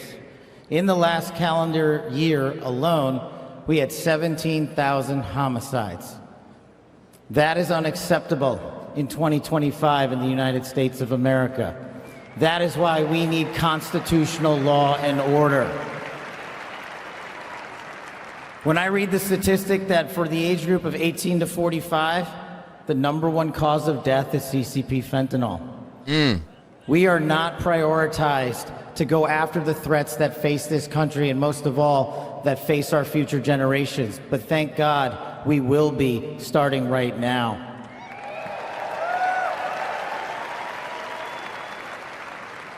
President Trump and J.D. Vance's leadership and administration will usher in the priorities that I cherished during my 16 years in government service. That we will always, always honor the men and women who wear the cloth of our nation and stand on that wall and tell you nothing's getting by them tonight. And so to them, thank you.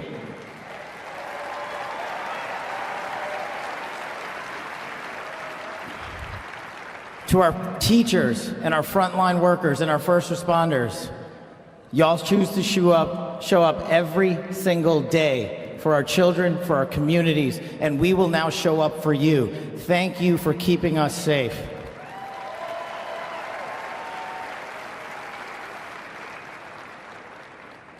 To the men and women in law enforcement, and maybe I'm biased on this one, our police officers, our sheriffs, our federal agents are some of the greatest warriors that God has ever created. And we will put them first because they have our backs, and now we will have your backs.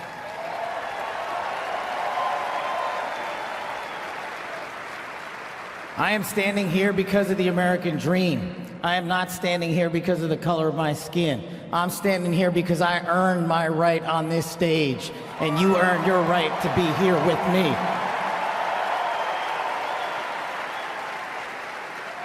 And I promise you this, with every fiber of my being, that our law enforcement, that our teachers, that our first responders, that our veterans, that our men and women in uniform who dare to serve this country and put themselves below the rest of our needs will be reprioritized to the top of the heap because they are standing on that wall, and we will not let that light go dark on them.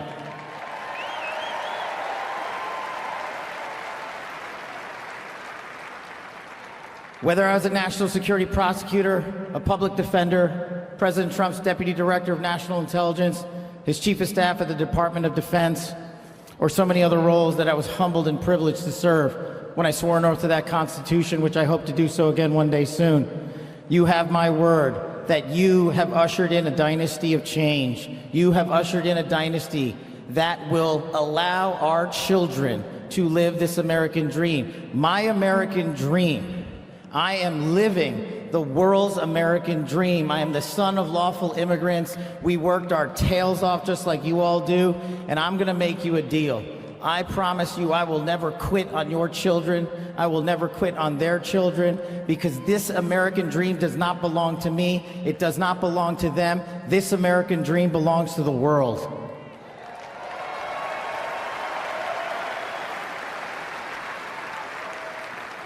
So in closing, I just want to tell you this. It's pretty cool to be speaking in Capital One Arena right before the boss.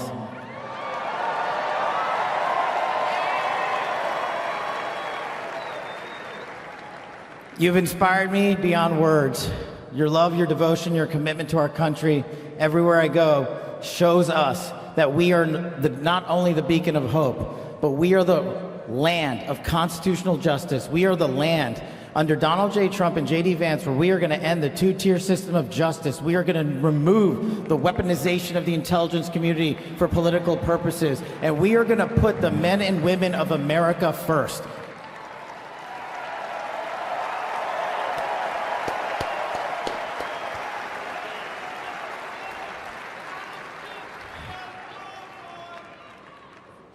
So listen, there's just one thing left to do. We all got work to do. We've got the greatest president and the greatest vice president in the history of the world. And so I just need you all to do a little bit more. Every time you see a law enforcement officer, every time you see a veteran, every time you see a teacher, shake their hand. Give them a little bit of your time, because they're giving us all of our time. And don't forget to enjoy the ride, ladies and gentlemen. God bless America. God bless these United States of America. God bless every one of you. I'm living the American dream. My name is Kash Patel, and I ain't going anywhere. Let's go to work. All right, shout out to Kash Patel. I just want to say something right quick. He said his parents came from East Africa. He's Indian. There's a lot of Indians in Uganda, actually. There was kind of a conflict about that because a lot of the Indians were doing the same thing they do here, setting up stores and kind of developing an economy. And the local Ugandans are like, what are you doing? We have to compete with you. This is too much for us. But nah, there were some issues there. There was some conflict. You had some internal conflict among, and you in East Africa, you're not far from the Darfur. Like it was some conflict in some parts of that region. All right, now who is this coming out? Let's go. Okay, we can kind of come back to the super chats for a minute, if I'm not mistaken. Hold on, let me just make sure anybody else coming out. Is he gonna speak, or who is this?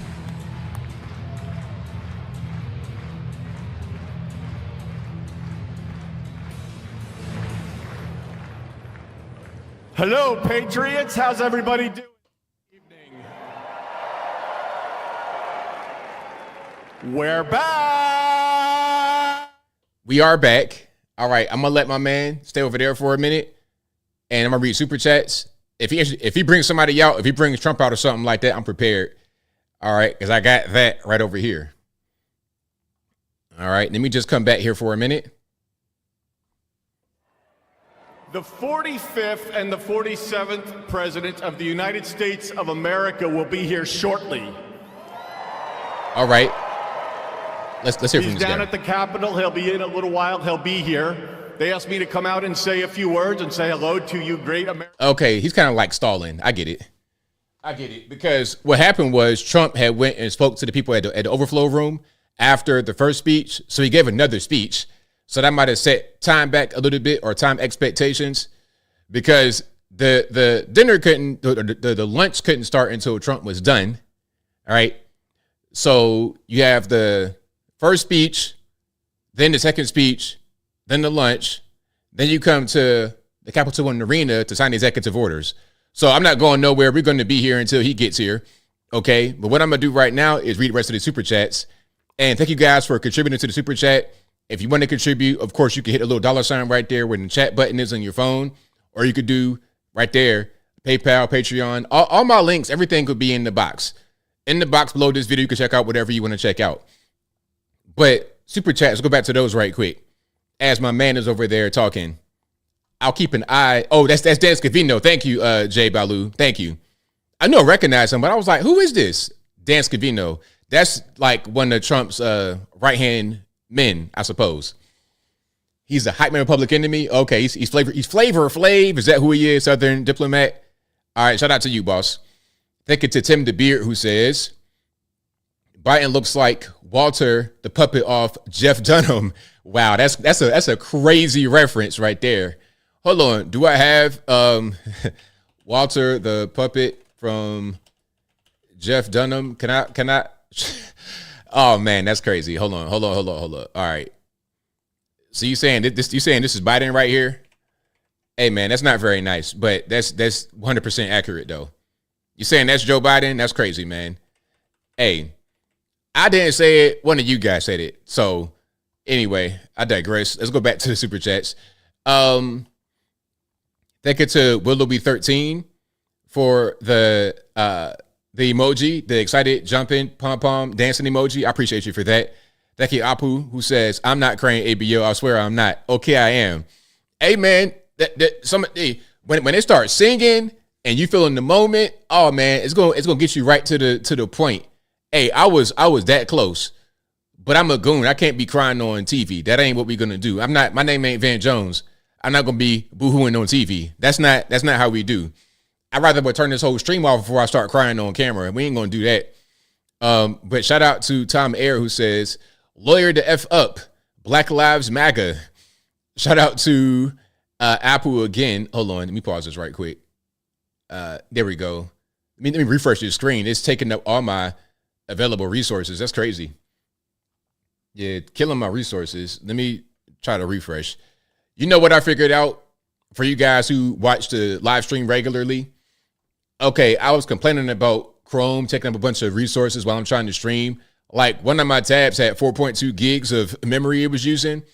What I figured out is that it can detect if I have an ad blocker, and it will throttle my experience as a punishment for the ad blocker. Although I have YouTube as an exception, it doesn't matter. They still will throttle you. And I realized when I turn my ad blocker off, YouTube all of a sudden runs perfectly on desktop. On your phone, obviously it's going to be different, but on desktop, the culprit was an ad block. And shout out to you guys who recommended uBlock, ad blocker. Hey, it works like a charm. Daily Mail, I cut through all them ads. They trying to show my shopping habits. You got Chelsea boots and blazers and things like this all on the screen. All I'm trying to do is show you an article, and we looking at ABL's recent shopping history. That's really unfortunate. All right. But yeah, we're not gonna be crying on camera. We're gonna turn the whole stream off. Let me go back to the supers. But like I said, the problem was the ad block. That's what did it. All right, let's go back to the supers here. Thank you to Apu Bakar Puff Daddy, who says, pardon J6ers and pro-lifers immediately. And you spelled it like that with a J in it, immediately. Please, please. Right on. Brave Browser is the same thing, NKM. Brave Browser has a built-in ad block. I downloaded Brave Browser because you guys recommended it. It's a nice browser. It's a fine browser, but it has a built-in ad block. So it did the same thing. It still ballooned up to like 4.5 gigs for one tab, which is not right. A tab maybe had 300 megabytes, 400 megabytes. Luckily, I got 32 gigs of RAM in this tower, because if not, man, this whole thing would be shut down. I'll be looking like, Lil' Kim when she doing that Mop Deep dance. I'll be all over the place, like 2 frames a second. Terrible frame rate. Yeah, Brave Browser is a fine browser. I like it, but it does the same thing to YouTube that Chrome does. And the common denominator is the ad block. Take the ad block off, completely like turn it off, not just try to use an exception, and then it'll be good. Hold on, do we have movement? Nah, they just kind of like getting together and look at that crowd. Hey, the crowd size is that thing packed to the brim. That thing packed to the brim, ain't it? But like I said, I have that video over there, so when Trump comes in, I'll be ready. While all the popping circumstance, that's just tradition. You could live this. That's all. Just tradition. Thank you to Islanito, who says, watch the liberals lose their mind over God. Thank you to Ryan Henderson, who says, glory to God in the highest. Glory to God in the highest. Right on. Thank you to Atomic Tabasco, who says, MAGA. Thank you to my Lord Polish Knight, who says, feels great to have Donald J. Trump back. Thank you, Lord. Heart emoji, celebration emoji. Thank you to Butt versus Windshield, who says, this is a song Democrats hate hearing during the Civil War when Republicans saved this nation and ended slavery. Right on. Thank you to S4, who says, salute ABL. It's a wonderful day. Absolutely wonderful day. Thank you to Sweet Southern Gal, who says, I feel like a weight lift off of my shoulders, and hope others feel the same. I'm getting a little bit tired here. Let me get some of this water. Y'all please pardon me. I needed maybe like 1 more hour of sleep, but I was at a certain point, I just got up. I'm like, man, I'm up. I'm ready. Thank you to CTC76 with the victory emoji. Thank you to Kathy Carver for your donation. I appreciate you. Thank you to Damien, who says, Zelensky infinite money glitch patched. Hey, that's a great one. Damien said, Zelensky infinite money glitch patched. 100%. Ain't gonna be no word. God, can I have some money? I need some money to protect my country. Ain't no more of that, Zelensky. Go back to Ukraine and get another pair of size 7 and kids boots to go play around in the dirt and like you actually out there fighting crime when you not. But anyway, I digress. Thank you to, I'm gonna get something to eat in a minute. I'm gonna get something to eat, but right now I'm good. Thank you, Casey. I appreciate you. Thank you to Ron Henderson, who says Biden Harris cannot even clap, cannot stand. Thank you to Ron Henderson again, who says Democrats are so stiff-necked, their hearts are hardened. Thank you to Apu Bakr Al Puff Daddy, who says, Uncle ABL, what's going through the minds of Hillary, Slick Willie, Obama, Biden, and Trump, and Biden when Trump is announcing his agenda right in front of their faces? Well, and nothing they can do. They got to just, whatever Trump wants to actually do, they got to just deal with it. It is what it is. Ain't nothing they can do. They're pretty much, to answer your question, to be more specific, answering your question, what's going through their minds is helplessness, hopelessness. I can't do anything to change anything, so it is what it is. Think of the Tom Ayer, who says cancer, autoimmune, colon, breast, lupus equals obesity. All right, shout out to you. Thank you to Ron Henderson again, who says they can't dodge the Doge. Right on. Thank you to Keel Brown, who says, why isn't Kamala clapping, ABL? You know why she ain't clapping. You know, a sore loser. Thank you to Ron Henderson, who says male and female, just like God said. Right on. Thank you to Kimberlyn Quinn for your mic drop emoji donation. Thank you to the white man, who said, thank you for bringing this epic moment to us, ABL. No problem. Thank you for being here. Thank you to Keel Brown, who says, notice how Kamala and Joe are selectively clapping. So salty, LMAO. Love your work and content, ABL. Thank you for that. Most certainly appreciate you. Thank you to Ron Henderson again, who says, magnificent speech. Thank you, President Donald J. Trump. Right on. Thank you to Keel Brown, who says, could you imagine Meg Thee Stallion, Cardi B, and Sexy Red performing today instead of everyone else so far? Man, I wish they would try to put them up there. I wish they would. It's like, man, this is an actual real ceremony. This ain't no, just, yeah, we're not going to have those morons on stage. That kid, Ron Henderson, who says, must have been a Biden holdout on a sound system. Yeah, exactly. Somebody trying to sabotage. But Carrie Underwood still sung beautifully, and I appreciated the acapella. That was beautiful. That was really beautiful. I'm going to go back and listen to it because it was so beautiful without the music. You can hear her voice more. Of course, the music makes the song. You're going to have the music, the instruments, and the vocals for a complete piece of music. However, her voice by itself is an instrument, a beautiful instrument, and she used it very well. So shout out Carrie Underwood. And hey, to the audio guy, you're fired. You are fired. Look, as soon as the audio didn't work, they tried to play it and it was kind of stuttering.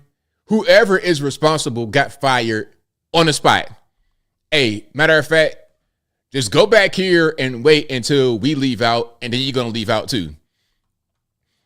Yeah, she did own the moment, JL. She owned the moment and she did take charge. Absolutely. All right. Shout out to Howie Brown for the dancing, celebrating emoji. Thank you to House of Haas, who says Timu MLK.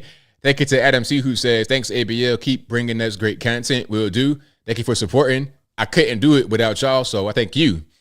Thank you to Atomic Tabasco for gifting 5 ABL memberships. I appreciate you for that, boss. Hold on.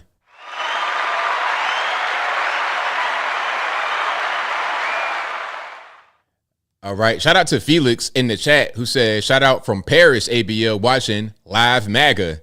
Hey, shout out to you coming all the way from over there. I appreciate you, my international people. Okay, I don't got no French words for you. I ain't even going to play with you like that. All right, so shout out to you. Thank you for watching. Thank you to Ron Henderson, who says, my wife had to leave a room too. Hold on. Ron Henderson says, my wife had to leave the room. Too much hooping, but she made it back. Yeah, my man that was preaching earlier, young guy, young black pastor. I mean, he was doing good, but a little too much hooping. And a lookout out in Georgia. I'm like, bro, just turn it down a little bit. Turn it down a little bit, and you be right in the sweet spot. Okay? Because you want to be energetic and lively and whatnot while you're delivering some kind of sermon or whatnot or a speech, but you don't want to be like way out of control.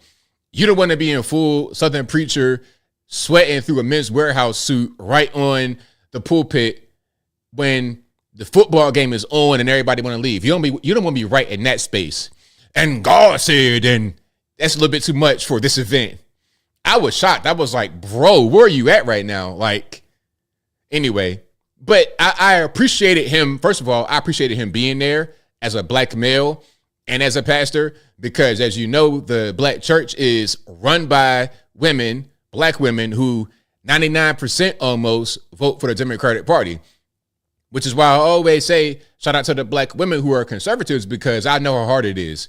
You're going to have the in-group pressure, the race pressure, the cultural norm. Okay, you in a sorority, you got any kind of friend group, you go in the church, everybody going to say, vote Kamala, vote Kamala. She's a black woman, you got to vote for her, although she's not black. But you can't tell them that.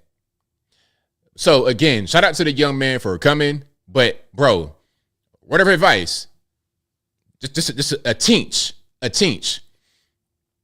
All right, thank you to Ron Henderson again, who says, President Trump, time to get to work. Make America proud. Right on. Thank you to Cam2 Win for the #1 fan emoji donation. Appreciate you for that. Thank you to Monique Price, who says, it's the dawn of a new era. Right on. Thank you to Black Light Freakout, who says, rumor has it that Michelle and Barack have marriage issues, may divorce, allegedly. Hey, I heard that earlier too. Thank you to Animal Advocate for the laughing emoji with the fox laughing. Did you like it, Jackie Blue? I mean, hey, it's not for everybody. Maybe it wasn't for me. Maybe I wasn't a target audience. I appreciated him, the preacher that was hooping. I appreciate him being there. I appreciate his bravery. I salute him for showing up, where a lot of celebrities, preachers, pastors, they don't want to do it because they're afraid of what people are going to say. So he was brave to do that. I appreciate it for sure. Thank you to Tom Ayer, who says, Dr. R, let's hold off Michelle if ill, cancer, mental health issues. Man, if she's sick, I can't tell. I saw her on the podcast recently. So you could do the podcast, but you can't go with your husband to usher in a new president. You can't go with your husband. Look, your husband is President Obama. President Obama goes to the inauguration of another president like all the other presidents do, and you can't go with your husband? I'm not trying to hear, oh, I'm sick. If you sick, why you on podcast? Tell me that part. I'm not trying to hear no excuses. For real. You going on a podcast? No, you all right. And if you're not all right, I can't tell. You got vacation breaks on the podcast, tell me something, I'm sick. All right. Mr. Apache Helicopter says, finally, the Trump has come back to D.C., The Rock. There you go. And I would do it in The Rock's voice, but I can't really get his voice. I can't really I got to practice that one. Thank you to Stan Littman, who says, why does Biden get a helicopter? Should take a Uber. A Uber? That's crazy. Come on now. Like, I'm not, that's funny though. Thank you to Aussie R for the Bravo, clapping, Fox emoji. I appreciate you for that. Thank you to Ron Henderson, who says, my wife is real frisky now that Trump is back in office. Hey, shout out to you, man. Hey, you're a lucky guy, ain't you? Thank you to Paula Morris, who says, MAGA, exclamation mark, exclamation mark. Thank you to Nick64, who says, thank you, ABL. Thank you for being here and supporting. I appreciate you, boss. Thank you to Mr. YPZ for your donation. Thank you to Whodunit and Why, who says, really do appreciate you, ABL. I appreciate you as well. Thank you for that. We got a quick live look in on the Capital One Arena. As you can see, they're getting together right there in the center. Like they're getting chairs together and stuff like that too. So they're getting everything ready for Donald Trump to come in. And we're going to be here to see that happen. I'm not quite sure when, as far as an exact time, but it should be pretty soon. Like I said, he had the first speech, then a second speech to people that were in the overflow area, and then the lunch. And after the lunch, after the Diet Coke and all that good stuff, after that, they'll be here at the Capital One Arena in front of 20,000 fans signing executive orders, which is beautiful. That's beautiful. You know what? The whole thing about them bringing the event inside, that could be disheartening to those who wanted to be outside and be part of 200,000 deep, but he can do things here that he might not be able to do in the other situation being outside. All right, let's go to Marianne McPherson. Thank you for your super chat, who says, love you, ABL, and this chat family. Thank you for your support. Thank you for the super chat. Thank you for being part of the community. The community can't operate without you guys. So I appreciate y'all for being here. Thank you to Adam C, who says you should run the ABL.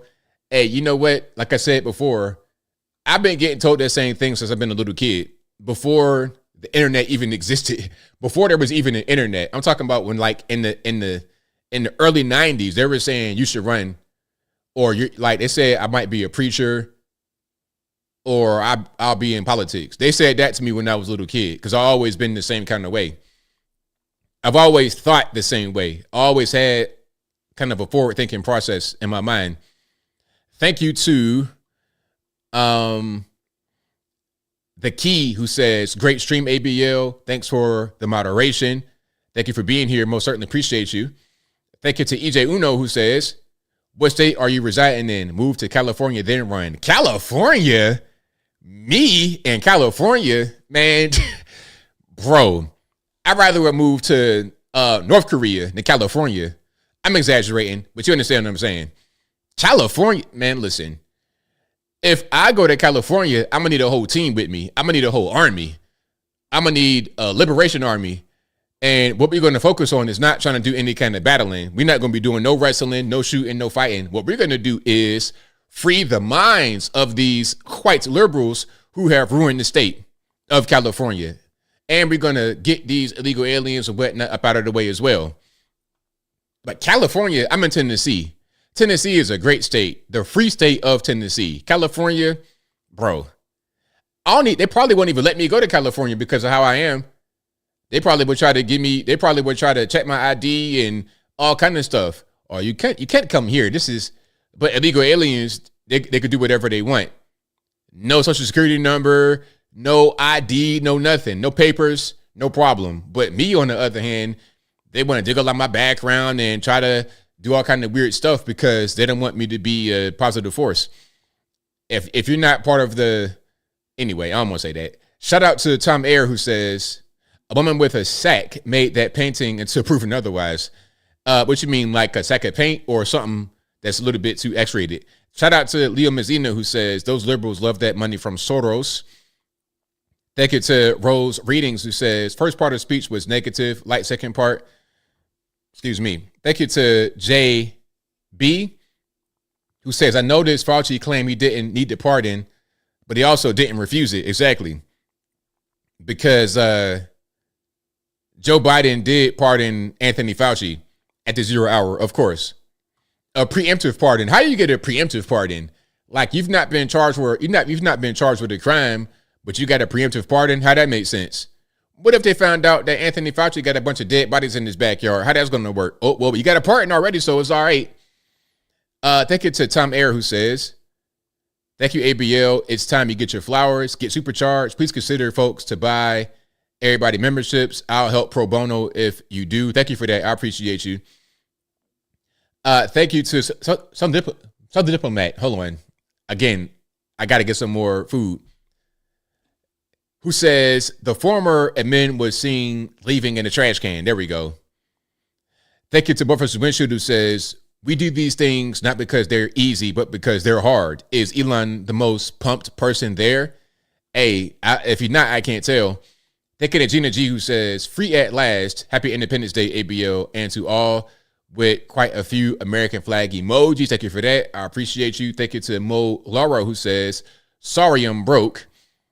I just paid rent and it was late, but this is my favorite channel. Hey, thank you for that. Hey, you don't got to give me anything. Just watching my video, liking it, telling somebody about me, that's payment enough. So I thank you for giving me your hard-earned money. I really, really thank you. Thank you for that. I appreciate you. Thank you to Blacklight Freakout, who says, did the stock market go up today due to Trump? Let's check, shall we? Let me go to my Robinhood. Let me see if I made some money today. Hold on. I'm going to check it. You're going to do it live right now. Let's see. All right. Now, I know correlation, causation, whatever. Yeah, it's up 1.17% from my portfolio, personally. It's up. Let me see what the Dow's looking like. Well, no, a lot of you guys probably watch the stock market. Is the Dow and all that good stuff? Is everything up? So Market Watch says Dow futures rise, dollar dives on no first day tariff report. So that's 5 hours ago. That's on Market Watch. Investors Business Daily says Dow Jones futures rise. And then this one, FX Empire says NASDAQ index, SP 500, Dow Jones forecast, stock futures move higher on Inauguration Day. SP 500 futures been in an attempt to settle above the 60-40 level. NASDAQ futures tested resistance at 21,550 to 21,600. Dow Jones futures climbed above the 43,500 level. So for you guys who are really into money and whatnot, maybe that makes sense to you. It makes sense to me as well, but let's keep on rocking. Thank you to Dana who says, best thing today, immigration, CBP. Oh, the Border Patrol app, the Border Patrol app that they had finally turned off. Lots of salty border tears. Right on. Thank you to Bob Sacamano for your donation. Bob also says, if Biden can ignore the Supreme Court ruling on student loans, then Trump can ignore preemptive pardons. Well, hey, there we go. Thank you to Black Suburban Dad Reviews who says, I love how Trump roasted everyone to their face. Absolutely. I love it. Hey, just say what you got to say, get it off your chest, and be 100% real about it. Thank you to the Working Man Podcast. Shout out to you, boss. The Working Man Podcast says, I sent all of my TDS friends a Mike Epps pick from All About the Benjamins, 45-47. 45-47. Yeah, shout out to Mike Epps and that hilarious scene, 45-47. Dun, dun, dun. I forgot what song he was humming. But yeah, that's a perfect picture, the perfect meme to send them. All right. Did I get everybody? I think I got everybody so far. All right. And again, we are checking on the Orange Man to come in. I got one right here. Hold on. DJ Ladylock says, thanks, ABL, for the content. Been watching you since 2018 when you only had 100,000 subscribers. Fun fact, your last name is my first name. God bless you and chat. We made this happen. Hey, shout out to you. I appreciate it. You know, Logan is a great name, ain't it? Hey, great minds got the same first name. And they also think alike, so that's fine too. All right. But yeah, we're waiting on Trump to come through. He's at the place with the Diet Coke, eating, having a good time, and he'll be here pretty soon. Doge is down, but not for long. Is there a coin still called Doge? Speaking about crypto, how do y'all feel about the Trump coin? And I think Melania got a coin as well. Listen, you know, I like Trump, of course. I like the administration, but a meme coin, I'm good. A meme coin, I'm good. That ain't really my cup of tea. I understand those, you know, you might want to invest, but I'm good. Me personally, I am a stocks guy. I'm not really into the meme coins personally. That's just me though. Maybe you guys know differently. But then again, if you were to ask me about cryptocurrency and all the intricacies of it, I'm not gonna have anything to tell you. So maybe y'all know better than me. I don't know what I don't know. Hey, you know, people talking about, oh, y'all love Trump. People just kind of don't understand how we think. You know, we appreciate Trump for what he does, but just because Trump says, okay, I like this, doesn't mean I gotta like it as well. You know, Trump drinks Diet Coke, but do I drink Diet Coke? No. You don't have to agree with everything that somebody says or does. And it's funny, especially when you're hearing from a lot of these liberals talking about, oh, do you like this? Do you like this? Do you like this? Trying to find a way to discredit Trump because you don't like everything that he says or does, which you're not going to find a person like that on this planet that you agree with everything they say. And then we want to flip the script and say, hey, you know what? Well, didn't Biden say this and this and this? You know, if you don't vote for me, you're not black. Didn't he say they're going to put y'all back in chains? Didn't he come up with the crime bill? Then they want to start hemming and hawing, making excuses. I'm like, okay, see, let's not even go do the whole tit for tat kerfuffle. Let's not even go down that road. Let's just not do it. All right, let me see. Scott E says Ripple and XRP are the future of crypto. XLM, ADA, HBAR will work too. Trump loves XRP. So, all right, you seem to be pretty knowledgeable, Scott. So if you can hear me, are you a fan of Trump's coin? If not, why? And if so, why? Y'all let me know. James says, ABL, that's a left in a nutshell. Agree with all or nothing. It's just crazy, man. Like, I can agree with somebody overwhelmingly, and that can be enough to vote for them or support them. I don't agree with anyone in this world 100%. Anyone. I don't care who it is, you're not going to agree with everybody 100% in this world. If you could, that'd be fantastic. That would be fantastic, but it's just not reality. All right. So again, we're waiting on the orange man to come through. And I say orange man lovingly. I don't say it as an insult, of course. So we'll see. 28th Amendment, no such thing as that. We have 27 of those, not 28, despite what your man Biden said. I don't know why they had Biden out there stuttering and stammering, acting like, bro, just go ahead and call it quits. It's over. You've been lamed up for quite a while. Just go ahead and relax.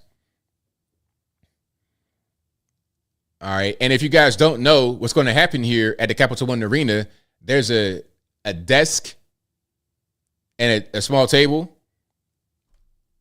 Or it's a desk with a small table at this event. And Trump's going to go there and sign executive orders right there in front of the crowd. So that's what we're gearing up for. And I presume that he will I presume that he will also give a talk, give a short speech. All right, I got something for you guys. Now, this woman allegedly says, well, the caption, I'm going to read it. Woman really turns on the waterworks for the cameras as her CBP One app appointment is canceled as Trump takes office. They really need better actors. Okay, let's see. Hold on. Y'all give me a second. I got to get turn the other sound off. I want to watch this right quick to see what's happening there. Okay. And can I get to the other one? Let's do this. There we go.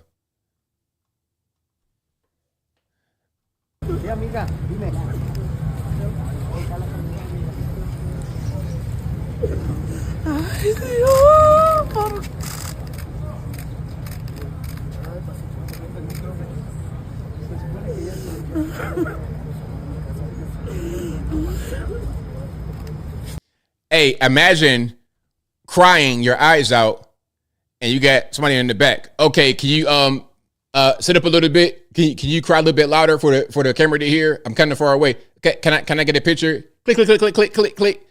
Yeah, look right here at the camera while you're crying. Let me get the tears in your eyes so they can see that it's real tears. Come on. All right, there we go. Better shot. Click, click, click, click.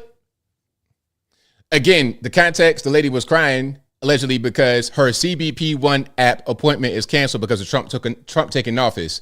And that app, that's the migrant app. That's a migrant app. Hey, you know what? Your tears will go for top dollar on the interwebs. If those tears can be authenticated, they will go for top dollar on these interwebs for certain. For certain. All right. And you know what? But check it out, though. Rather than crying about your canceled CBP One app appointments, you can go back over there. Go back over there. That's what I would do. And yeah, like, go ahead and do that. Let me get a better look. Let me get a better. Crazy, man. Hey, imagine you crying your eyes out, and you got a guy with a camera right in your face. Like, all right, Let me get a good shot. Okay. That's crazy.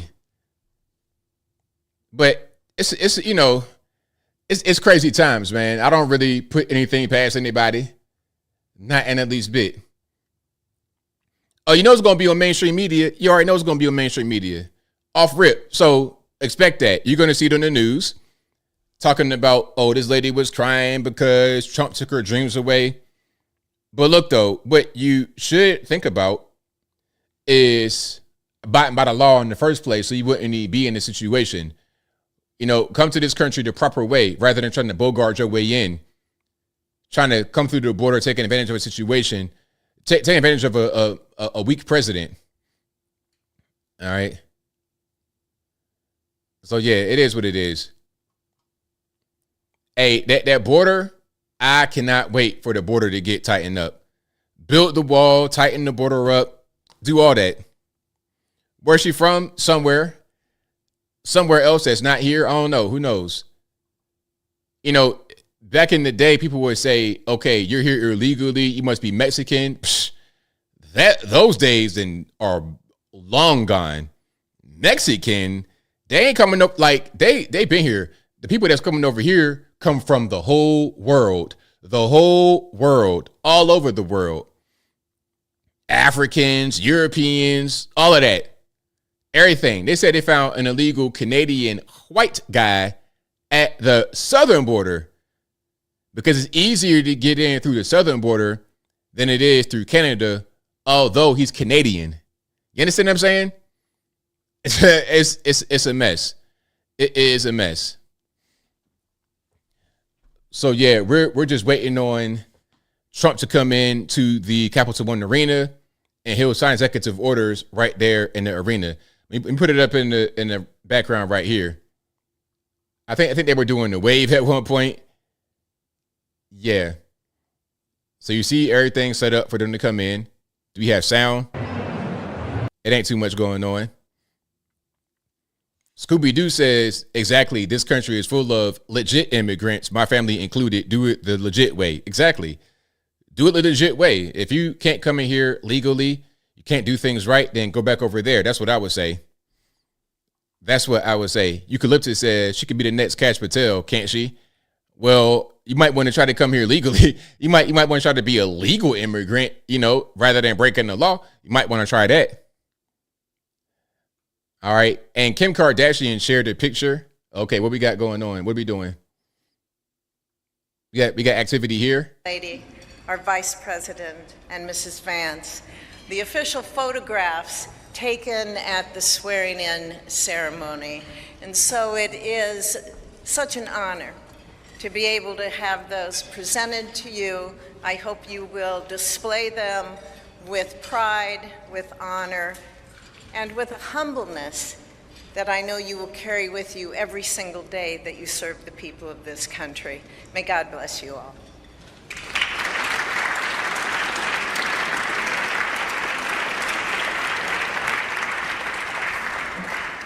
Thank you, Senator Fisher.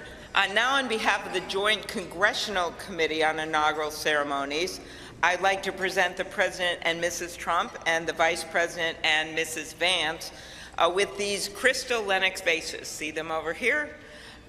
For the 10th consecutive inauguration, Lennox has provided the official inaugural gift. The hand-cut etched vases display the White House for the President and the U.S. Capitol for the Vice President, because I know that he is going to enjoy not only being the Vice President, but also, as Senator Thune and Schumer know, the President of the United States Senate, and there's no better job than that. These gifts symbolize our equal branches of government as well as our enduring democracy. There they are. Hey, all due respect, Ms. Klobuchar. Wrap it on up. Come on now. We got things to do, places to go, people to see. Speaker of the House, Mike Johnson of Louisiana, to give the toast to the Vice President.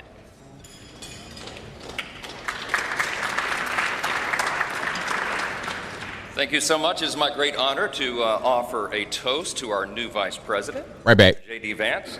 J.D., you wrote something very poignant in your memoir. Actually, many things very poignant, but let me quote you here. What separates the successful from the unsuccessful are the expectations they had for their own lives. That's really meaningful. That expectation is a powerful thing. We remember the people in our lives who provided that to us. We all need that. Everybody needs hope and encouragement. They need a greater expectation. We need people in our lives who will make us look farther and reach higher. JD's written a lot about the people in his life that have done that. He's written about, we know the great story of your grandparents and what they did in your life. He's written about his professors and mentors that he met in law school. He writes speaks a lot about his gracious, beautiful wife, our new second lady, Usha. Is a great inspiration as well. And JD, you yourself have been inspiring people. Your story really has. It's one of the reasons that I believe God has raised your platform as he has, because you've been so faithful to tell that story and to inspire so many others. And so our hope and our prayer is, as you continue to do this, that as you go to help us execute on the America First agenda, that you also do what you've been doing so well all along, and that is providing a model for what is possible in America. What a great story. What an inspiring story you've had, and it's just getting started. I pray specifically that you inspire a lot of the young men in America. Some of them feel hopeless and stagnant sometimes, and you're a great example to all of them and to all of us, that if you work hard and you play by the rules and you do the right thing, you can make a better life. You're now the Vice President of the United States, my friend. So everyone, will you please join me in raising a glass to our own mentors, the people who inspired all of us, to the possibilities of our own future, to these great new horizons. What a perfect choice this was for the painting, the artwork today, and to the great example of our new Vice President, Mr. J.D. Vance. You're here.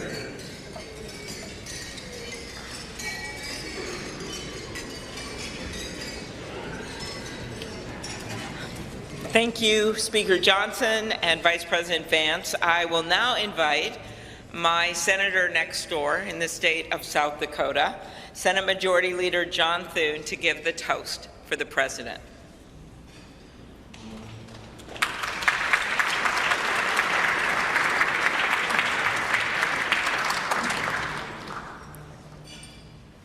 Well, Mr. President, Madam First Lady, congratulations.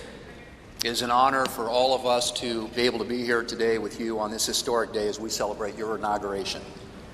Mr. President, one of the most important influences in my life when I was getting started in politics was Ronald Reagan.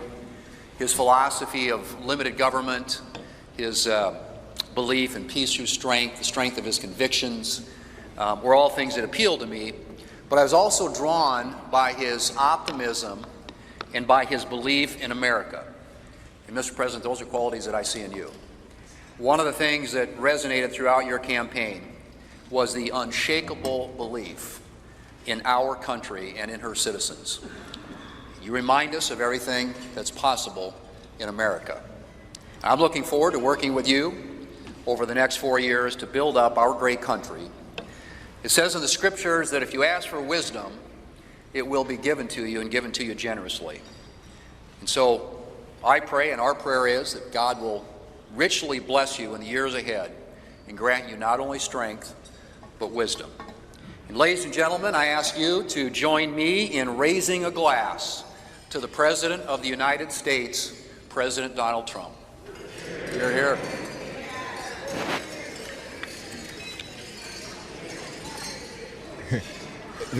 That Diet Coke is hilarious.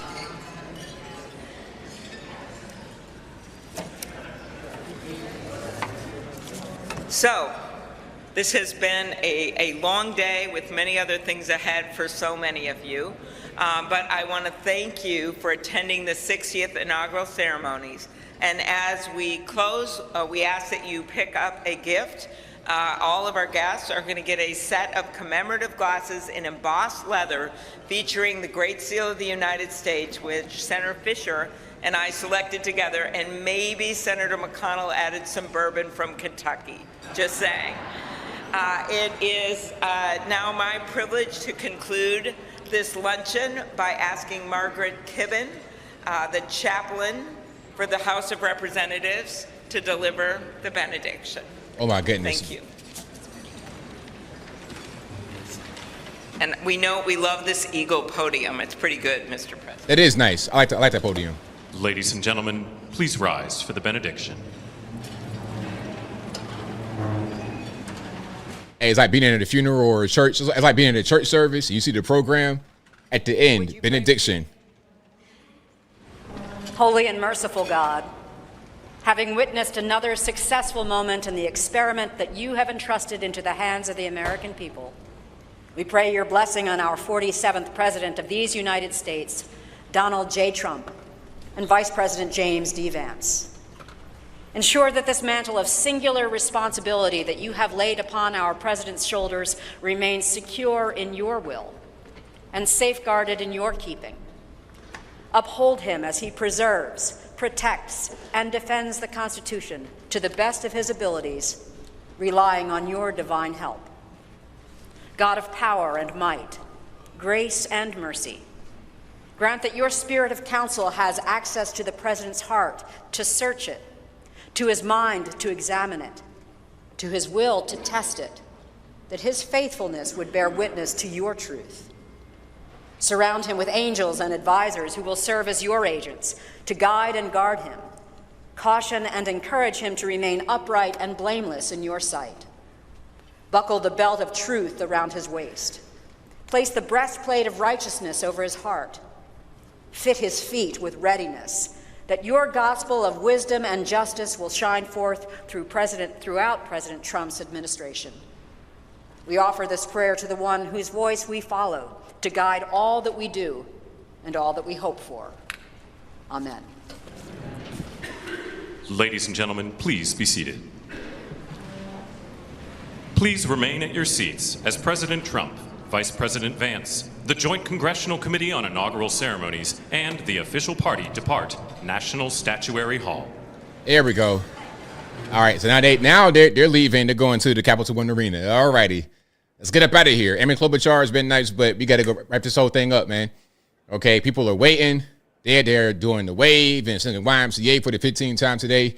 Let's go ahead and get to the Capital One Arena and sign some executive orders.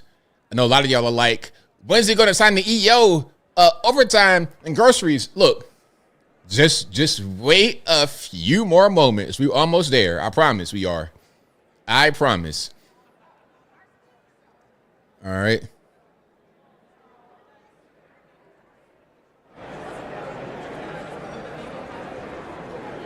Small talk is great, but hey, we got to go.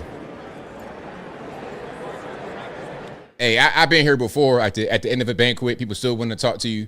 Now, look, I'm a small talk guy. I enjoy small talk, but hey, we got to go. Like if I got to do something else, I'm like, yeah, nice talking to you, but you know they dragging me up out of here. You know, I got to leave because hey, they dragging me up out of here, man. You know, They say They say I'm already late. They're gonna beat me if I'm not there on time. I'll make a joke like that to get up out of there. All right, that's kind of where I'm at. Yeah, you guys want to continue to see me and whatnot? Let's go down there together. Matter of fact, let's walk to the Capital One Arena together. We could do it that way. All right, but meanwhile, we got a full day. We have a full day.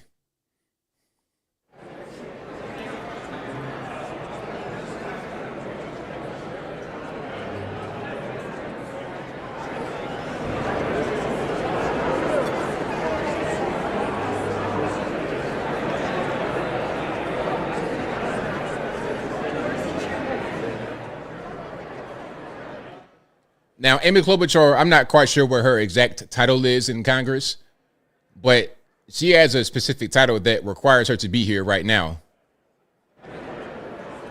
I mean, they got to take pictures. They always want to take pictures. Oh boy, let's take pictures. Hold on, I got a picture of myself. I got a picture with Bill Haggerty at one of these events. I think. Yeah, I got a lot of pictures. I know I got one with Bill Haggerty somewhere. I'll show it to you in a minute.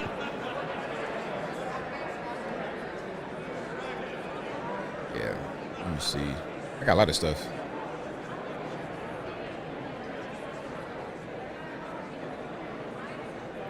But shout out to you guys who are still here. I appreciate y'all for joining. Again, Trump, Melania, the whole squad, they're going to the Capital One Arena in front of 20,000 people.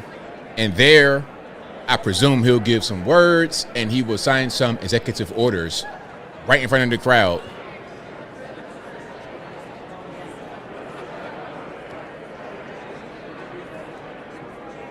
Yeah, everybody want to talk and hobnob, and I get it, I understand, but it's like, yo, we got 4 more years to be able to do this, so you're gonna have plenty of time. Yeah, don't worry, this won't be the last time you meet.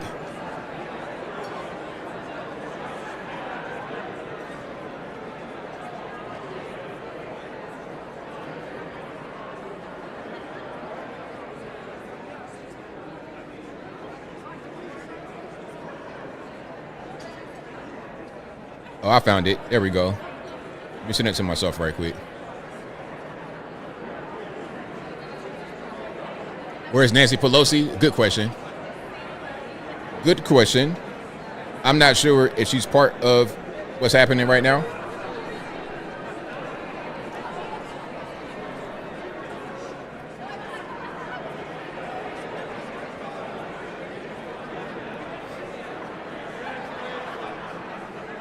Hey, Crow-Minion, you're right, though. Those years will go by in the flash because these 4 years, these past 4 years went by in the flash as well. So the next 4 years will go by just like that. You know, to all the young people especially, hey, man, I remember I was like 25 years old, and then all of a sudden I was 40 years old. All right, so you guys ready for a throwback picture of me? What? It's not that throwback. This might have been like 4 or 5 years ago. So this is me and Bill Haggerty, the Tennessee senator, and you can see we're at an event just like the one I showed you. So I know about all these events, being at these tables, sitting with certain people. You know what I mean? So I've been at these events quite a bit, and you see the suit in the tie combination. I still got that tie, but that suit might not. I got that suit still too. Shark skin, Jose Bank with the red tie. Bill Haggerty, really nice guy, really good people. Open to meeting new people, open to talking. Really, really good people. At this event in general, everybody was nice. At all these tables, I was able to talk to people. Really good time at this event. So I've been doing stuff like that. It's always a good time. Yeah, the no beer ABL. Yeah, I know. I was what, 35 right here? 35, 36 maybe? This was in 2020. So I couldn't have been no older than 35. 36, 35, 36. Yeah, because I'm 40 now. So that was back then. Look at my grandson. That's crazy. That's hilarious. But like I said, if I cut my beard off, you would think that I'm like a lot younger. But the beard helps me because people think that I'm more distinguished, like I'm a refined gentleman. If they think that I'm an old man, so I just get treated a little bit differently. Not in the bad way, but in the good way. Yeah, the beardless era. Will ever go back to clean shaving again? I don't think so. I don't think so. I think the beard works well for what I'm trying to accomplish. But Thunder cousin to Tim Scott. Hey, you know what? Whenever I kind of style myself a certain way, I get called different things.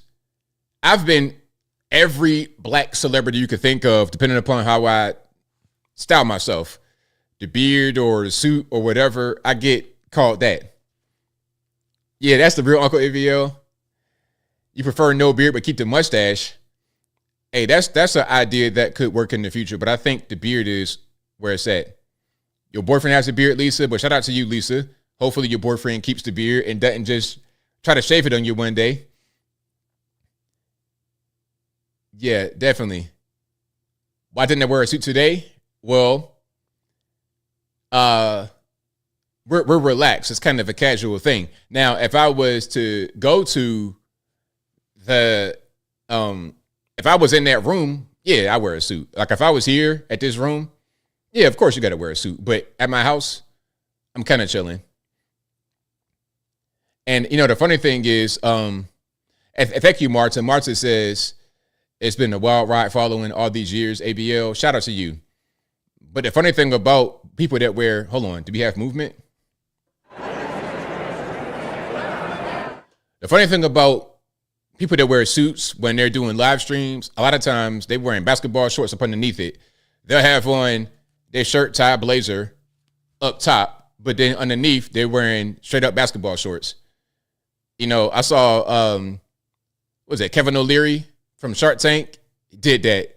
When you're doing the box, when they send you the box, quote unquote, where you can just record from your house on television, step right into the box. You be sitting on a stool, so your posture is right.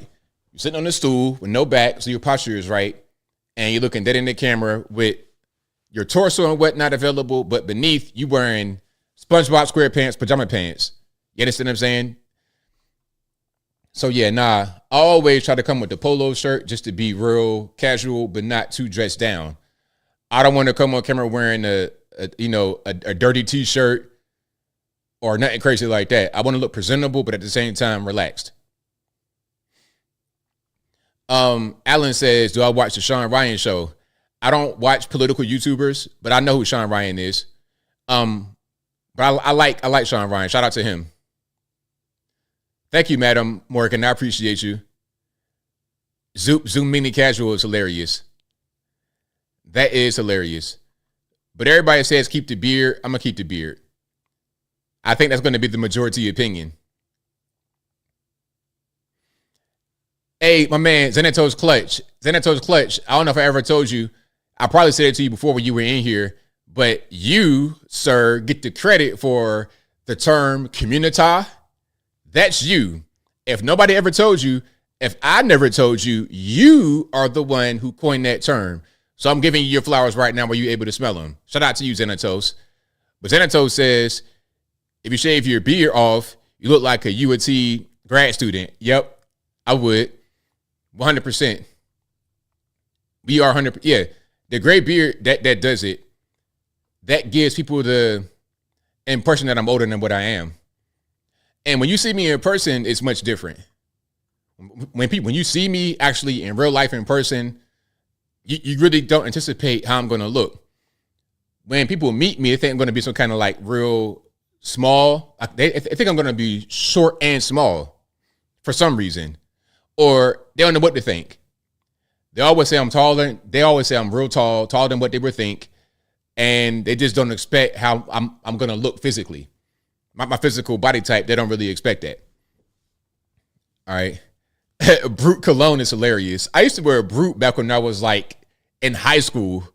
Yeah, Brute. What was that? Brute come in that green bottle, right?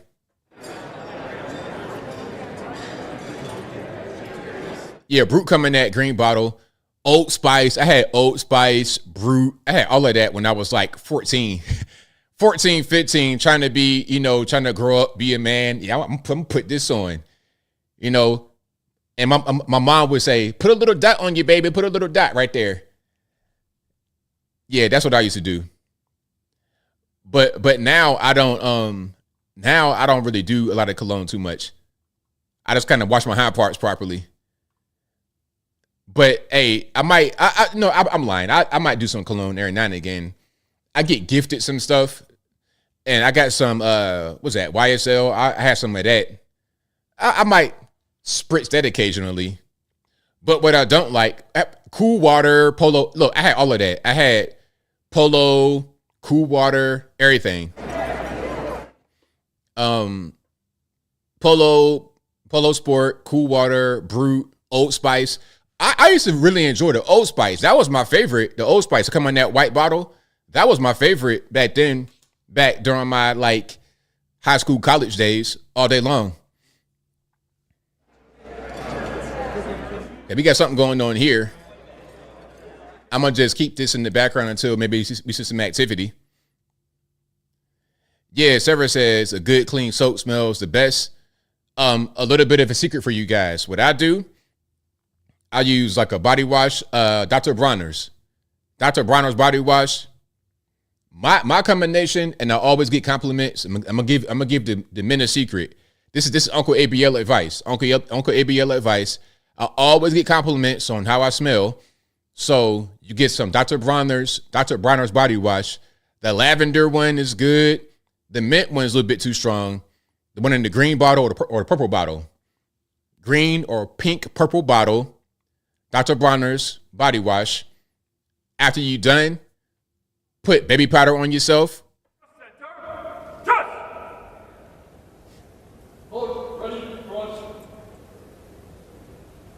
Officers, ready? Front! Ceremonial! At ease! Hold it. Stand at ease. Attack! Ceremonial! At ease!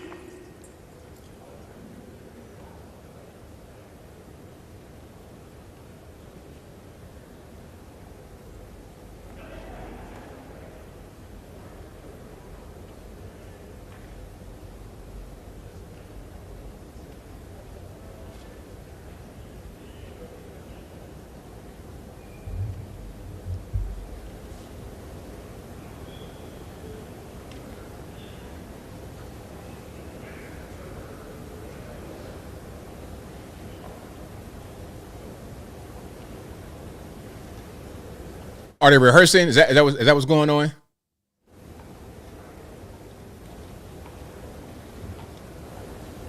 Okay, I think I see what's happening. They're rehearsing. So I'll leave that in the background. But back to what I was saying about the washing your hind parts. So Dr. Bronner's body wash, the lavender is good. The one in the green, peppermint, that might be. I mean, that's good too. But for me, it's a little bit strong for me. But you can obviously dilute it, so it won't be as strong as what I think it is. But after that, baby powder, a little bit, just a little oat man on your chest, a little bit of that. And also I have some native deodorant body spray. You could spritz that on you. And people a lot of times don't know what the combination is. Also, coconut, the coconut, the coconut butter, I don't know what it is, the kind of lotion. The Palmer's coconut lotion, you put that on your body, you'll be good. You'll be good. And you have your skin not going to be dry and flaking and crazy. You're going to look well. Your skin's going to do well. Yeah, that's pretty much how I would go about that rather than a cologne. No Diddy oil, Shane. No Diddy oil. All righty. We're not doing a Diddy oil. We're not doing none of that. I don't have no Diddy oil in my house. You would never see the feds. You would never see the feds come to my house talking about we took 1,000 bottles of Diddy oil out of ABL's bedroom. Nah, that ain't going to go down. Not at all. Thank you, AMG. Palmer's cocoa butter. Thank you. But the coconut is what I'm talking about. Not the cocoa butter, but the coconut version. Hold on, let me see if I can find that. Because I got cocoa butter too, but I'm talking about the coconut lotion specifically. Hold on. Coconut hydrate. There we go. That's what I'm talking about. This right here. This is a cheat code for you guys. I'm giving away free game right here. This right here, get that. And get the big size too. Get that in your house. You're going to be good. If you black, white, Puerto Rican candy stripe, it's good for you. All right. The coconut oil, that's what you want right there. All right. Get that in your body. Get that on your body. You be good money. All right. Is it a black people thing? White folks have skin too. You can be, your skin can also be dehydrated. So I think it's for everybody. It's for everybody. Because what color is Dr. Bronner?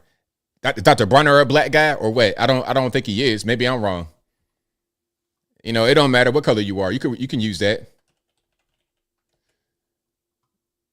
Yeah, Dr. Bronner's. Let me see. Emmanuel Bronner. Yeah, Emmanuel Bronner from Germany. All right. His birth name was Emmanuel Bronner. Yeah, so shout out to the white man that gave me my body wash. I appreciate it, boss. shout out to the white man that gave me my body wash. Gina says I use a combination of coconut oil and castor oil. Hey, that's a good little concoction. Hey, Miss Weezy says I should start a third channel, lifestyle channel, health, beauty, Lululemon, etc. Well, I'm gonna put all of that kind of stuff on Uncle ABL because I done smelled some smells out in this world. Okay, I be at Wally World, and some of y'all, not you guys watching, but some people in these stores smell like full court basketball, smell like 14 dogs and a kennel with no ventilation. I be smelling some smells out here in this world, and it crosses color barriers. White folks, black folks, whatever. Everybody got a little bit of an issue sometimes with they body odor. But I'm talking about crazy things right now because we're waiting on the president to go to the Capital One Arena, and once he gets there, he's going to probably deliver some remarks and sign a bunch of executive orders. All right, so we're waiting on that. Let me see. Black Light Freakout says blacks used to cocoa butter, but whites popularized coconut oil with oil pulling, aka using coconut oil as a mouthwash. Well, there you go. See, they were on it first. So, like I said, ain't no color barrier to soap and lotion and stuff like this. All right. So, is Ben Carson in the administration? I'm not quite sure. That's a good question, but I'm not quite sure. You got to be at least 6'2" to serve in the National Guard, the military honor guard. Interesting. I just make the cut. I would just make the cut. I'm right at 6'2" and some change, 6'2", 6'3". SR says I had a cut under my eye that didn't heal for months. 1 week of aloe 2 times a day and gone. Exactly. A lot of what we need to fix ourselves or to enhance ourselves is already right here in nature. God already put it here for us. It's like, all right, use that. It's like eating organic whole food. Like the food is right here. Just eat it. Just eat the food. What we have become sometimes in society is too hyper reliant upon processed stuff and, people just making the food for us before we eat it, rather than just getting the food from the source and making it ourselves. When you get the food straight from the source, you're able to have a better time with your nutrition because you're not putting a bunch of chemicals and additives and preservatives in there.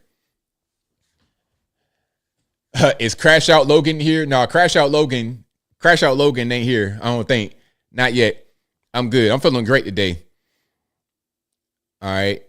Let me see. One RCB King says, ABL, do you think there is hope for the folks with extreme TDS? I mean, there's always hope, but, it's going to be kind of rough. It is going to be kind of rough. Shout out Xanatos Clutch for the super chat. Xanatos Clutch says, let's get this wrapped up. We got a college football championship game to watch later today. Hey, that's what I'm saying, Xanatos. That's what I'm saying. It's like, yo, come on. We got things to do, places to go. We got to get the show on the road now, okay?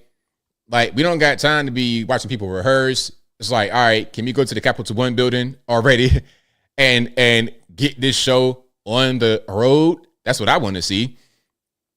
But let me just see if there's anything else I need to see here. All right. Let me see if the other networks, they got anything going on. Or they going to show the same thing we showing. Yeah, I think they're just practicing. All the networks got the same thing going on here. Yeah, they all showing the guard. They're all pretty much showing the same thing.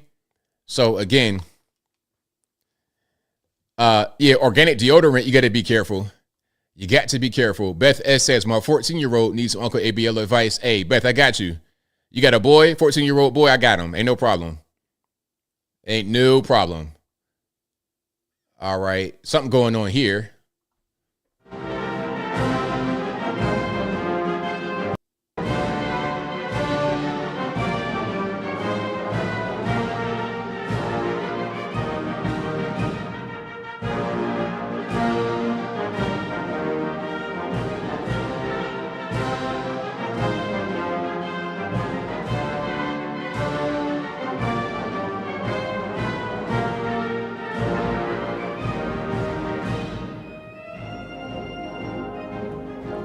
All right, we've been here for 5 hours and 16 minutes, and we're going to be here as long as it takes to get to the Capital One building and watch the President Trump, President 45, 46, and 47, sign some executive orders, all right?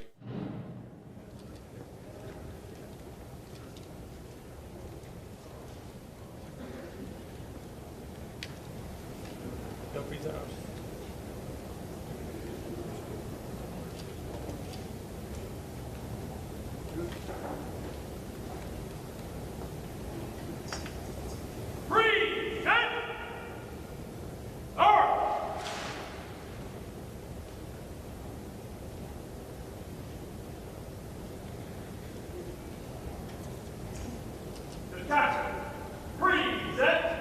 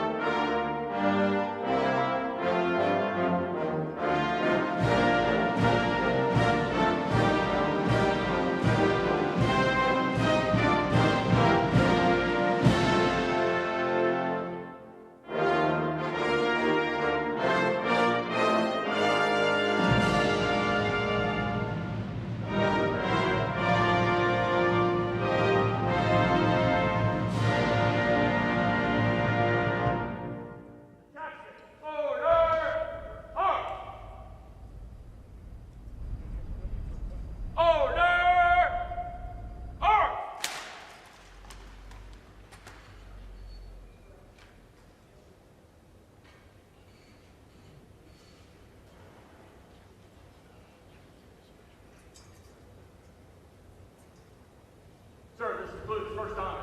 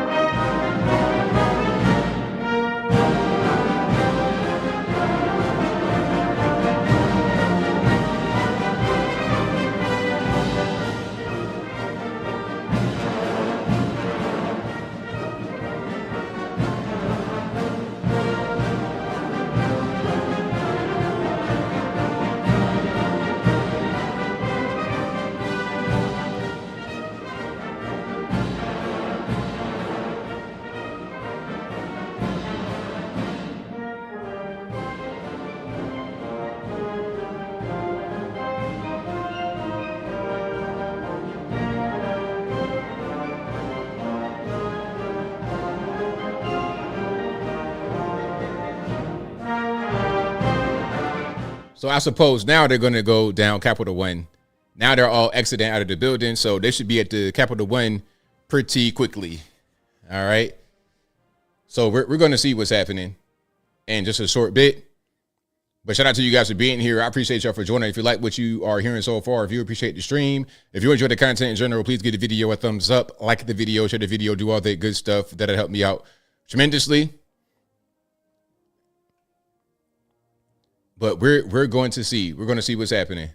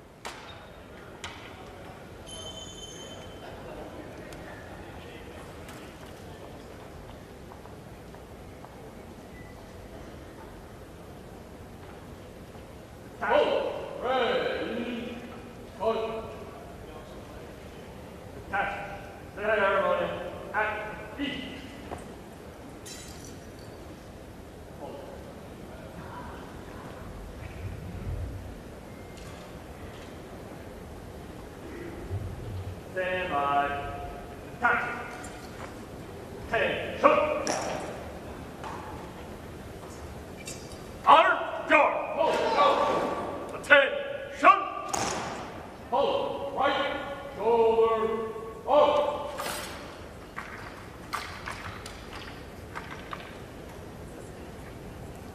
Hold. Ready. Go.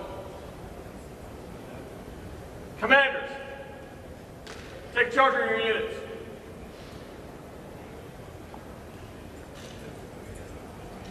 Right. Bang. Forward. Forward. Forward. Right. Hands. Forward. Left. Hold. Side. Hold. All right, I'm gonna turn the sound on a little bit, but you can still see what's going on in the background. But yeah, somebody said Trump deserves a round of golf. Yeah, hey, give Trump a round of golf after this. After all the events of the day, let him get a few holes in. If he feels like he's up to it, he got enough sleep, get him a few rounds of golf. That'd be fantastic. I say, why not? But as I said, Trump and company are going to the Capital One Arena, where you got 20,000 people waiting, and he will be signing some executive orders in front of the crowd. And I presume he'll give a few words, because why not? He ain't gonna just go in there, sign papers, and be done. He'll say a few words, and then that will be what's going on there. So we're gonna hang out here until they can switch to that. Then we're gonna keep on rocking and rolling. I think they're getting in the vehicle right now, so we'll be ready for that when it happens. All right. But shout out to you guys again. I appreciate y'all for joining. All right. Here is Trump getting into the vehicle. Get ready to go. Right now, along with his wife, to help carry forward that agenda and also put many of his cabinet picks and muscle them through a slim Republican majority in the Senate, where there might be some minor opposition to some of these candidates. But Thune is on board, even though he has expressed reservations about Donald Trump in the past. Senator Thune, I saw him last night in Washington, and he is someone who comes from a small town, Murdo, South Dakota, was a basketball star, captivated the Republican Party 2 decades ago by winning a coveted Senate seat long held by a Democrat. And he is someone, I'm told by his allies and colleagues in the Senate, really is able to build a rapport with President Trump. They're not similar in personality, but he recognizes that this is Trump's party. He wants to be someone who helps Trump get the nominations through. Perhaps Senator Marco Rubio for Secretary of State tonight. CBS News has learned from our colleagues that Senator Thune just told reporters he hopes to get Rubio done for Secretary of State as soon as possible. You're not going to see the same tension you saw with Senator Thune as you saw with Senator Mitch McConnell when Trump was first in the White House. Let's go to our congressional correspondent, Scott McFarland, who's right there for us on the east front of the Capitol with a view of everything. Scott? Yeah, the motorcade is beginning to queue itself up for movement here to bring President Trump from the Capitol the short drive to the basketball arena where the crowd has long been awaiting him. You see the conversation, and Bob notes it, with Senate Majority Leader John Thune. It's a key relationship, obviously, but I'm going to watch for a different dynamic. The House Democrats may be the firewall for those who want to contain Donald Trump's instincts here and his legislation. Donald Trump is entering the presidency with a particularly narrow majority in the U.S. House for Republicans. Just 1 or 2 votes can swing anything. And just today, Nora, another House Republican stood down to join the administration. Mike Waltz of Florida is no longer Congressman Waltz. He is to be the national security advisor, making that an even razor-thin majority for Republicans. It's going to be difficult for Trump to navigate through this House majority to get legislation passed in the coming months. It's an excellent point, and something we'll be watching very closely as the president relies on this Republican majority, albeit a slim one, in order to move through much of the ambitious agenda that he has laid forth with and was elected by his supporters to carry out. And we'll continue to watch this motorcade. I want to bring in Terry Sullivan, CBS News political contributor and the former campaign manager for Marco Rubio's 2016 presidential race. And Terry, how do you see how President Trump will govern? Yeah, look, I mean, we heard it in his speech when he talked about a. All right, I don't really want to hear mainstream media talk. What we got right now, we got the motorcade departing one building, going to the next. And I like the view. This is a great view. I'm not quite sure where this camera is. I guess it's on another camera, another vehicle leading the way. Maybe they got a drone. I don't know what they got. Okay, that's an interesting beard, sir. I like your beard games on point. It's a little different than normal. Normally, you don't see guys with long beards like that on television. All right, you look like you about to go chop trees down for a living. But we got the motorcade. That's a great view. How are they getting this view? Anybody want to fill me in how to get in this view? Okay, is there a camera in front? Is it a drone? Is it a vehicle with a camera? So I know it's a camera in front, but is it a vehicle? Is it a drone? What's happening? Yeah, Barron just turned 18. Shout out Barron, because that was a question in the chat if Barron was 18 or not. Yeah, Barron just turned 18. Okay, we got people in the street there. I'm not sure who these people are. Are these protesters? Like, what is this? They're planning that's been and going on. We should talk about some of those foreign policy objectives and challenges with Margaret Brennan, who covers this. We don't hear about that. So we got the motorcade, and they're going to turn right there, I suppose. Okay. So great view of the motorcade coming to the Capital One, going to the Capital One arena, where you had 20,000 people waiting. So Byron says that large van ABL is a television truck. Okay, I got you. All right. See, I was wondering. Thank you for that. I appreciate it. I was wondering about that. That's a great view right there. That's a fantastic view. Okay, that's like Capitol Police. Yeah, all police right there.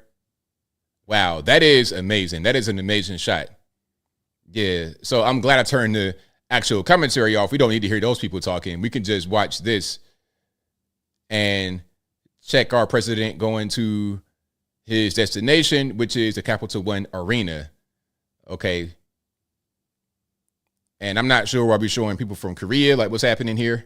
U.S. infrastructure in the event of war. That's the vice president there, a top Communist Party leader. Oh, that's China, not Korea. I'm racist. And there is some contradiction there of having a charm offensive at a time when U.S. intelligence is saying we can't get Chinese hackers out of the telecom systems right now. We can't eject them. But he name-checked China in his inaugural address. He did. Another big conflict we haven't talked much about today is Ukraine. Let's not hear about that. A lot of barriers, a lot of walls and things of this nature. Okay, that was set up before Trump came in office, but I thought walls didn't work. I thought walls didn't work. Democrats, they appear to work very well. They appear to work very well. But I was told that walls don't work. So what part of the game is that? Well, people are there, but there's a zone in which you can't even get into. A lot of this city is gated off right now. The security, you could tell the security is airtight because they done tried to take this man's life on how many occasions already. They done shot the man in his head. They try to shoot him again, They try to do all these different things. So they got to make sure that the city is properly secured for the president and the inauguration. And also remember, they anticipated, there we go, at the arena, Capital One Arena. So now they have arrived.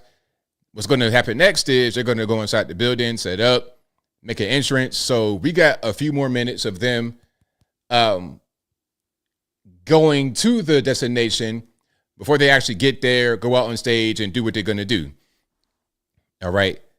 But yeah, so people were, and it's cold, but you know, the code does stop a lot of the miscreants. That's actually kind of a good thing that the code is there because a lot of your ne'er-do-wells and rabble-rousers, they might not want to be able to brave the code. So they're going to stay at the house. Yeah, security got security. Yeah, the security is airtight, for sure. All right. So we will see. Hold on. Byron says, haha, walls don't work, as said by elites that live in gated communities. Every single time. Every single time. Walls don't work. It's racist. Meanwhile, they got a whole gated community. They got crazy security on their home, private security, armed, all of that. Against that. And all right, I don't want to hear mainstream media and these people talking. Let's go back to. All right, I'm gonna just watch some of this here. I watch some of this as they set up, and then once they're prepared to come on out, I will switch from this CBS news feed to the other one I was watching the whole time with no commentary, which is the best way to go about it. All right, and shout out to everybody in the crowd. Let me see if I can see any friends of mine. I know a lot of my friends are here at this event. If you can hear the sound of my voice, if you're in there watching, shout out to you. You've been there a long time. Hopefully y'all got something to eat in there. I know y'all hungry.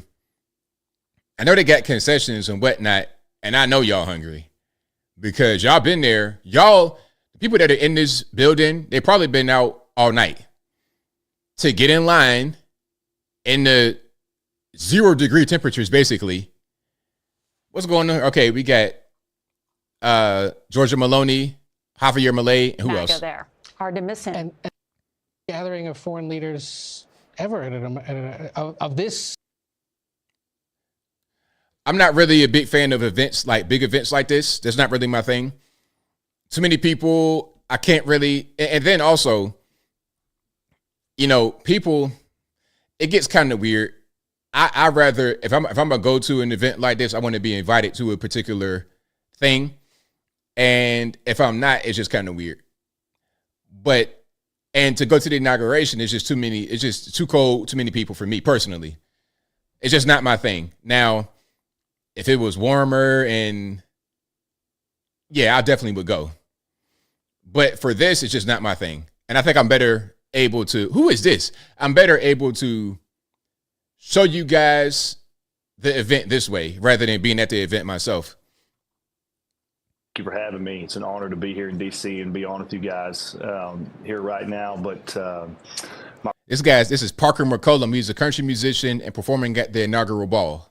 About 15, 16 years. And GS says ABL is high maintenance. That's funny. You know, my brother-in-law was the one who called me, and I think it was sometime last week, and said, all right, I don't got to hear from Parker. Shout out to you, though, Parker. I appreciate you for, performing at the inaugural ball. Let's go back to the Forbes feed here, and we could just kind of keep that there. Parker, I appreciate you, but I don't got to look at you right now, boss. Anybody, no, I'm not claustrophobic at all. I don't like being around some of y'all people that smell like full court basketball all the time and waiting in long lines. It just kind of, the time value don't make no sense. Somebody said Jethro Bodine. That's crazy. Shane says El Salvador better build another prison for the criminals we're sending back to them. Hey, they better do it. They better do it. They try to shut down their penitentiaries and release their prisoners. Nah, you gotta have to you got to accept them right back. Hey man, and make them break big rocks to little. Make them do something. Yeah, 8 hours waiting in the cold, and I don't do the cold. I'm a warm weather kind of guy. Anything below 40 degrees, man, I'm ready to start crying. It just, that ain't really my thing. But hey, shout out to you guys who went there. You braved the cold. I've been to rallies like this before, though. I've been to a few Trump rallies. I've been to a lot of things like this, but I didn't go on 2020 or 2016 either at the inauguration. And if I was to go, I need to have like some kind of structure. And if I was to go to DC for this weekend, I probably wouldn't go to this because it's just too many people, too long of a line. It's just a mess. And then you wait in the line, you probably don't even get in. Hold on. Mind the Drift says people standing in line out here for 2 hours to go to Trader Joe's. Trader Joe's for what? Like, what's the science behind that? Hold on. Mind the Drift says anyone in the chat who lives in SoCal will understand people out here love standing in line for literally anything. So it just going to Trader Joe's and standing in line for 2 hours. Unironically, it's just regular. maybe they need to build another Trader Joe's in the area. Maybe they don't have enough places to serve everybody that lives in the place. Not enough food. Well, hey, you know what, Tony? That's a really good answer. Tony says waiting for food. You know what? I don't know why I didn't think about that, because people are going to a grocery store to buy food. I don't know why I didn't think about that. Tony, you are just, hey, I'm today years old when I realized people go to a grocery store to buy food. I'm playing. I'm just wondering why 2 hours at a grocery store. Like, what's the science behind that? I like Trader Joe's. Trader Joe's is cool, but the thing about Trader Joe's is that, you know, it's a bunch of they thems in there. That's the only thing, you know. And I kind of feel uncomfy when I'm in there, because I feel like if an Antifa riot broke out or if a Black Lives Matter broke out, they would kidnap me and hold me for ransom. The they them at the register who might watch my YouTube videos. This dude's on estrogen. He got all kind of stuff on his chest developing. They might try to hold me hostage if Antifa came in there and tried to start some crazy stuff. That's the only thing about Trader Joe's. But beyond that, they got good food, nice little unique products. I like them.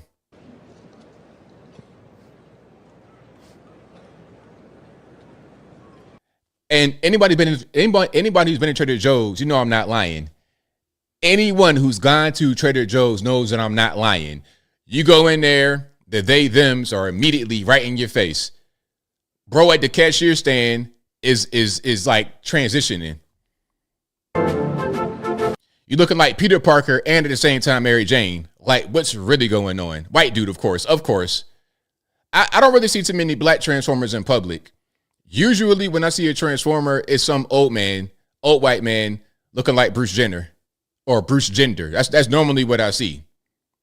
If I was to see a black Transformer, I'm thinking about a guy that's a streetwalker or something like this. You understand what I'm saying? Some dude with some kind of weird stripper name. But anyway, let me keep on with this.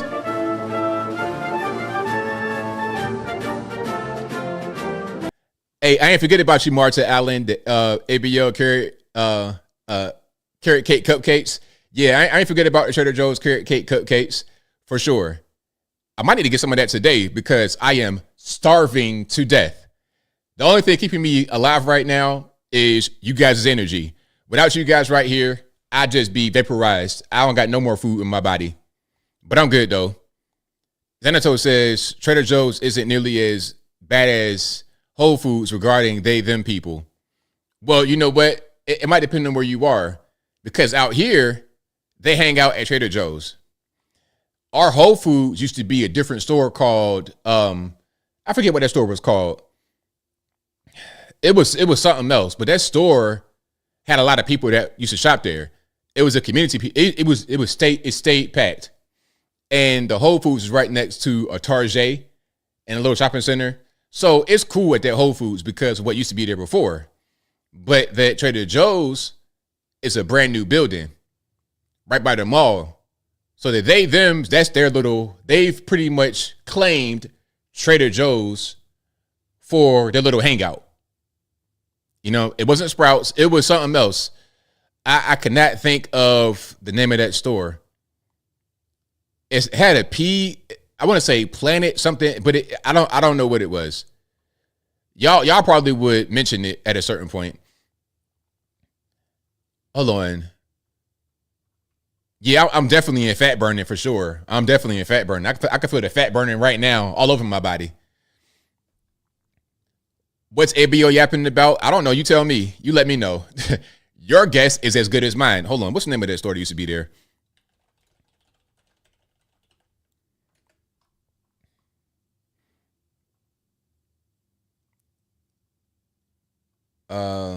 What was that?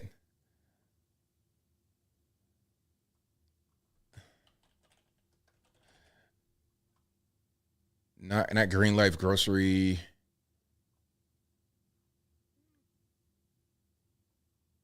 Hold on, I'm gonna find it.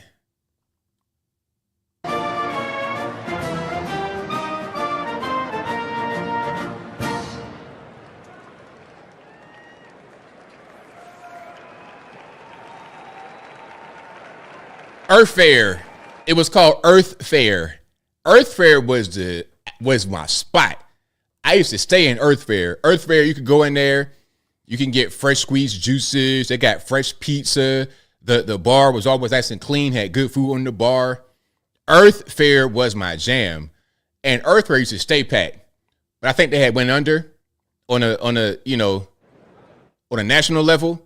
So when they went under, they closed that store right there. And then after Earth Fair closed, they put a Whole Foods right there.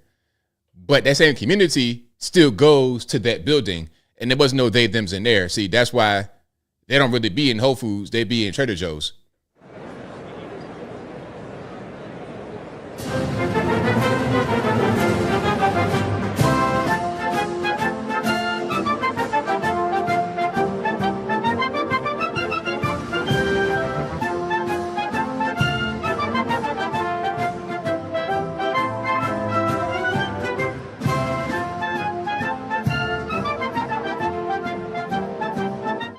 Are they still here, Angela? We still got Earth Fair in Tennessee. I thought they went under completely. Because they were. I used to love that store. I used to only go to Earth Fair. I used to go to Earth Fair, and that was it. Because when Earth Fair was going on, it was no Whole Foods or Trader Joe's in the area. Those came after Earth Fair was gone. I think, or right around the time Earth Fair was leaving, they built the Trader Joe's, and then after that, when Earth Fair left, they put the Whole Foods right there.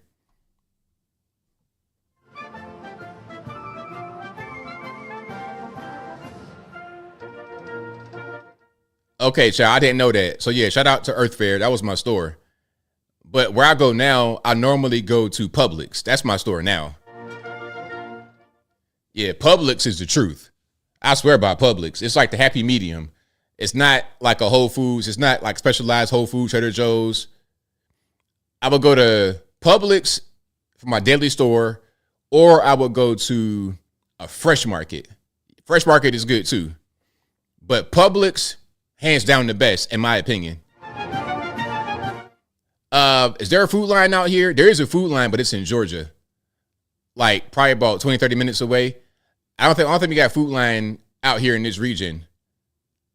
But they got food line back in Virginia where I'm from, of course. Used to go to food line all the time. Where I lived, there was a food line right next door in Virginia. But out here, I think it's one in Georgia. I don't think it's any in this particular, in Tennessee, near me.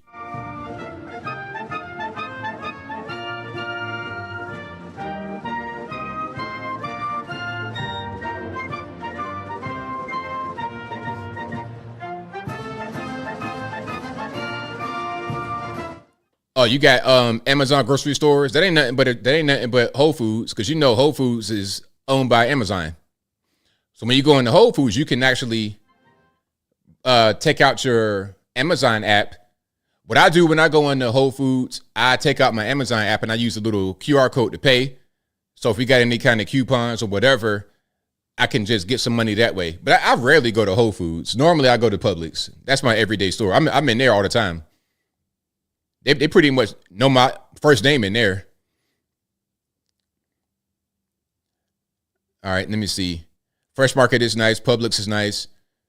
JL says no food lines where I live in Florida. Mayor Alvin Brown back in the day had them closed down in favor of Winn-Dixie.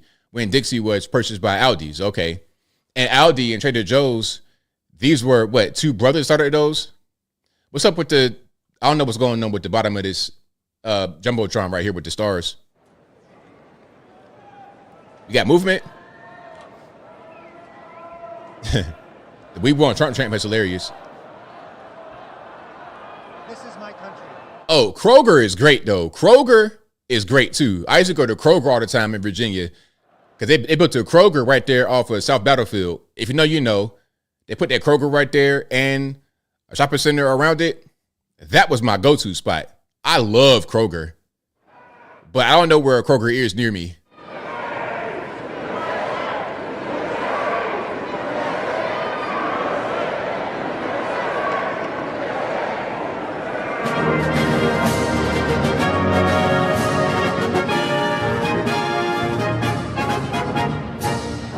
Oh, they got a Kroger in Dalton. That's like probably about half hour away.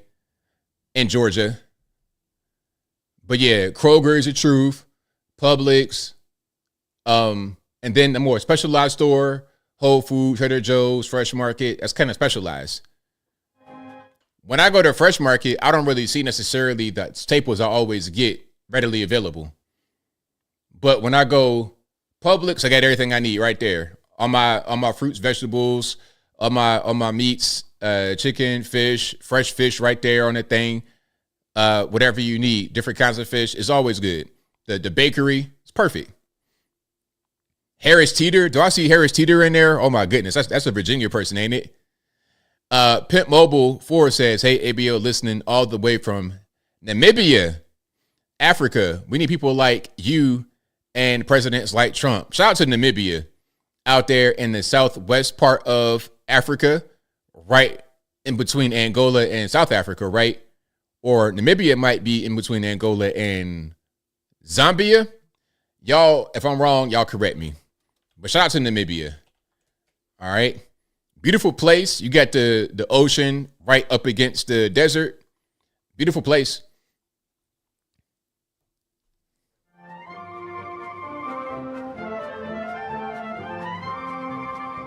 Hold on. Raised on the radio says Wegmans is a food amusement park.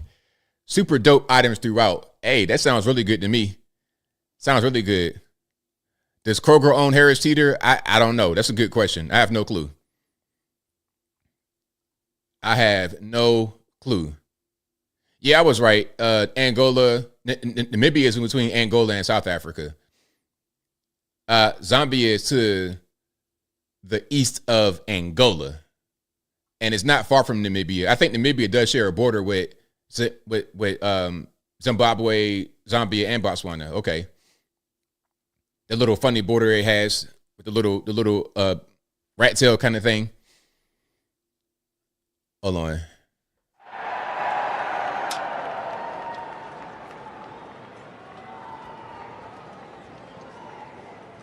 Yeah, the stars with the red background seems kind of CCP to me. I don't know what that is.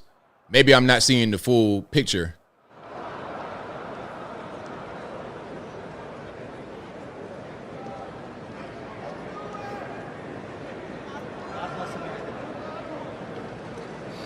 God bless America. God bless America.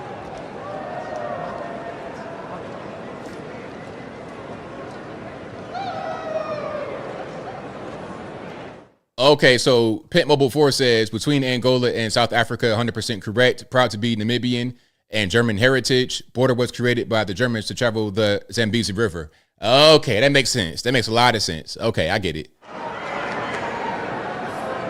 Deborah says, watching from Newfoundland, Canada. Go Trump, go. Shout out to you. Always Extra Crispy says, South African here, waving. Shout out to you. All right, shout out to South Africa. Shout out to ZA. You already know what time it is. Crow Minion says, growing up in Arizona, it was Smitty's, Bosch's, or AJ Bayless. Missed those stores. Yeah, I remember Piggly Wiggly back in the day. Piggly Wiggly, Rack and Sack. Y'all don't know about Rack and Sack, though. That's a Virginia store. Rack and Sack was like the first Aldi's, in my opinion. Because it was the same kind of philosophy. They used to run real thin, real lean on the staff. And the thing about Rack and Sack, you had to bring your own bag. You had to bring your own bag to bag your groceries. So Rack and Sack, that was the name of it. That was the whole idea.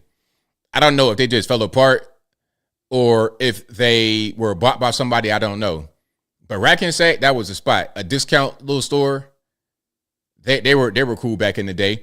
Hold on. Somebody says that they are, and I missed it. Somebody's from Zimbabwe. Shout out to Ali, Zimbabwean here. Shout out to you. Below, yeah, Below.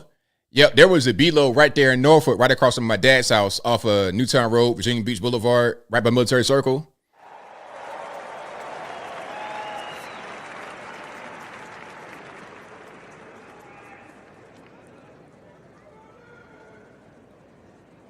And guess I did see Elon's speech to the person that asked us at JJ McCrane. Shout out to you.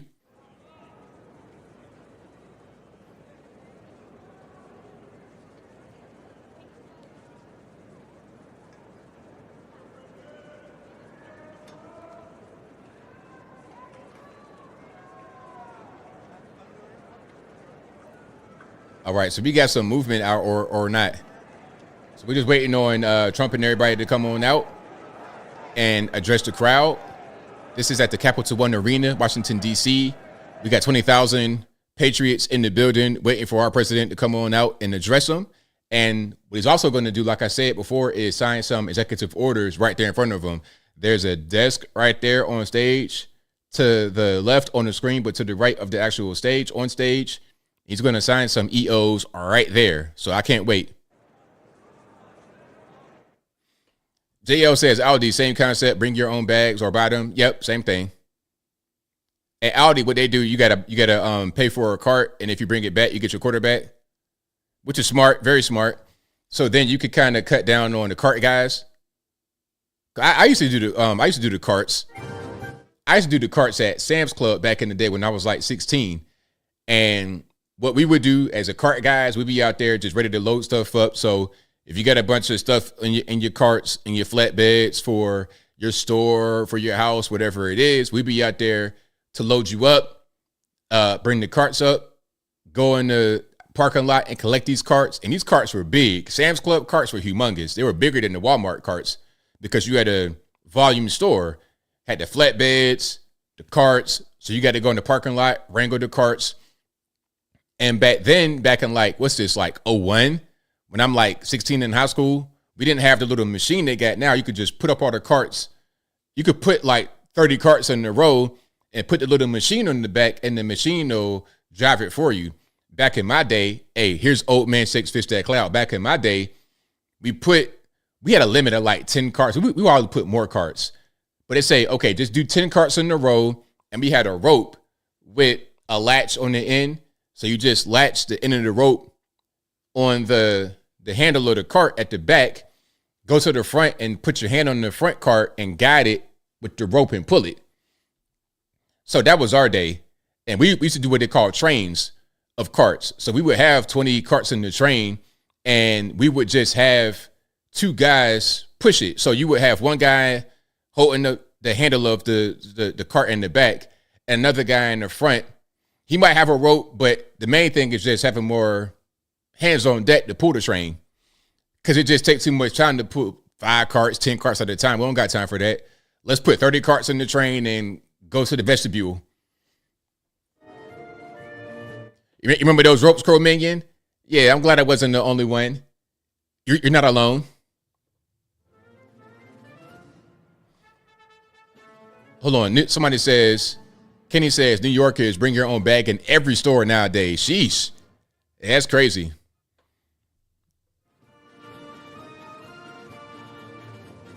Hey, no problem. Holla Boy for life. Holla Boy said, thank you so much, Uncle ABL, for the coverage. Hey, no problem. I got you. No, the real guy, KOZ, Bi-Lo and B-Lo are two different stores. They had Bi-Lo's here in Tennessee. It's not the same as B-Lo. B-Lo, we had those in Virginia. Because I was saying the same thing out here, because people kept saying Bi-Lo, because Food City used to be called Bi-Lo. And people kept calling Food City Bi-Lo. I'm like, what you mean, B-Lo? They're like, nah, Bi-Lo. Buy-Lo means you can buy things for a low price, right? B-Lo means the price is below. You know, that's the difference. But it's two different stores.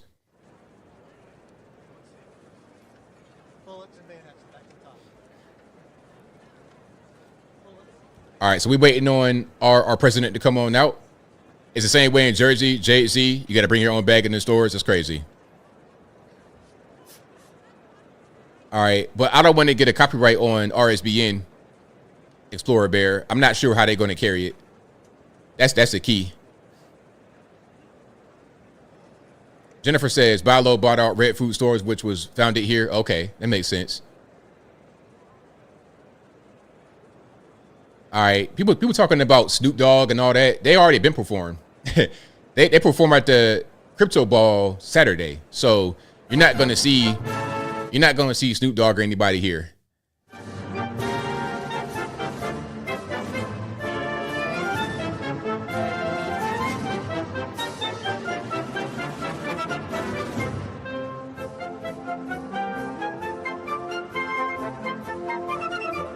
Hold on, Funny Farm says everything's in the bag, so why do I have to bring a bag? They claim that bags are bad for the environment, yet they package everything in the bag. Make it make sense, right? Just like California banning plastic straws, but yet you got garbage and trash and dope fiend needles everywhere. So you're going to ban plastic straws in favor of paper straws, which are disgusting, by the way. A paper straw? Have you ever had a paper straw? It's just going to disintegrate. At a certain point, you're going to drink paper. That's all you're going to drink is paper. But anyway, so no plastic straws, but you're giving out free needles for dope fiends to shoot the heroin. Like, make that make sense.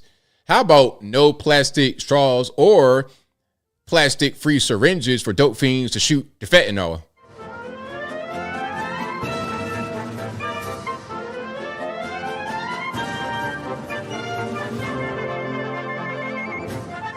The HBCU band, well, I don't know about the bands. Like, this is all like official military stuff.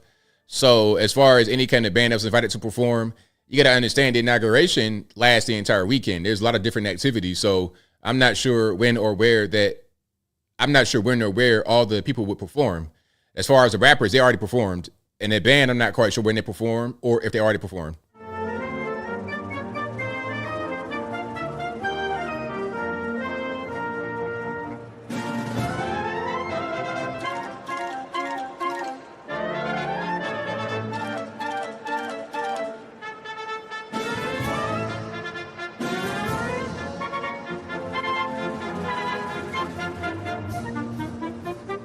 The funny thing about paper straws is that they put paper straws in a plastic container, like a little plastic package. So you're putting the paper straws in the plastic package to save the environment. Make it make sense. I don't understand.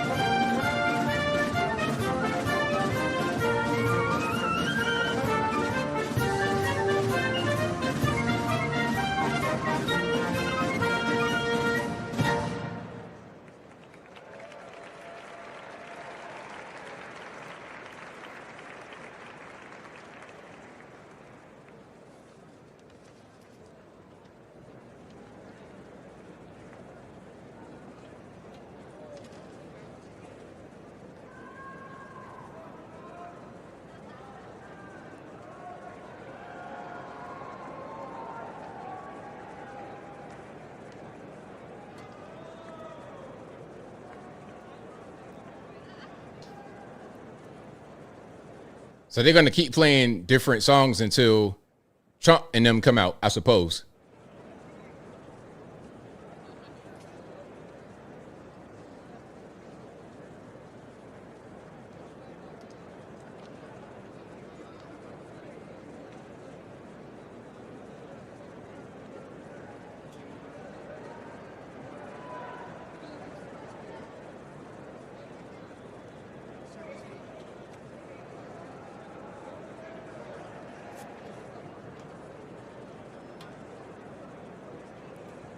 All right, we got not too much going on right now. We're just waiting.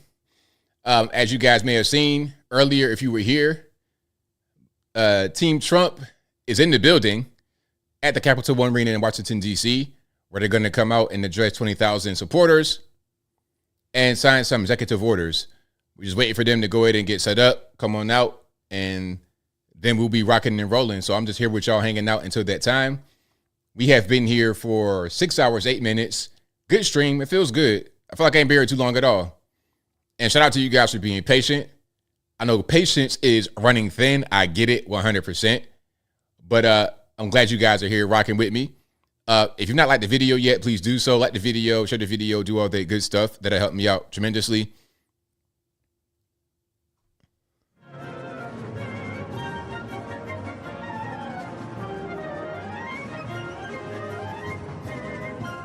All the rappers already performed. Nelly and everybody, they already performed. So if you're waiting on Nelly to come out, then I wouldn't hold my breath.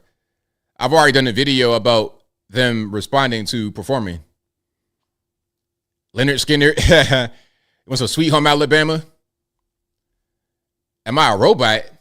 I'm good. I'm not a robot, but I'm a well-trained. I'm a machine of a human. I'm a machine of a human. I got up for a little bit to stretch. That's all I had to do.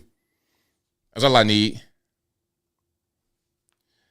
Some Freebird is what you want to play right now at the inauguration. That'd be hilarious. That would be hilarious.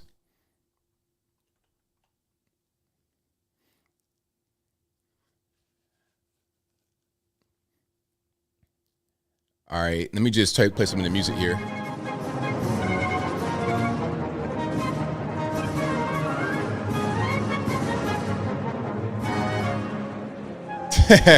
Y'all are hilarious. Some the request. Freebird. We want Freebird.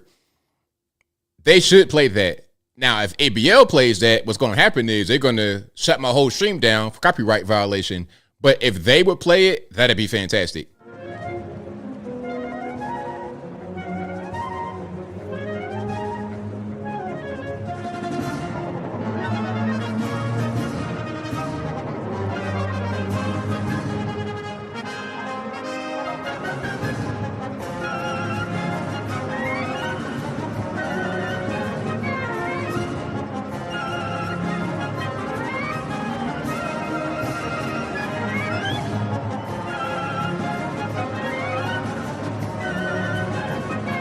I'll tell you who's been waiting a long time.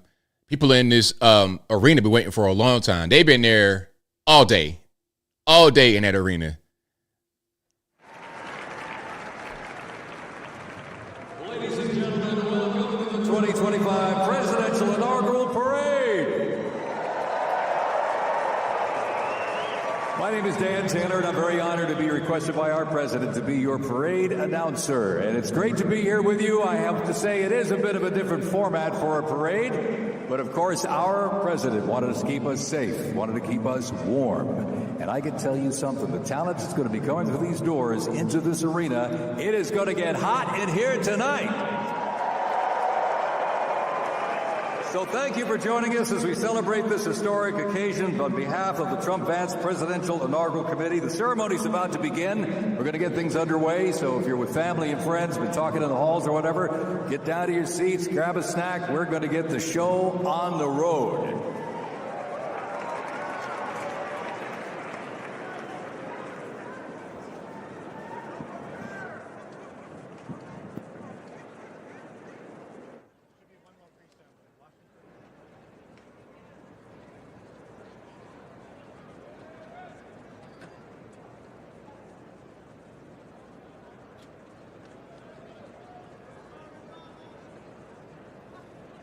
All right, so whenever they're ready, I'm ready. Let's go ahead and get the show on the road for real. Let's get cracking. Come on. Times are wasting. Chop, chop.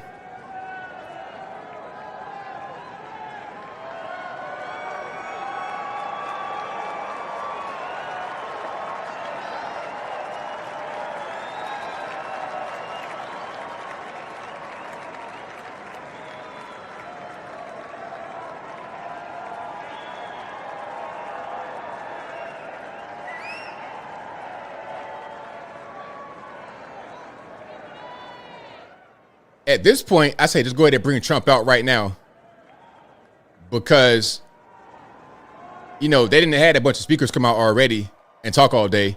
Ain't no need for nothing else. There we go. We got some movement. We have some movement. Yay.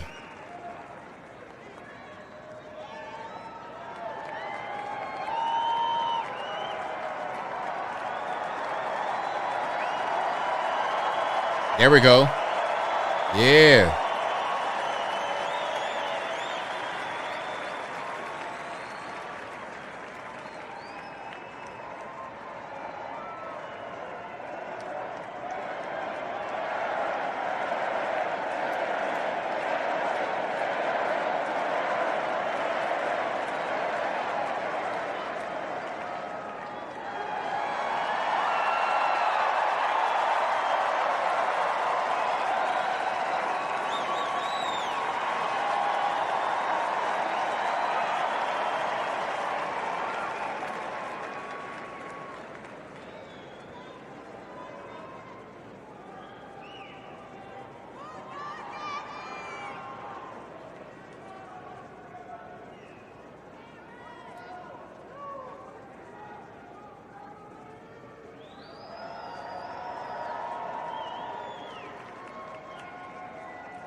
Let's get this show on the road.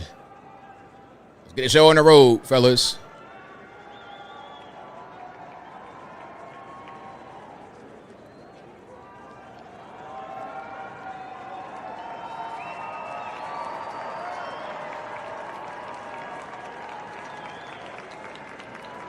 Thank you for your patience. I know some of your patience has run totally thin, but thank y'all for still rocking with me. I appreciate y'all.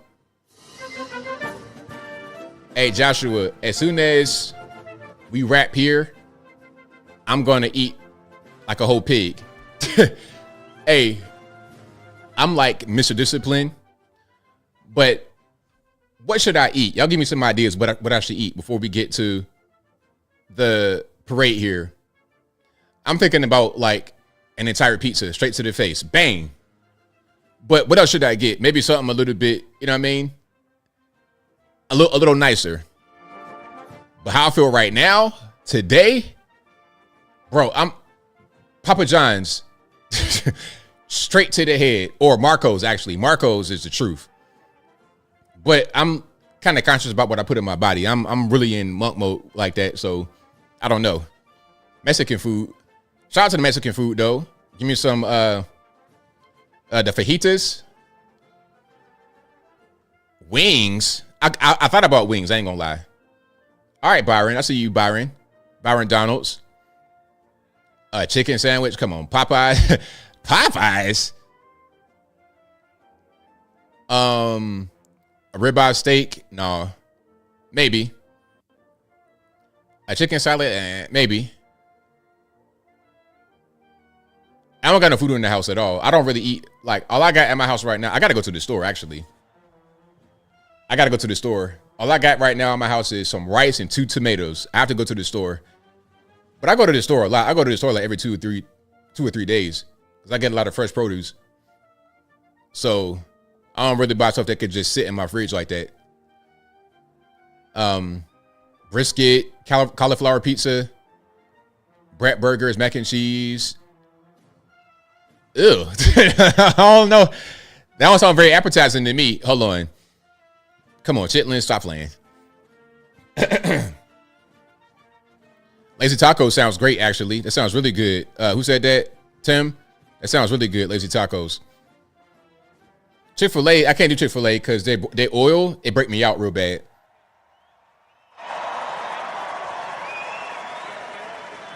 All the boys. The boys are back in town.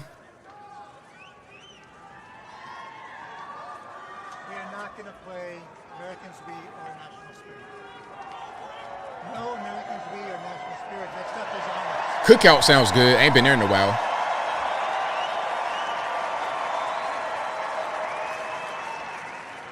Bathtub greens. No way. Shout out Kamala.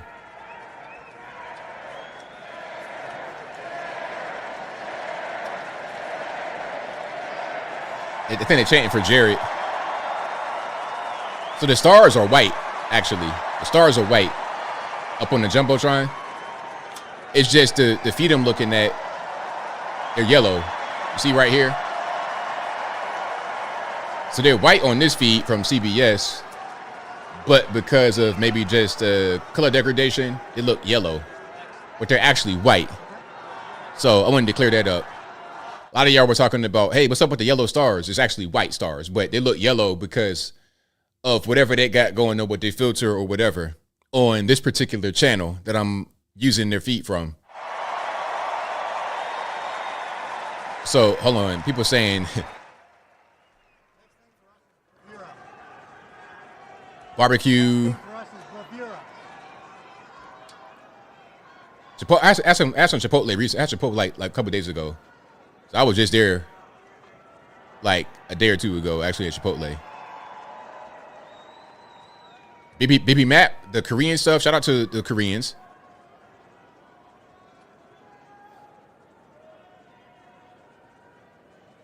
Dion says, the heck you ordering for Chick-fil-A to be $23? One meal is $10. Hey, prices are crazy nowadays. I'm turning down a little bit. Ladies and gentlemen, we'd like to welcome the official fanfare music group of the President of the United States. Under the direction of Major Aaron Morris, the U.S. Army Band Herald Trumpets performing their fanfare that's actually written for the 47th President of the United States. Listen to this, it's amazing. This is Brass and Glory.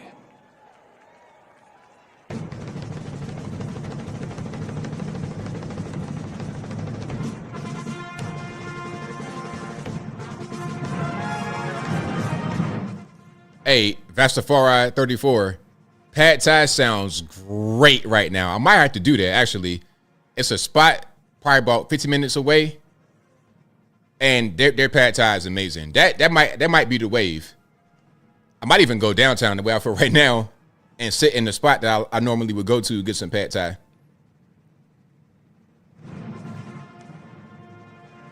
Hold on. D says, AB, do you think the coal mines will reopen? I'm from Welch, West Virginia, cuz. Shout out to Welch. All right. Steve Harper from Welch too, right? The funny part about the coal mines is that there's more demand for coal now because of the electric vehicles. How are you going to power the grid? Coal. Exactly. So that's the funny part. Let's hear for the folks. Brass and Glory.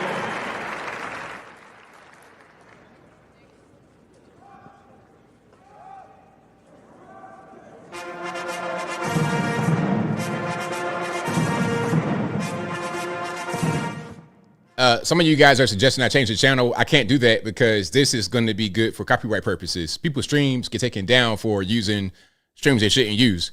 So I'm kind of like thinking a little bit smart here. Somebody said kimchi. Kimchi's good. Kimchi rice. Accompanied by the Second Lady, Mrs. Usha Vance.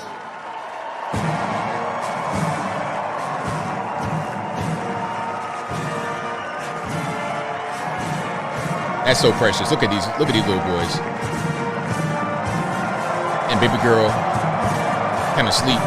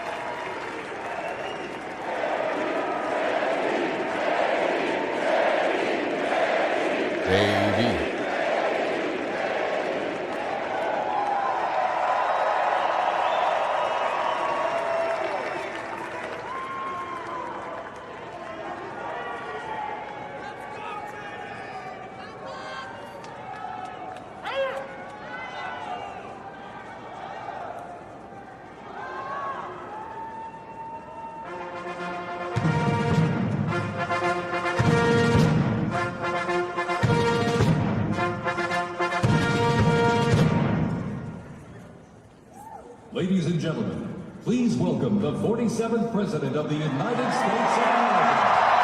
Accompanied by the First Lady, Miss Melania.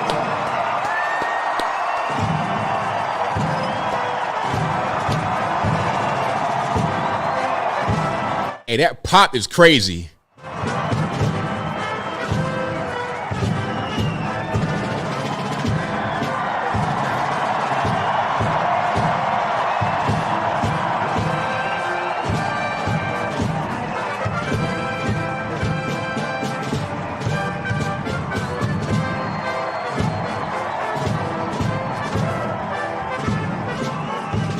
I think Pad Thai has one for what I'm going to eat after the stream.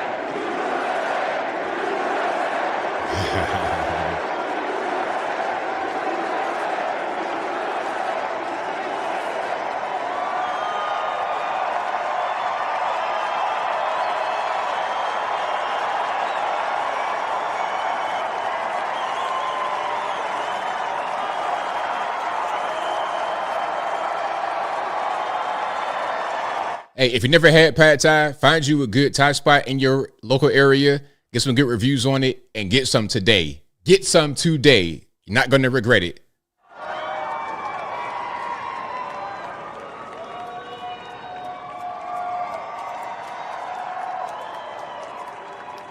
Hey, that drum line was tight, Kevin. The drum line was very tight.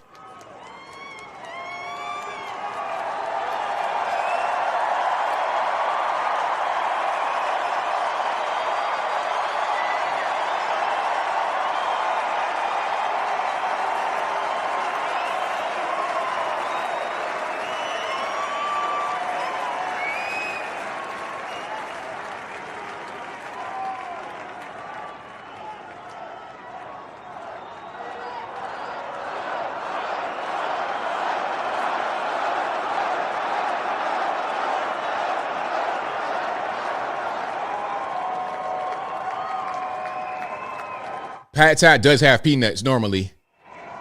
Monique.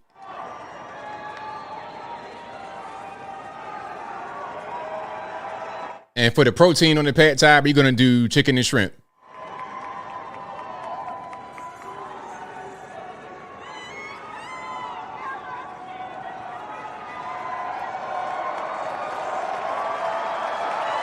Somebody said jollof rice. I don't know what to get the jollof rice here. I don't know what African spot is here to get the jollof rice. I don't know where I can get it from.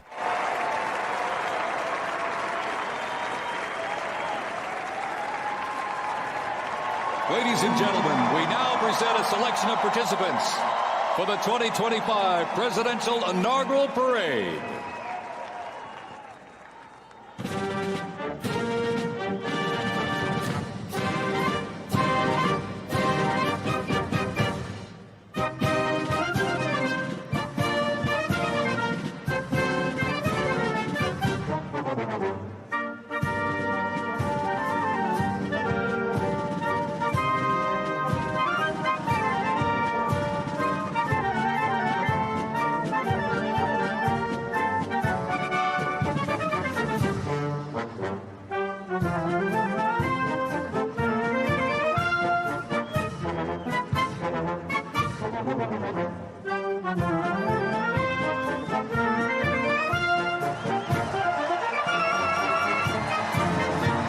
Butler County.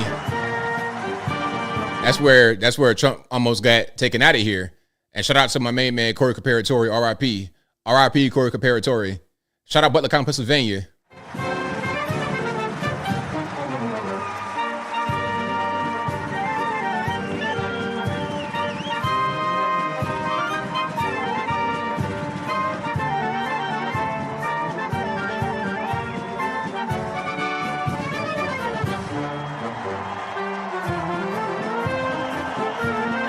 Oh, wow, look at that.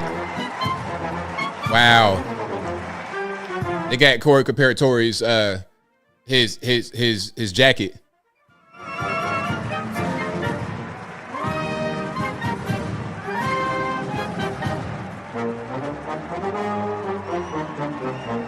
R.I.P. to Corey, a true hero, a real hero. Ladies and gentlemen, the heroes of Butler County are here.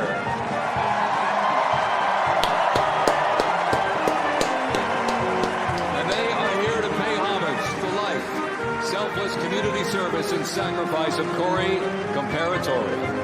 Mr. Comparatori, a 10-year U.S. Army Reserve veteran and past fire chief to the Buffalo Township Volunteer Fire Company, who died during the assassination attempt on the life of President Trump in Butler, Pennsylvania, July 13th, 2024. Their formation consists of Pennsylvania State Police, local police, county sheriffs, emergency services unit, EMS, 911 radio dispatch, and hospital personnel, who all heroically stepped into action during the horrific attack. They are also paying tribute to the courageous service of first responders nationwide.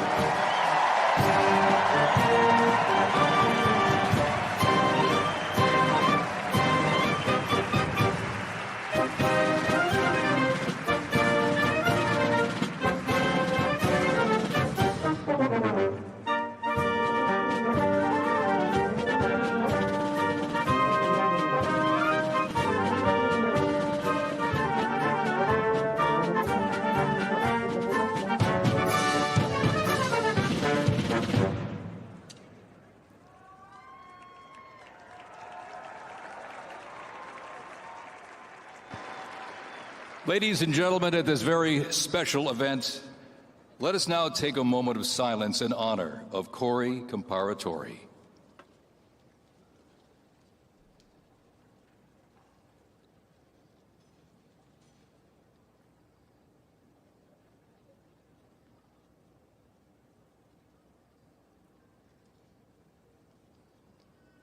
Thank you very much, ladies and gentlemen.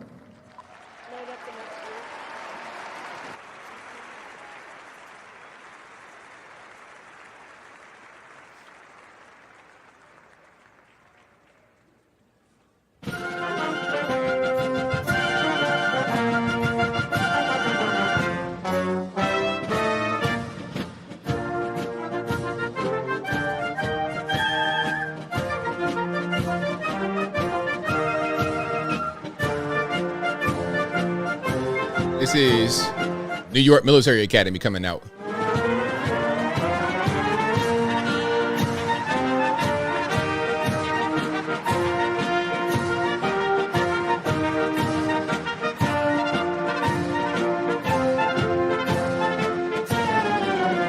We now present to you the New York Military Academy from Cornwall-on-Hudson, New York. New York Military Academy stands out due to its unique connection to the president himself. President Trump is a 1964 graduate and has been enshrined as one of our alumni of distinction. This historic academy has been named a Junior Reserve Officer Training Corps, that's JROTC, and are marching with their cadet dress uniforms. Look at these, all modeled after post-World War I General Blackjack Pershing's gray uniform.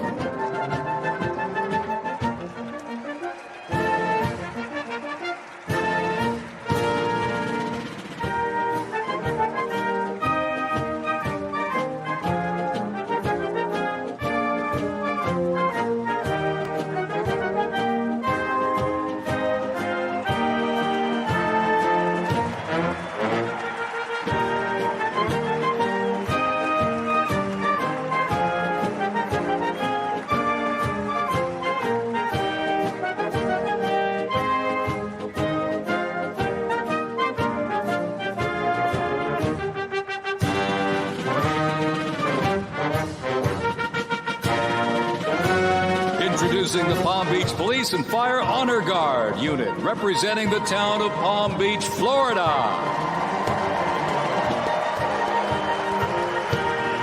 This group consists of police officers and firefighters from the town of Palm Beach, home to some of the most prestigious people in the world, including President Donald J. Trump.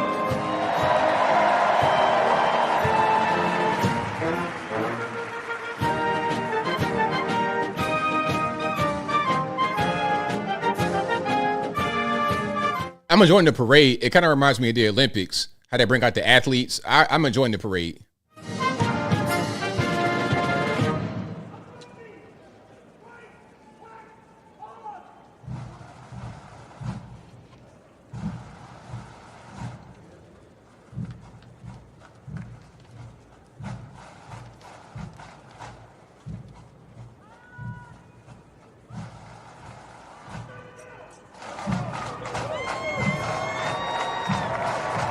NYPD.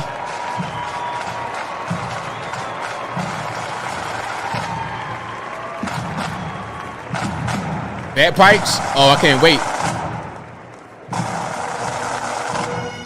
Yeah.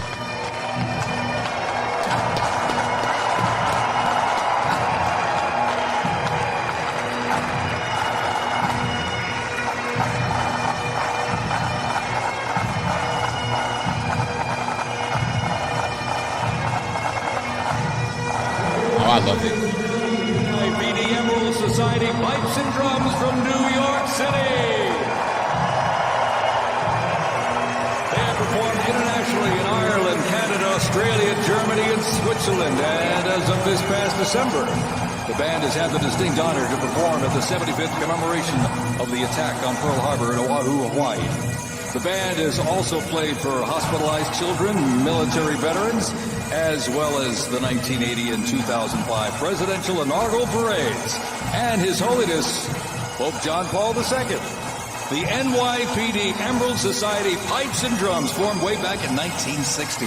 And you know, they are the oldest, largest police pipe band in the United States, comprised of all active and retired police officers of various ranks and assignments. Listen to those bagpipes. Let's hear it for them, folks.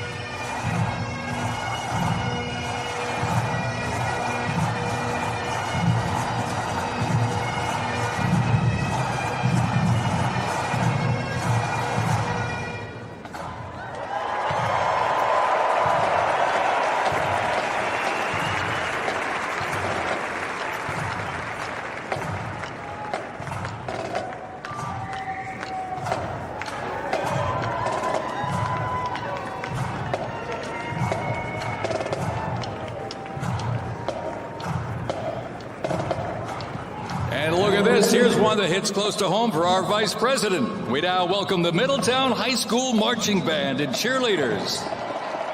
They're traveling all the way from Middletown, Ohio, to proudly represent their school, our nation, and outstanding alumni, including our new Vice President of the United States, J.D. Vance.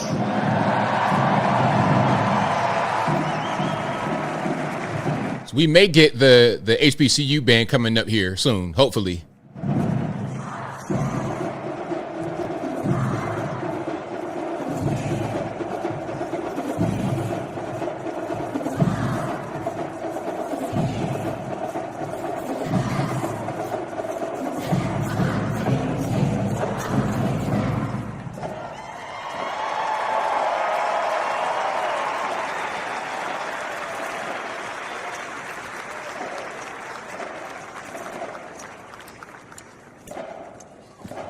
The band has performed in countless parades, community and sporting events, as well as competitions. They have also always qualified for the Ohio Music Educators Association state finals for 23 years straight. How about that?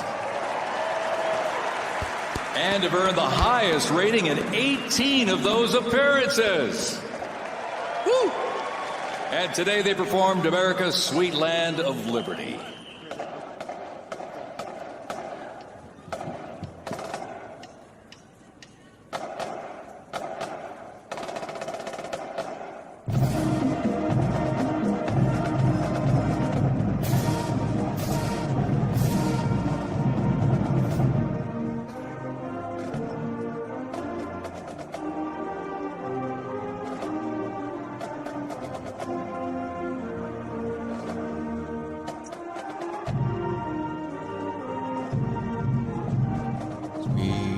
Land of liberty.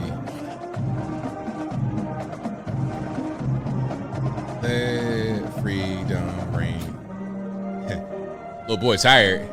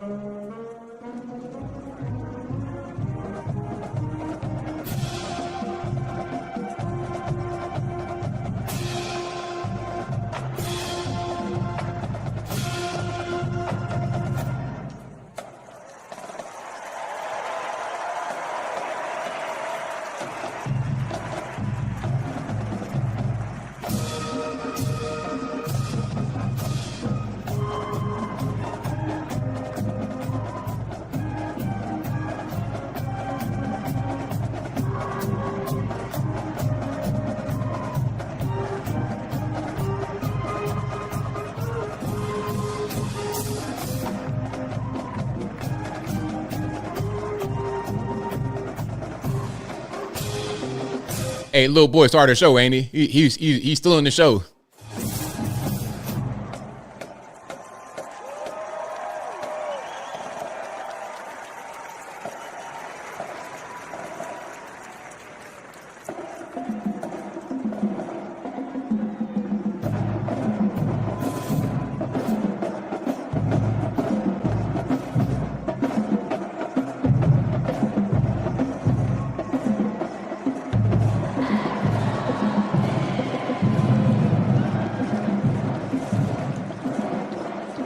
While they cheer here in the arena, let's cheer for him again, folks, from our VP hometown, Middletown High School Marching Band.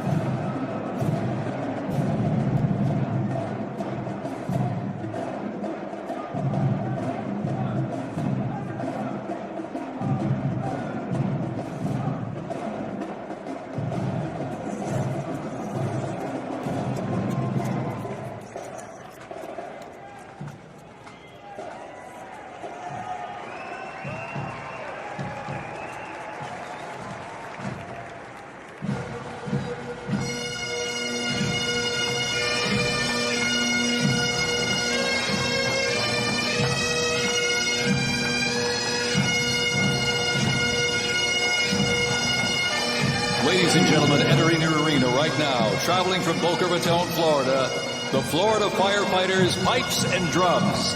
And they are well seasoned when it comes to civic events. They've played and participated in parades, memorials, and other ceremonial events across both the United States and Europe. Today, they are wearing their most notable uniforms. What a great photo opportunity. Consisting of the Glengarry headgear and kilts. And they are proud to honor their fallen brothers and sisters each and every day.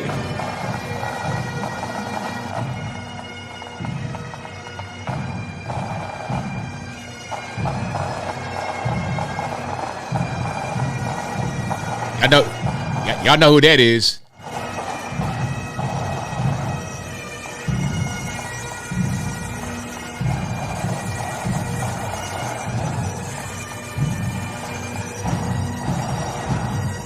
Hey, I love bagpipes. Love them. R.I.P. Dad, firefighter, Norfolk Fire Rescue, retired as a captain.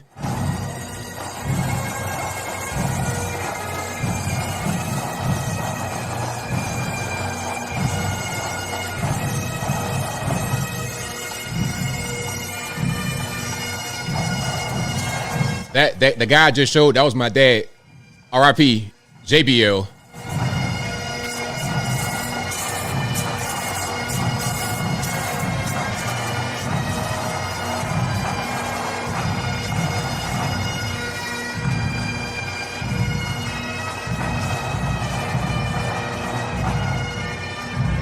You see they got the uniforms in the back with the suit. It's like the same thing he would have, like for ceremonies and stuff like that. The same kind of uniform that he would put on.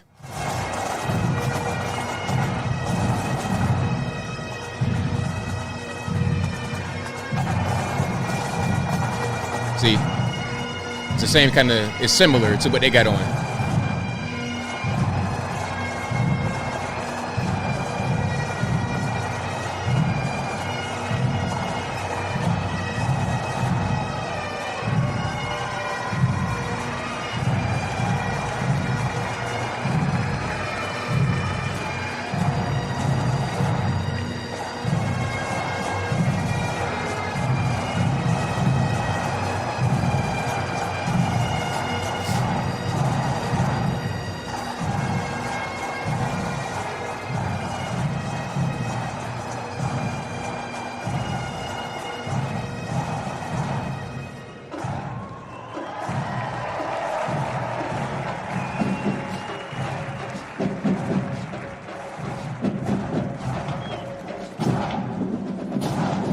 And as the Florida Fighter Fighters pipes and drums leave the arena, we keep the rhythm and the drums going.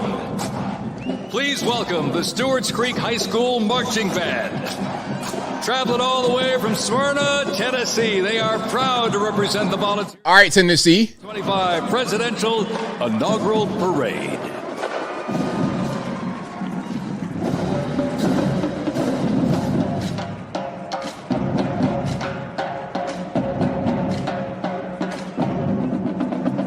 Me and my dad were the exact same size, height, weight, everything. 6'2" and a half, about 205. We were the exact same.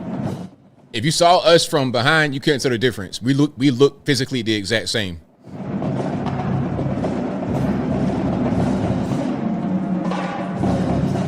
Oh, and I saw the Marcus Allen reference. I met Marcus Allen before. He looks very similar to Dad. Same kind of height too.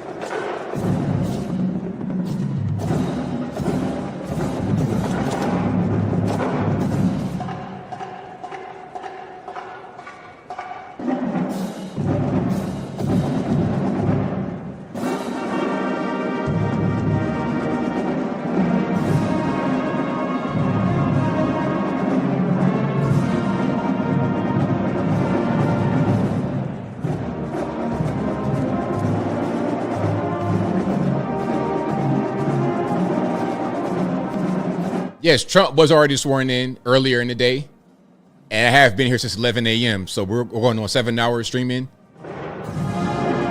But hey, I'm just sitting here streaming. You know, you got people that really fight and die for this country.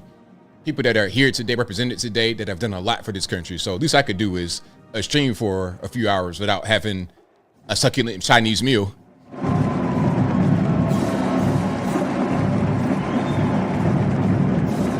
I agree, Madam Morgan. I like the indoor celebration.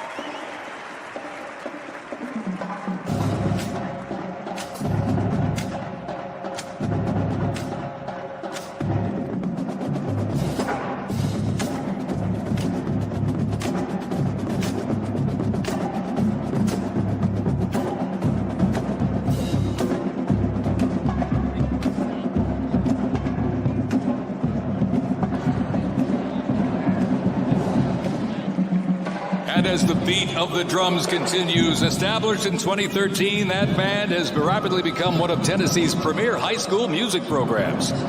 This band has participated in numerous civic events that honor significant moments in our nation's history, like the 75th anniversary of the attack on Pearl Harbor, Captain Jeff Cuss, United States Marine Corps Memorial Dedication, Chicago Thanksgiving Day Parade, and a Lincoln Memorial performance as well. The Stewart's Creek High School Marching Band, everybody!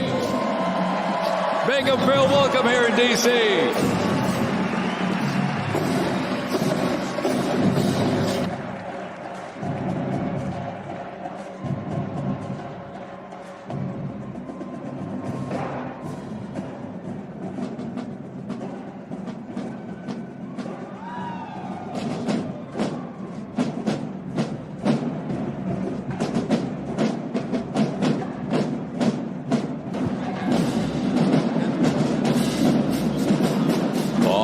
Ladies and gentlemen, now welcoming the Mississippi Valley State. Yeah! They're traveling all the way from Yeah! Mississippi. Show out! Show out! Marching Machine! They are proud to represent historically black colleges and universities at the 60th Presidential Inauguration. Haters stay mad. Haters stay mad. They made it. They made it. Yes, they did. And they're looking amazing.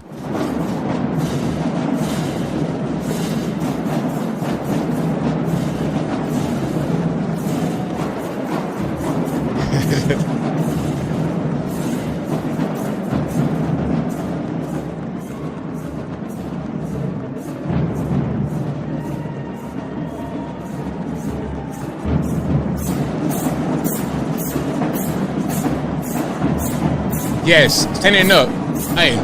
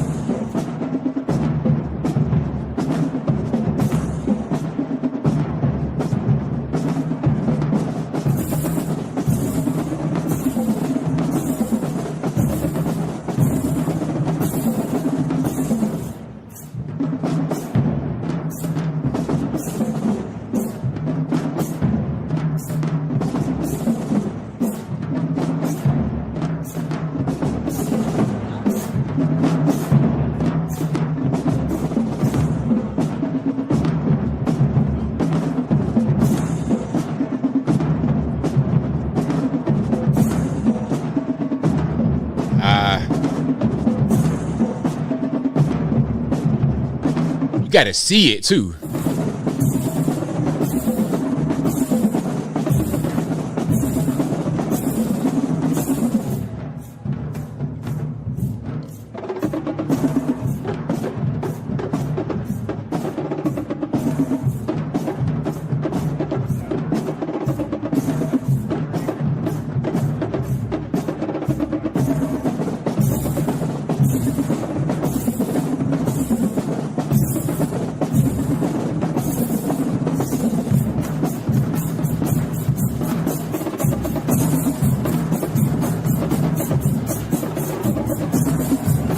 Wow.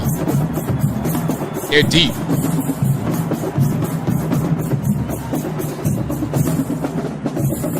That's 250 people right there.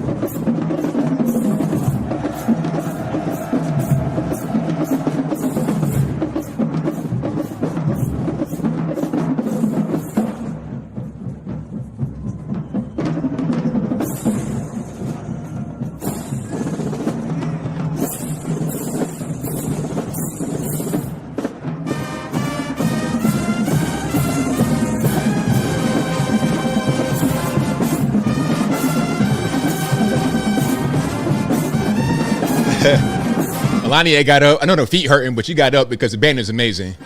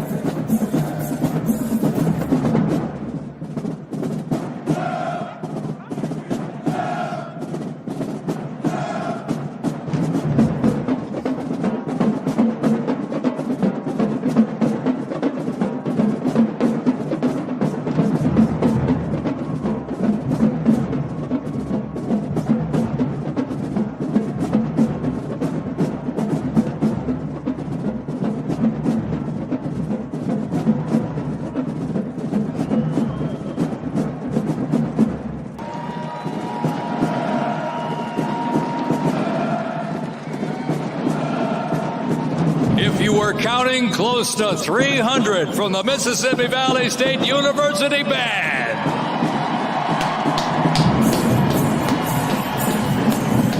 You know, since its founding, the band has consistently played a significant role at their university and across the United States. They have performed for athletic events, Mardi Gras parades, Rose Bowl parades, and many, many more.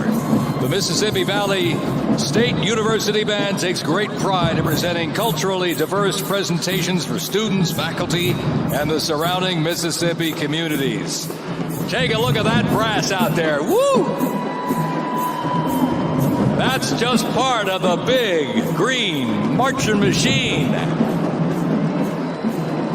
The Mean Green Marching Machine from Itta, Mississippi, ladies and gentlemen.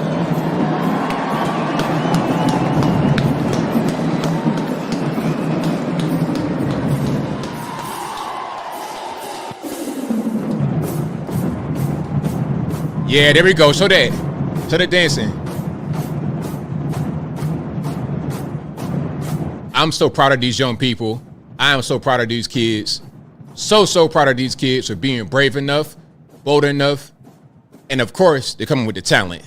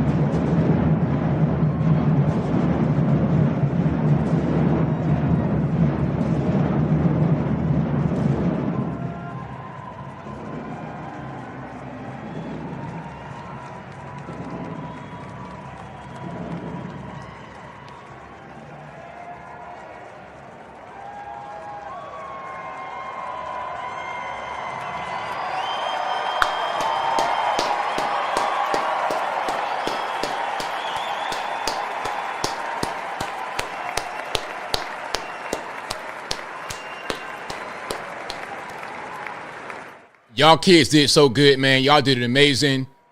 Everybody's proud of you guys. You represented. The haters can't do nothing to you, man. Keep on doing what you're doing and keep on doing it into the future. You guys were amazing. Amazing. Ladies and gentlemen, please welcome our new special envoy to the Middle East, Steve Witkoff. How do you follow that with anything? Just go ahead and let Trump come up and talk and say it, tell everybody good night. Like, what are we doing? Man, my, that was great.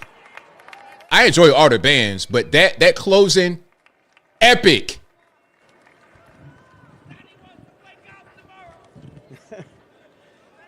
Good evening, everybody. I was appointed by President Trump to be the special envoy for peace in the Middle East.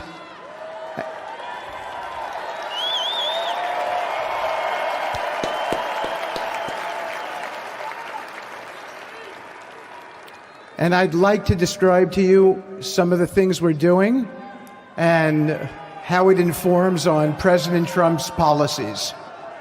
First of all, it is an honor to stand before you today as I reflect on the enormity of the role that President Trump has tasked me with. I am constantly reminded of the privilege it is to serve under the leadership of my boss, President Donald J. Trump.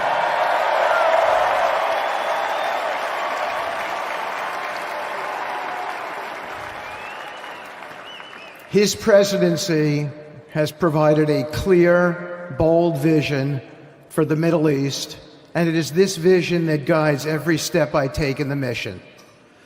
President Trump's leadership has redefined what is possible in the pursuit of progress and stability in the Middle East. His decisive, pragmatic approach ensures that even the most entrenched conflicts are met with fresh perspectives and innovative strategies. His policies have already delivered remarkable successes, such as yesterday's release of hostages in Gaza.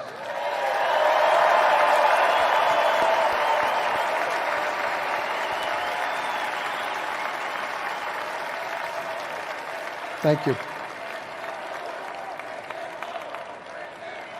This achievement demonstrates the strength of President Trump's leadership and the respect he commands on the global stage. It is yet another example of his ability to deliver results in the most complex and challenging situations. The Abraham Accords, a testament to his vision and determination, have also brought historic progress to the region, transforming old rivalries into new alliances. These agreements are not merely symbolic. They represent a practical roadmap for peace, economic cooperation, and mutual respect across nations.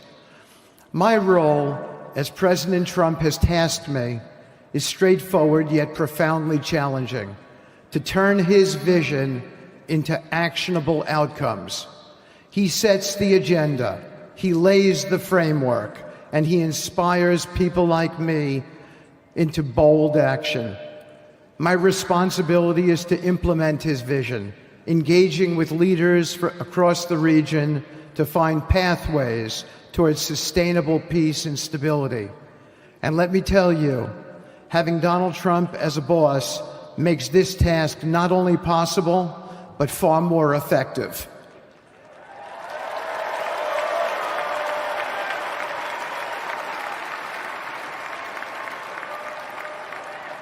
President Trump's reputation as a leader who delivers results resonates far beyond Washington.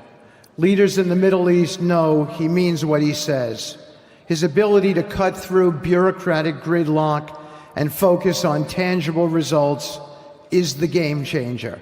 It allows me to approach delicate negotiations with the confidence that the full weight of the United States is behind me.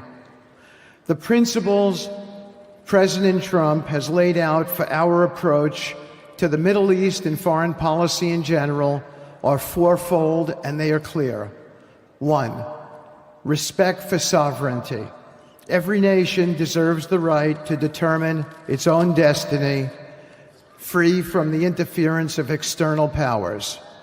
2, economic prosperity as a bridge to stability.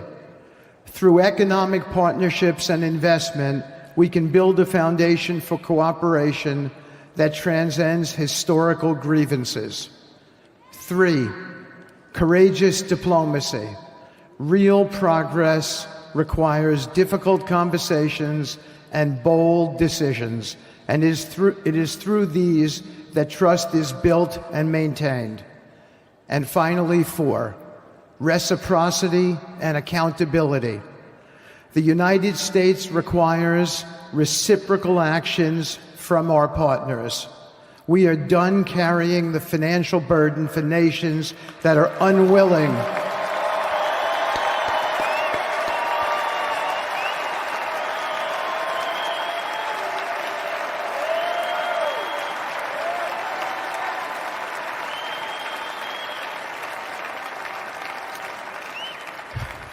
We are done carrying the financial burden for nations that are unwilling to fund their own progress.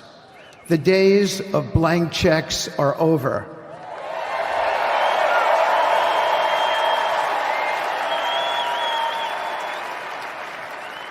Partnerships under President Trump's leadership must be equitable, and contributions must reflect shared commitments to our goals. In my work, I've seen firsthand how these principles resonate. They provide a foundation that transcends politics and speaks to the shared humanity of all people in a region. Leaders across the Middle East recognized that this Trump administration is serious about results, not symbolic gestures, but real, meaningful progress that improves lives. Thank you.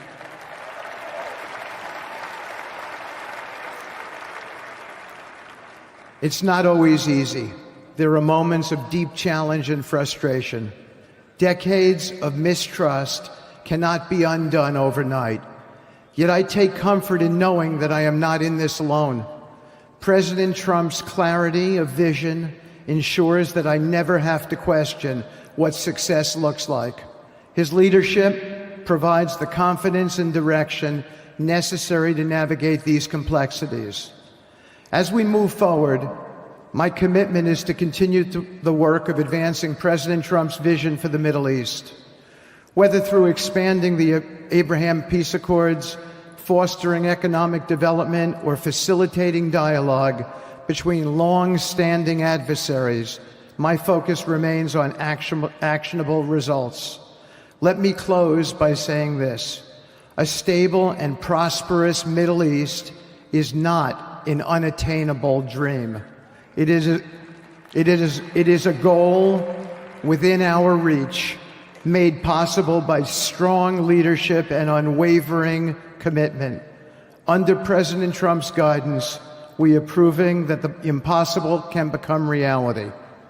Thank you, but I have one more thing to say. We have some special people for me to introduce you to tonight. President Trump has been talking to them as well. They are the families of hostages from Israel who have been in Gaza for the last year and a half. There are many of them here today. Several of the families have lost children and loved ones, and they're here because they're part of an effort to retrieve their bodies so they can be buried in a proper way. Several have children who are still in captivity. There is an American family here whose loved one is scheduled to come out in 14 days, and they're going to be meeting the president tonight. So let's give them all some love and a big hand. Come on up.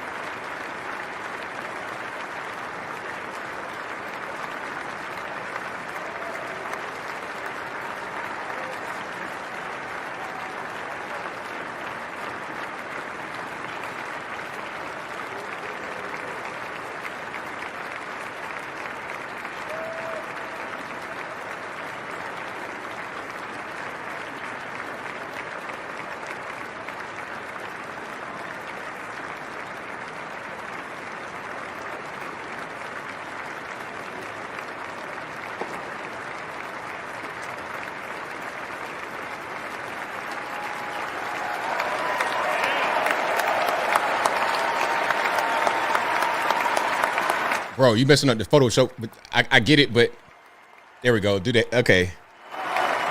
Bring them home.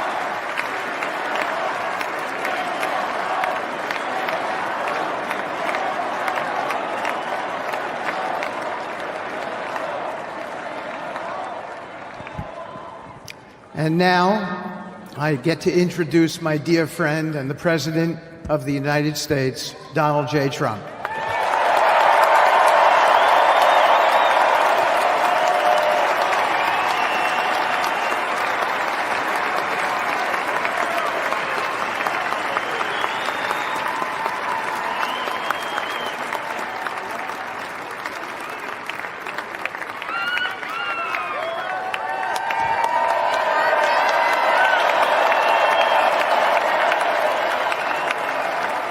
Hop down from the stage and no step to get him down.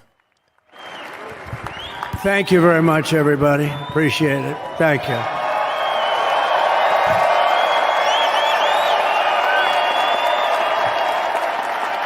So now the work begins. We won, but now the work begins. We have to bring them home. And, you know, tonight I'm going to be signing on the J6 hostages, pardons, to get them out. And as soon as I leave, I'm going to the Oval Office and we'll be signing pardons for a lot of people, a lot of people. And thank you to Steve Witkoff. He's a great guy. He's a friend of mine. He's been a very successful man. He's a great negotiator. He's a wonderful guy. People love him. And he's got a tremendous power of persuasion. And that's what we need. We don't need stiffs. We don't need stiffs. We got a lot of stiffs. You just had a whole load of them. And to the former hostages with us today, welcome. And welcome home. Some of the folks are former hostages. Not a good situation. The three young ladies that came home yesterday, you saw that. More coming home every day now. They're coming home. But they were hurt. They were hurt. One had her head blown off, fingers on her hand, and her hand indeed was blown off. She was trying to defend herself from a bullet being fired. You believe this? A bullet knocked off her hand. I don't know. You look at it, it's a disgrace. We never stopped praying for you, and we're so glad that you're reunited with your friends and families, and God bless you all. And some of them are just saying, no, my son is gone, but please just bring home his body. Right, Steve? Many of you have told me that your son is gone, but bring home his body. It should have never happened. 3 years, it's ridiculous. Should have never happened. Wouldn't have happened. I also want to express my tremendous gratitude to the hundreds of thousands of proud American patriots who came from all across the country to join us in this celebration. It's a celebration of a big win.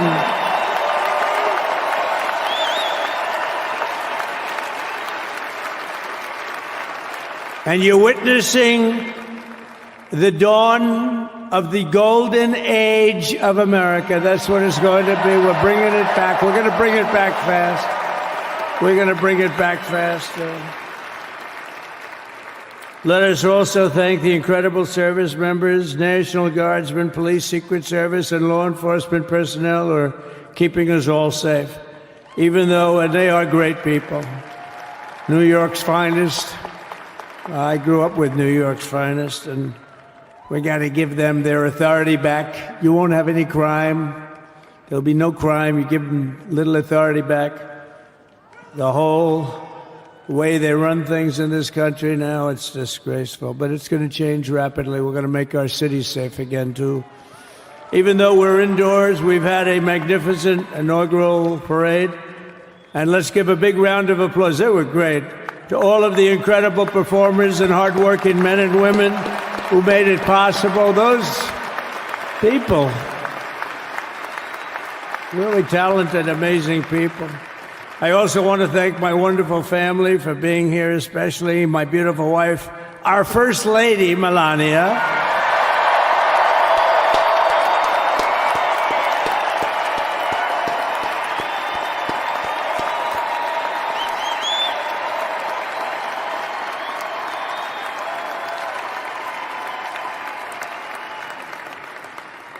They love our First Lady. And also, JD. How good has JD been?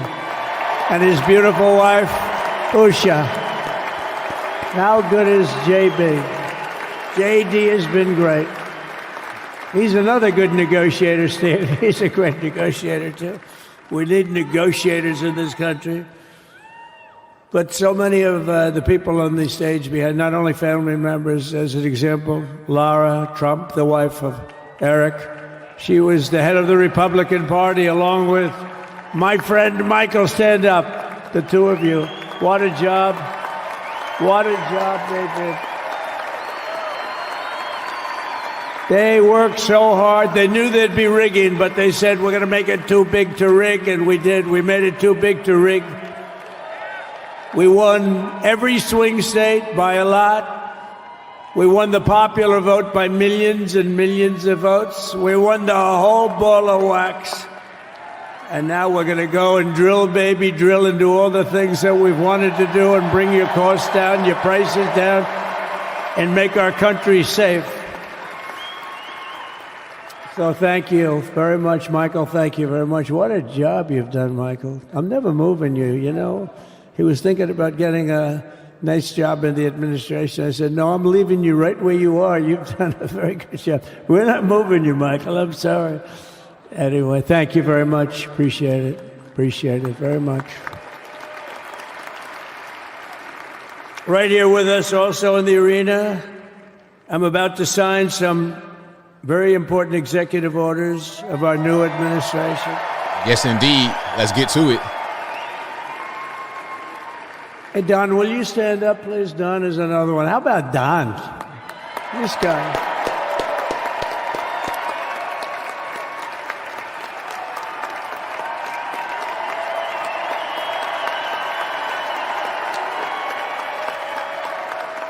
He's a popular one. He goes out and speaks. He gets a big crowd. He's a little on the rough side sometimes, but that's what you want. He's done a fantastic job, and he loves our country. Thanks, Don. Great job. You've done a great job. And Ivanka.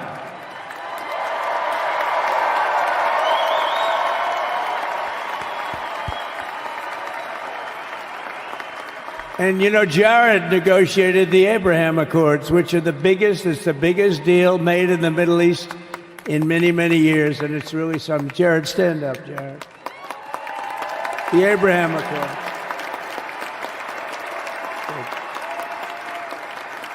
And Tiffany's going to have a little baby. And Michael.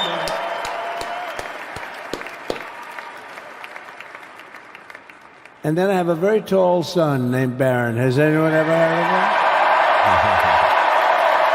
him? Barron. Love Barron. We all watched that boy grow up, didn't we?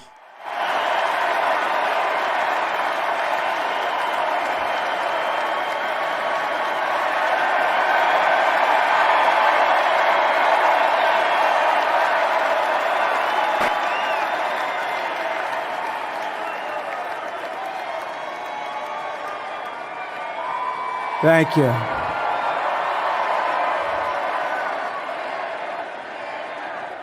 He knew the youth vote. You know, we won the youth vote by 36 points.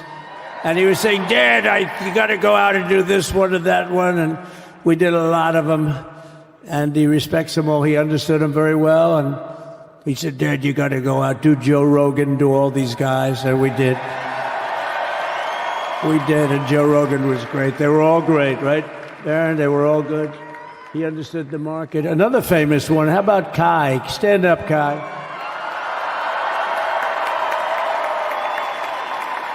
That's his granddaughter, I believe.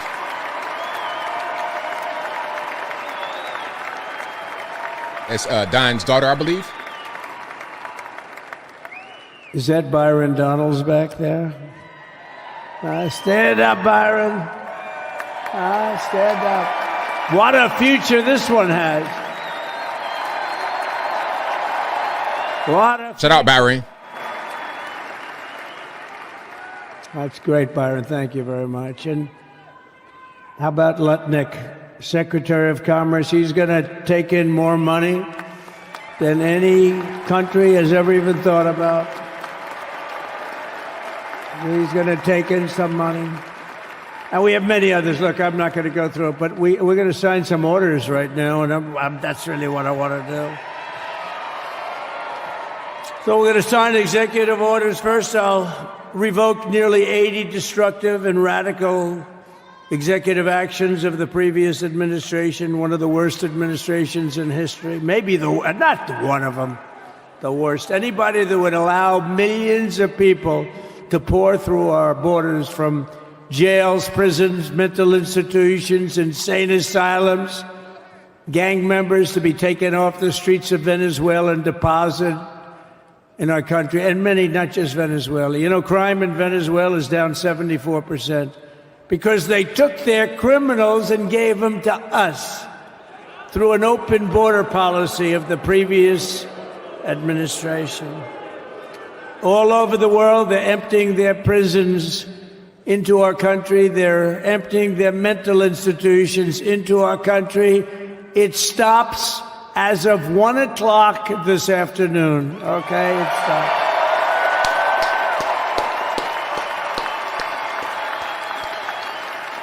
So I'm revoking nearly 80 destructive, radical executive actions of the previous administration. They'll all be null and void within about, 5 minutes? Is that them over there? 5 minutes?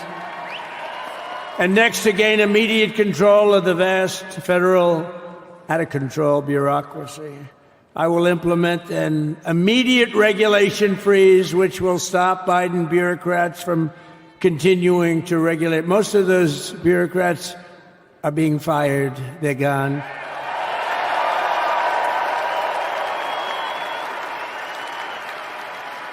Should be all of them, but some sneak through, but we have to live with a couple, I guess. I'll also issue a temporary hiring freeze to ensure that we're only hiring competent people who are faithful to the American public. And we will pause the hiring of any new IRS agents. We will also require that federal workers must return to the office in person. And we're going to take the 88,000 people that they hired to go after you with guns. By the way, they're allowed to use guns and harass you like they were so many other people. Remember this. Okay, remember? Do you remember a little statement about tips? Does anybody remember that little statement? Yes, we do. I think we won Nevada because of that statement.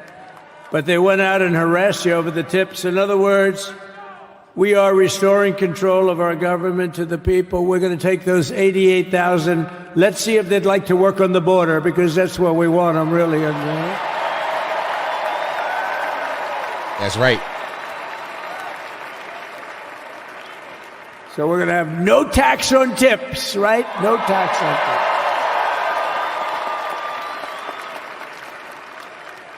And we may have, like the Speaker of the House, is he here? He's done such a good job. Is Mike here? He's around here someplace. I saw him just a little while ago. Hello, fellas. Look at you guys. Yeah, I know it. He's great. He's doing great. They're all doing good. The Republican Party has never been unified like it is right now. They want to save our country. And we're going to more than save it. We're going to make it greater than it's ever been before by a lot. Next, I'm going to sign a presidential memorandum directing every member of my cabinet to marshal every power at their disposal to defeat inflation and rapidly bring down the cost of daily life, because your costs have gone through the roof in the last 4 years. Perhaps you didn't notice. Does anyone notice their costs are like double, triple, quadruple? You can't buy bacon. Apples have doubled in price. You want an apple, anybody? Pay twice what you did 2 years ago. We'll put more money in your pocket, and we'll bring back the American dream and to reduce energy costs and liberate our economy. So we have more oil and gas than any country in the world, and we're going to use it. We're not going to do the wind thing. Big, ugly windmills, they ruin your neighborhood. They ruin you. If you have a house that's near a windmill, guess what? Your house is worth less than half. And did you see up in New England with the whales? You see what's happening? So they had 2 whales killed in about 14 years. Last year and the year before, total, they had 28. So if you're into whales, you don't want windmills either. And they're the most expensive form of energy that you can have by far. And they're all made in China, by the way, practically all of them.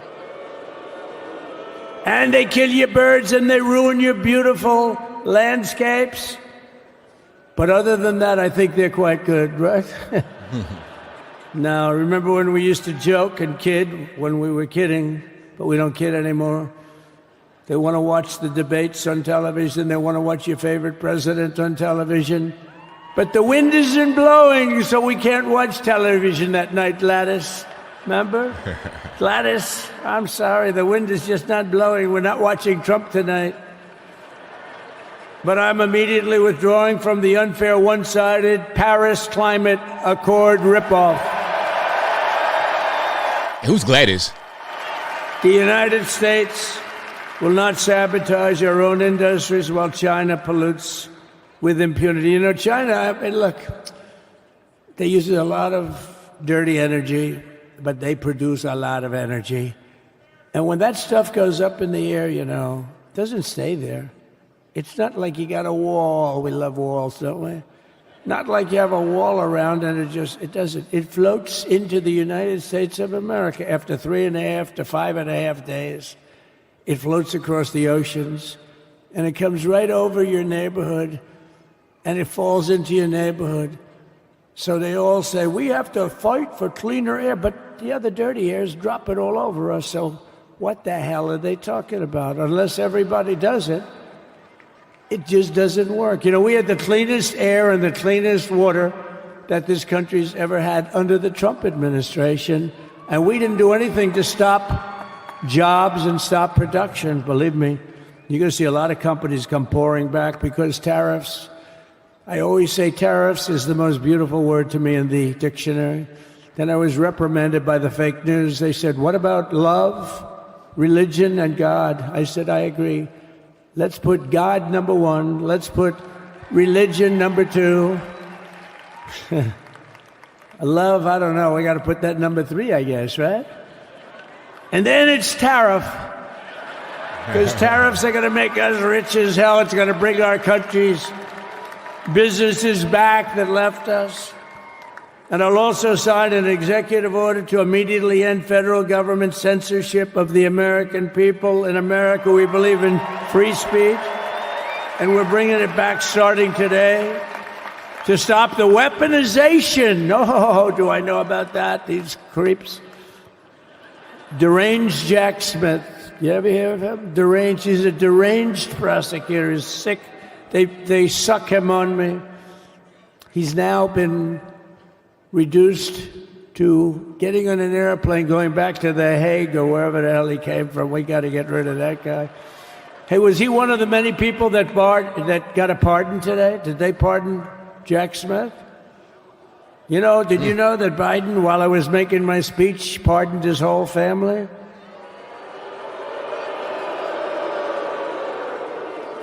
The brother, the whole deal was pardoned.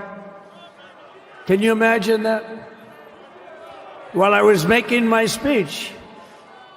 Did everybody hear my speech? Did you like my speech?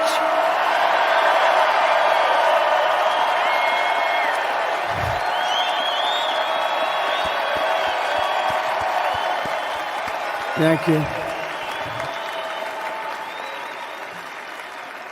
I mean, the only thing wrong with it is I had a lot of tough things to say, and I have some great people that work for me. Sir, this is such a great speech. It's so unifying.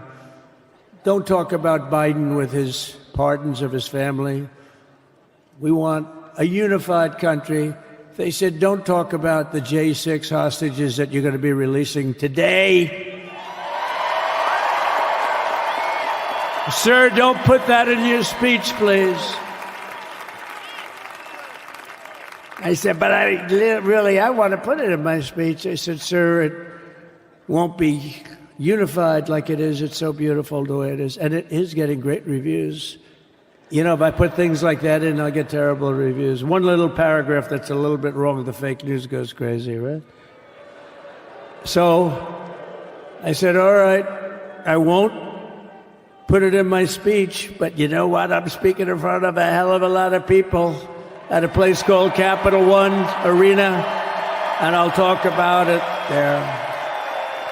So we're going to be going over the beautiful Oval Office, one of the great offices in history. Even if it wasn't beautiful, it's the Oval Office, but it is beautiful. And we love the Oval Office. It all starts with the wars start and end there. Everything starts and ends at the Oval Office. We love it. But we're going to go to the Oval Office. We're going to release our great hostages that didn't do, for the most part, they didn't do stuff wrong. You take a look at what went on, and look what happens in other parts of the country. In Portland, where they kill people, they destroy the city, nothing happens to them. In Seattle, where they took over a big chunk of the city, nothing happened. Minneapolis, where they burned down the city, nothing happened. Essentially nothing happened. All they want to do is go after the J6 hostages. A 76-year-old grandmother was arrested the other day because she was looking at the Capitol or something like that. No, we're not going to put up with that crap anymore.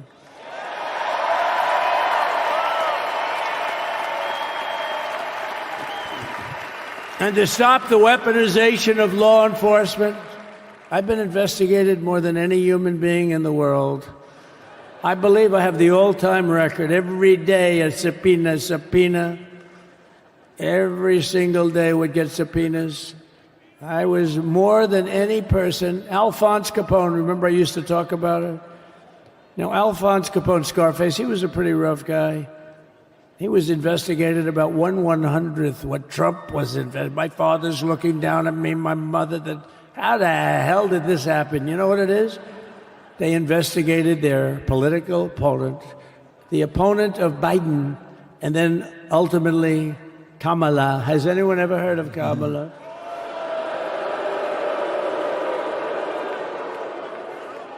We had to beat two opponents, you know? We had to beat Biden, then we beat him.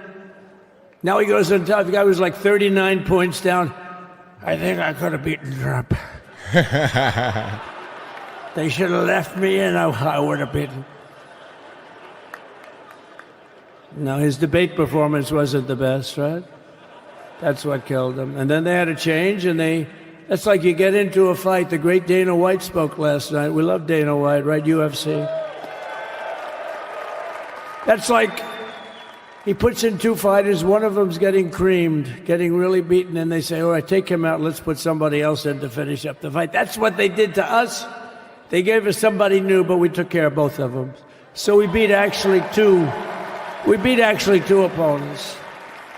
But to stop the weaponization of law enforcement and our government, I will also sign an order directing every federal agency to preserve all records pertaining to political persecutions under the last administration, of which there were many, and beginning the process of exposing any and all abuses of power, even though he's pardoned many of these people. Can you believe it? He's pardoned them. You know why he did it while I was speaking? Because that way I couldn't speak about it. I was speaking. I didn't know he did it. I finished my speech, and they said, sir, he pardoned his whole family. I said, oh, can I go back out there and talk about it? Somehow that wouldn't be very elegant. Our First Lady would say, please don't do that.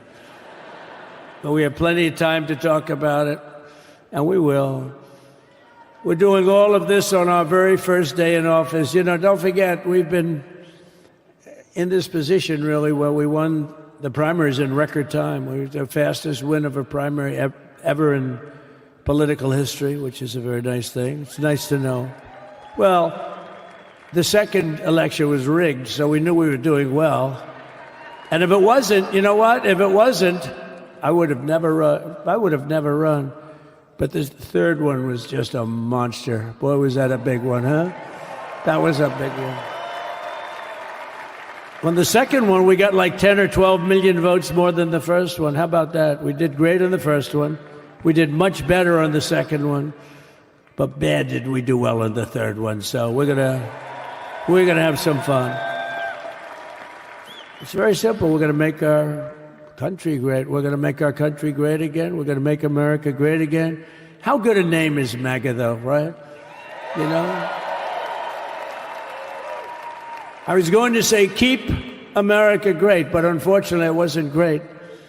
Can't say keep it great. It will be great again, but CAG, keep America great, CAG, I don't think it's ever going to replace MAGA. Does anybody like CAG? I don't think so. Never replacing MAGA. Nothing will ever replace MAGA. MAGA was the most successful political operation, political movement in the history of our country, maybe in the history of the world. Let's see what happens, because we're not finished yet. We're not finished yet. We got a long way to go. But we're doing this on the very first day in office, and in just a few moments, I'm not only signing the release of the J6 hostages, I'm signing other things that you're going to love. Oh, you're going to be happy reading newspapers tomorrow and the next day and the next day and the next day. So I just want to thank, I mean, look at this place. It's full to the rafters. You don't have any. Look at those people up there. You don't have any empty seats. And by the way, the Capital One owners, they are so good. We got to root for their teams because they have been so great to MAGA, to us. And I just want to thank Ted and everybody. You guys have been fantastic. And the ice hockey team's doing great. Ovechkin's pretty good, right?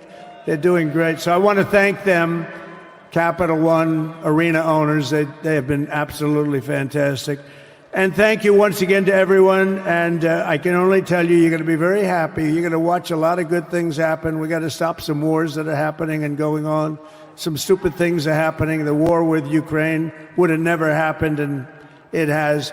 As you know, Israel would have never been hit on October 7th, and none of you would be up here. None of you would even know anything about this tragedy that you're going through right now. But Iran was broke. Anybody that bought oil from Iran, they couldn't do any business with us.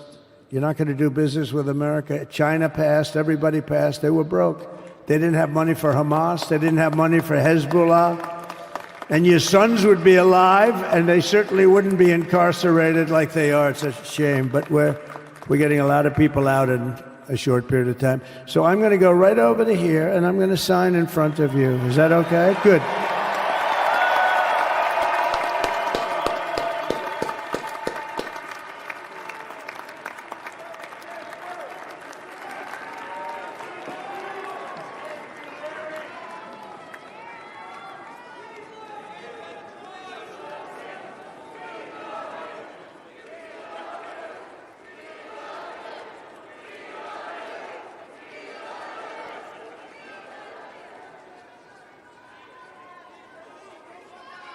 I mean, they holding them up, though. I understand everybody want to talk and get their 2 cents in, but, like, just let that man go and sign some executive orders. Hey, you know what? I'm not super hungry. I'm hungry, but really my back is on fire. I need, just take my whole back off and throw it, and just give me a back transplant. You have that other one to sign? You have the other one to sign? We don't have it over here yet, sir. We'll have it for you back at the oven. The first is the rescissions of 78 Biden-era EOs and presidential memoranda. You want to call it out? Do you want to say it? Do you want to say it? Oh, if you want me to, sir. Why don't you say what I'm signing? Sure. The first item that President Trump is signing is the rescission of 78 Biden-era executive actions, executive orders, presidential memoranda, and others. Good audible from Trump to have him talking to the microphone and say what he's signing. Good audible. Sir.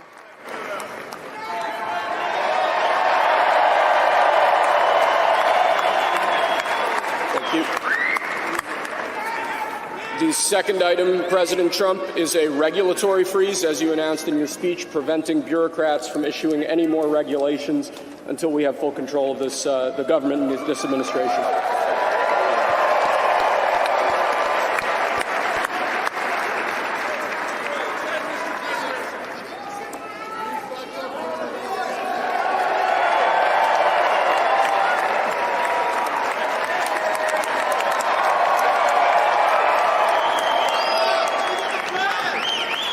Thank you, sir. Sir, can I have a pen? The next item, sir, is a freeze on all federal hiring, excepting the military and a number of other excluded categories, again, until full control of the government is achieved and we understand the objectives of government going forward.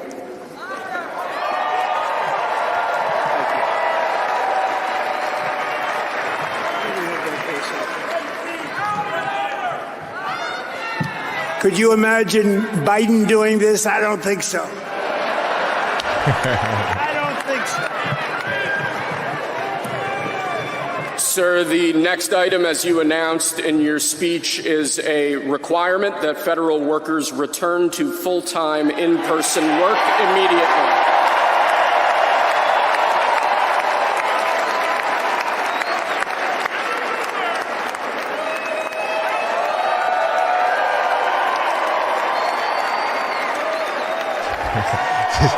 Trump's funny. Thank you, sir. Next, we have a directive to every department and agency in the federal government to address the cost of living crisis that has cost Americans so dearly.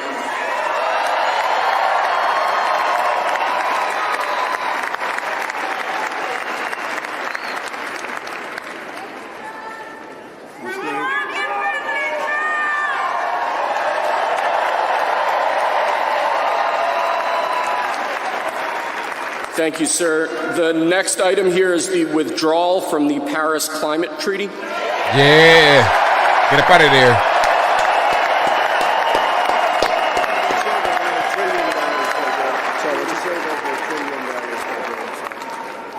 Yes, sir.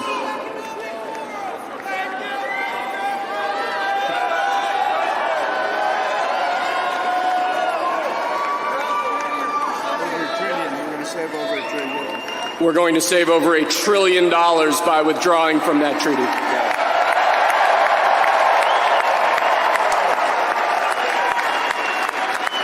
And the next item, sir, is a letter that will be transmitted to the United Nations explaining that we are withdrawing from the Paris Climate Treaty.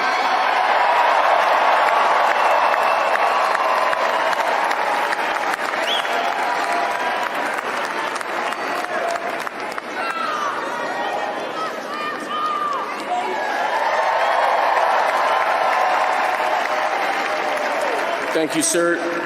This next item is a directive to the federal government ordering the restoration of freedom of speech and preventing government censorship of free speech going forward.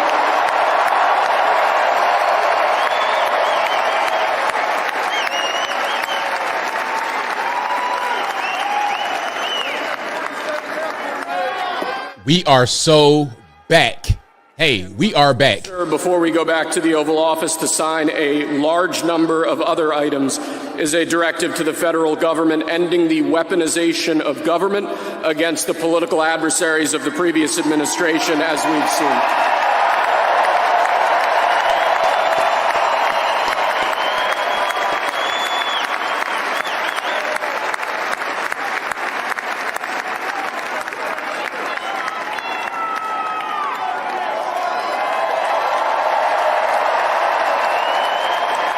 Thank you very much, sir. Appreciate it.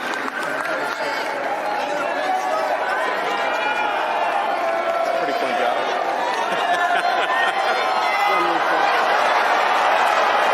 How you gonna throw him in the crowd? And he gonna throw the pins in the crowd that he was signing the EOs with. I love this guy.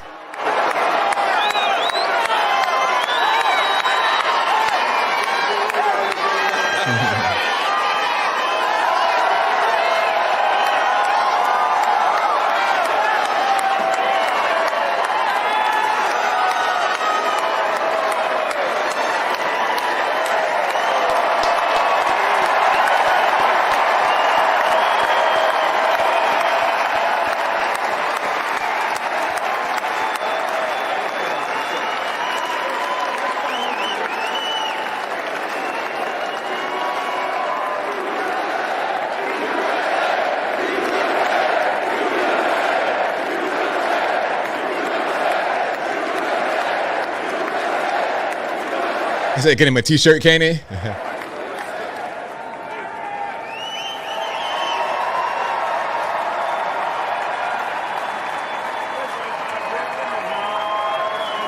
Look at our First Lady. Amazing. And, of course, our President.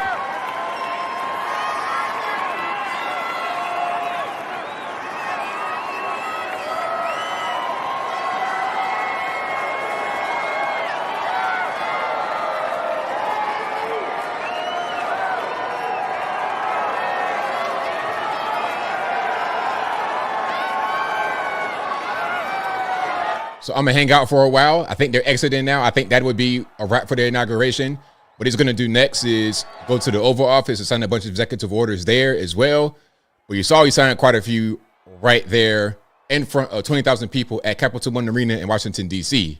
This is where the Washington Wizards play, the basketball team. The Commanders, a football team, they'll play in the arena like they play in the field, probably somewhere in Virginia or something like this.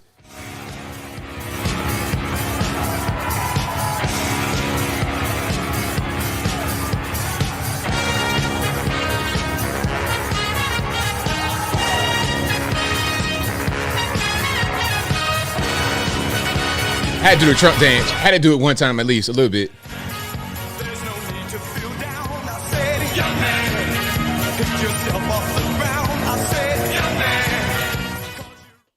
That was great. That was amazing.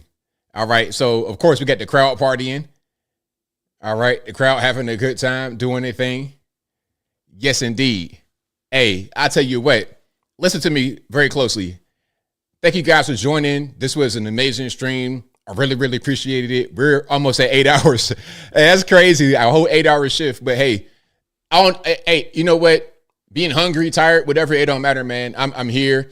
I'm fueled by you guys. Without y'all, without this event, without this moment, I'd have had to go to the gas station or something like that. I've been up since like 8 a.m. I have no food. I haven't had no food all day. Not a morsel. Hey, all I had is right here in front of you. That coconut water and the water. Hey, when I tell you I'm about to eat like a whole hog, I'm about to eat like a pig. It's gonna be a crime scene. Big Back ABL is going to make an introductory appearance, if that's a word. The very first Big Back ABL appearance is going to be today. Oh boy, that pad thai ain't gonna be nothing but a snack. I'm gonna get pad thai with some spring rolls, some dumplings. I ain't gonna gorge, but I am gonna eat. Please, hey, I don't play around with that. I'm gonna eat some good food. Alrighty. So, all right. I'm gonna read some super chats and then we're gonna wrap it on up and put the bow on top. Shout out to y'all. I appreciate y'all for joining. Like the video, share the video, do all that good stuff. That'll help me out tremendously. I got super chats to read right quick if I'm able to. Thank y'all for donating to the stream. I appreciate y'all. All right. Thank you to It's Lanita who said, did they show Mississippi Marching Band? Yes, they did. MVSU, they showed up and showed out. Thank you to Zen Christopher who says, support ABL with a bit of money. He deserves it. Great work. Thank you for that. Thank you to Boat vs. Windshield who says, I joined last time Trump was president. Time flies. Right on.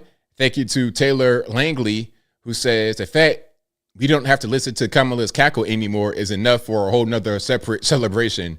Right on. And these dance moves in the background, I'm loving. I'm loving the dance moves. That right there, that's pure joy. That's pure joy right there. Okay, Mammals, everybody. Black, white, Puerto Rican candy stripe, young, old, babies, little kids, Mammals, whatever. Everybody joining in. Abuelos, abuelitas, all of them, everybody. All right. Let me continue with the super chats. Thank you to Mike Galley, who says, you are the best ABL, watch you all the time down here in Tifton, Georgia. Go Trump. Shout out to you out there in Tifton. Thank you for your support and thank you for watching. I really, really appreciate you. Thank you to Laura Catherine with the thumbs up emoji donation. I appreciate you for that.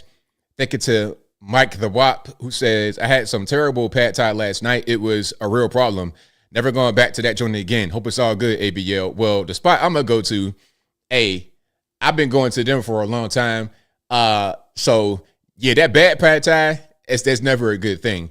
I had some pad thai at this spot that does not serve pad thai. Well, they serve pad thai, but they're not a Thai restaurant. It was like a regular spot. And it was kind of suspect. It's talking about some Thai noodles. I'm like, oh Lord, this ain't gonna be pad Thai. But when I got it, it was surprisingly good. A nice balance of sweet and savory. You could tell I'm hungry. But it was delicious. I was surprised. Thank you to, and I know I'm gonna butcher your name, Capiol Leilani Anna. You know what I'm talking about. The big baller with the big monies, making it rain.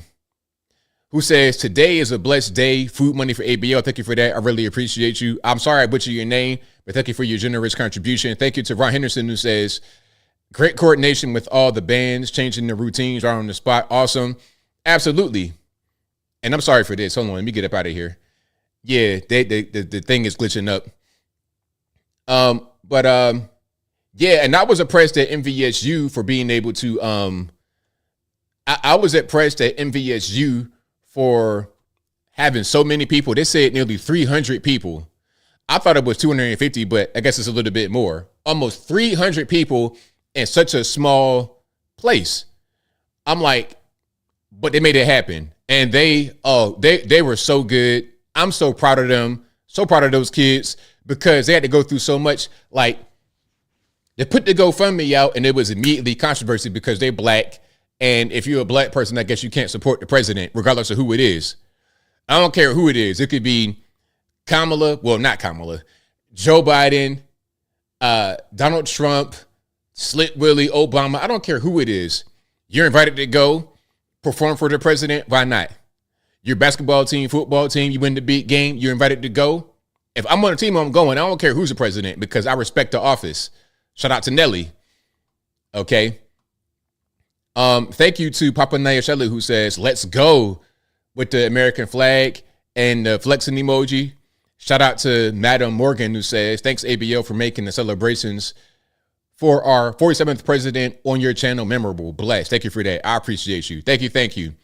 Thank you guys for making it memorable. Hey, I remember every stream that I do, especially when we have the big ones.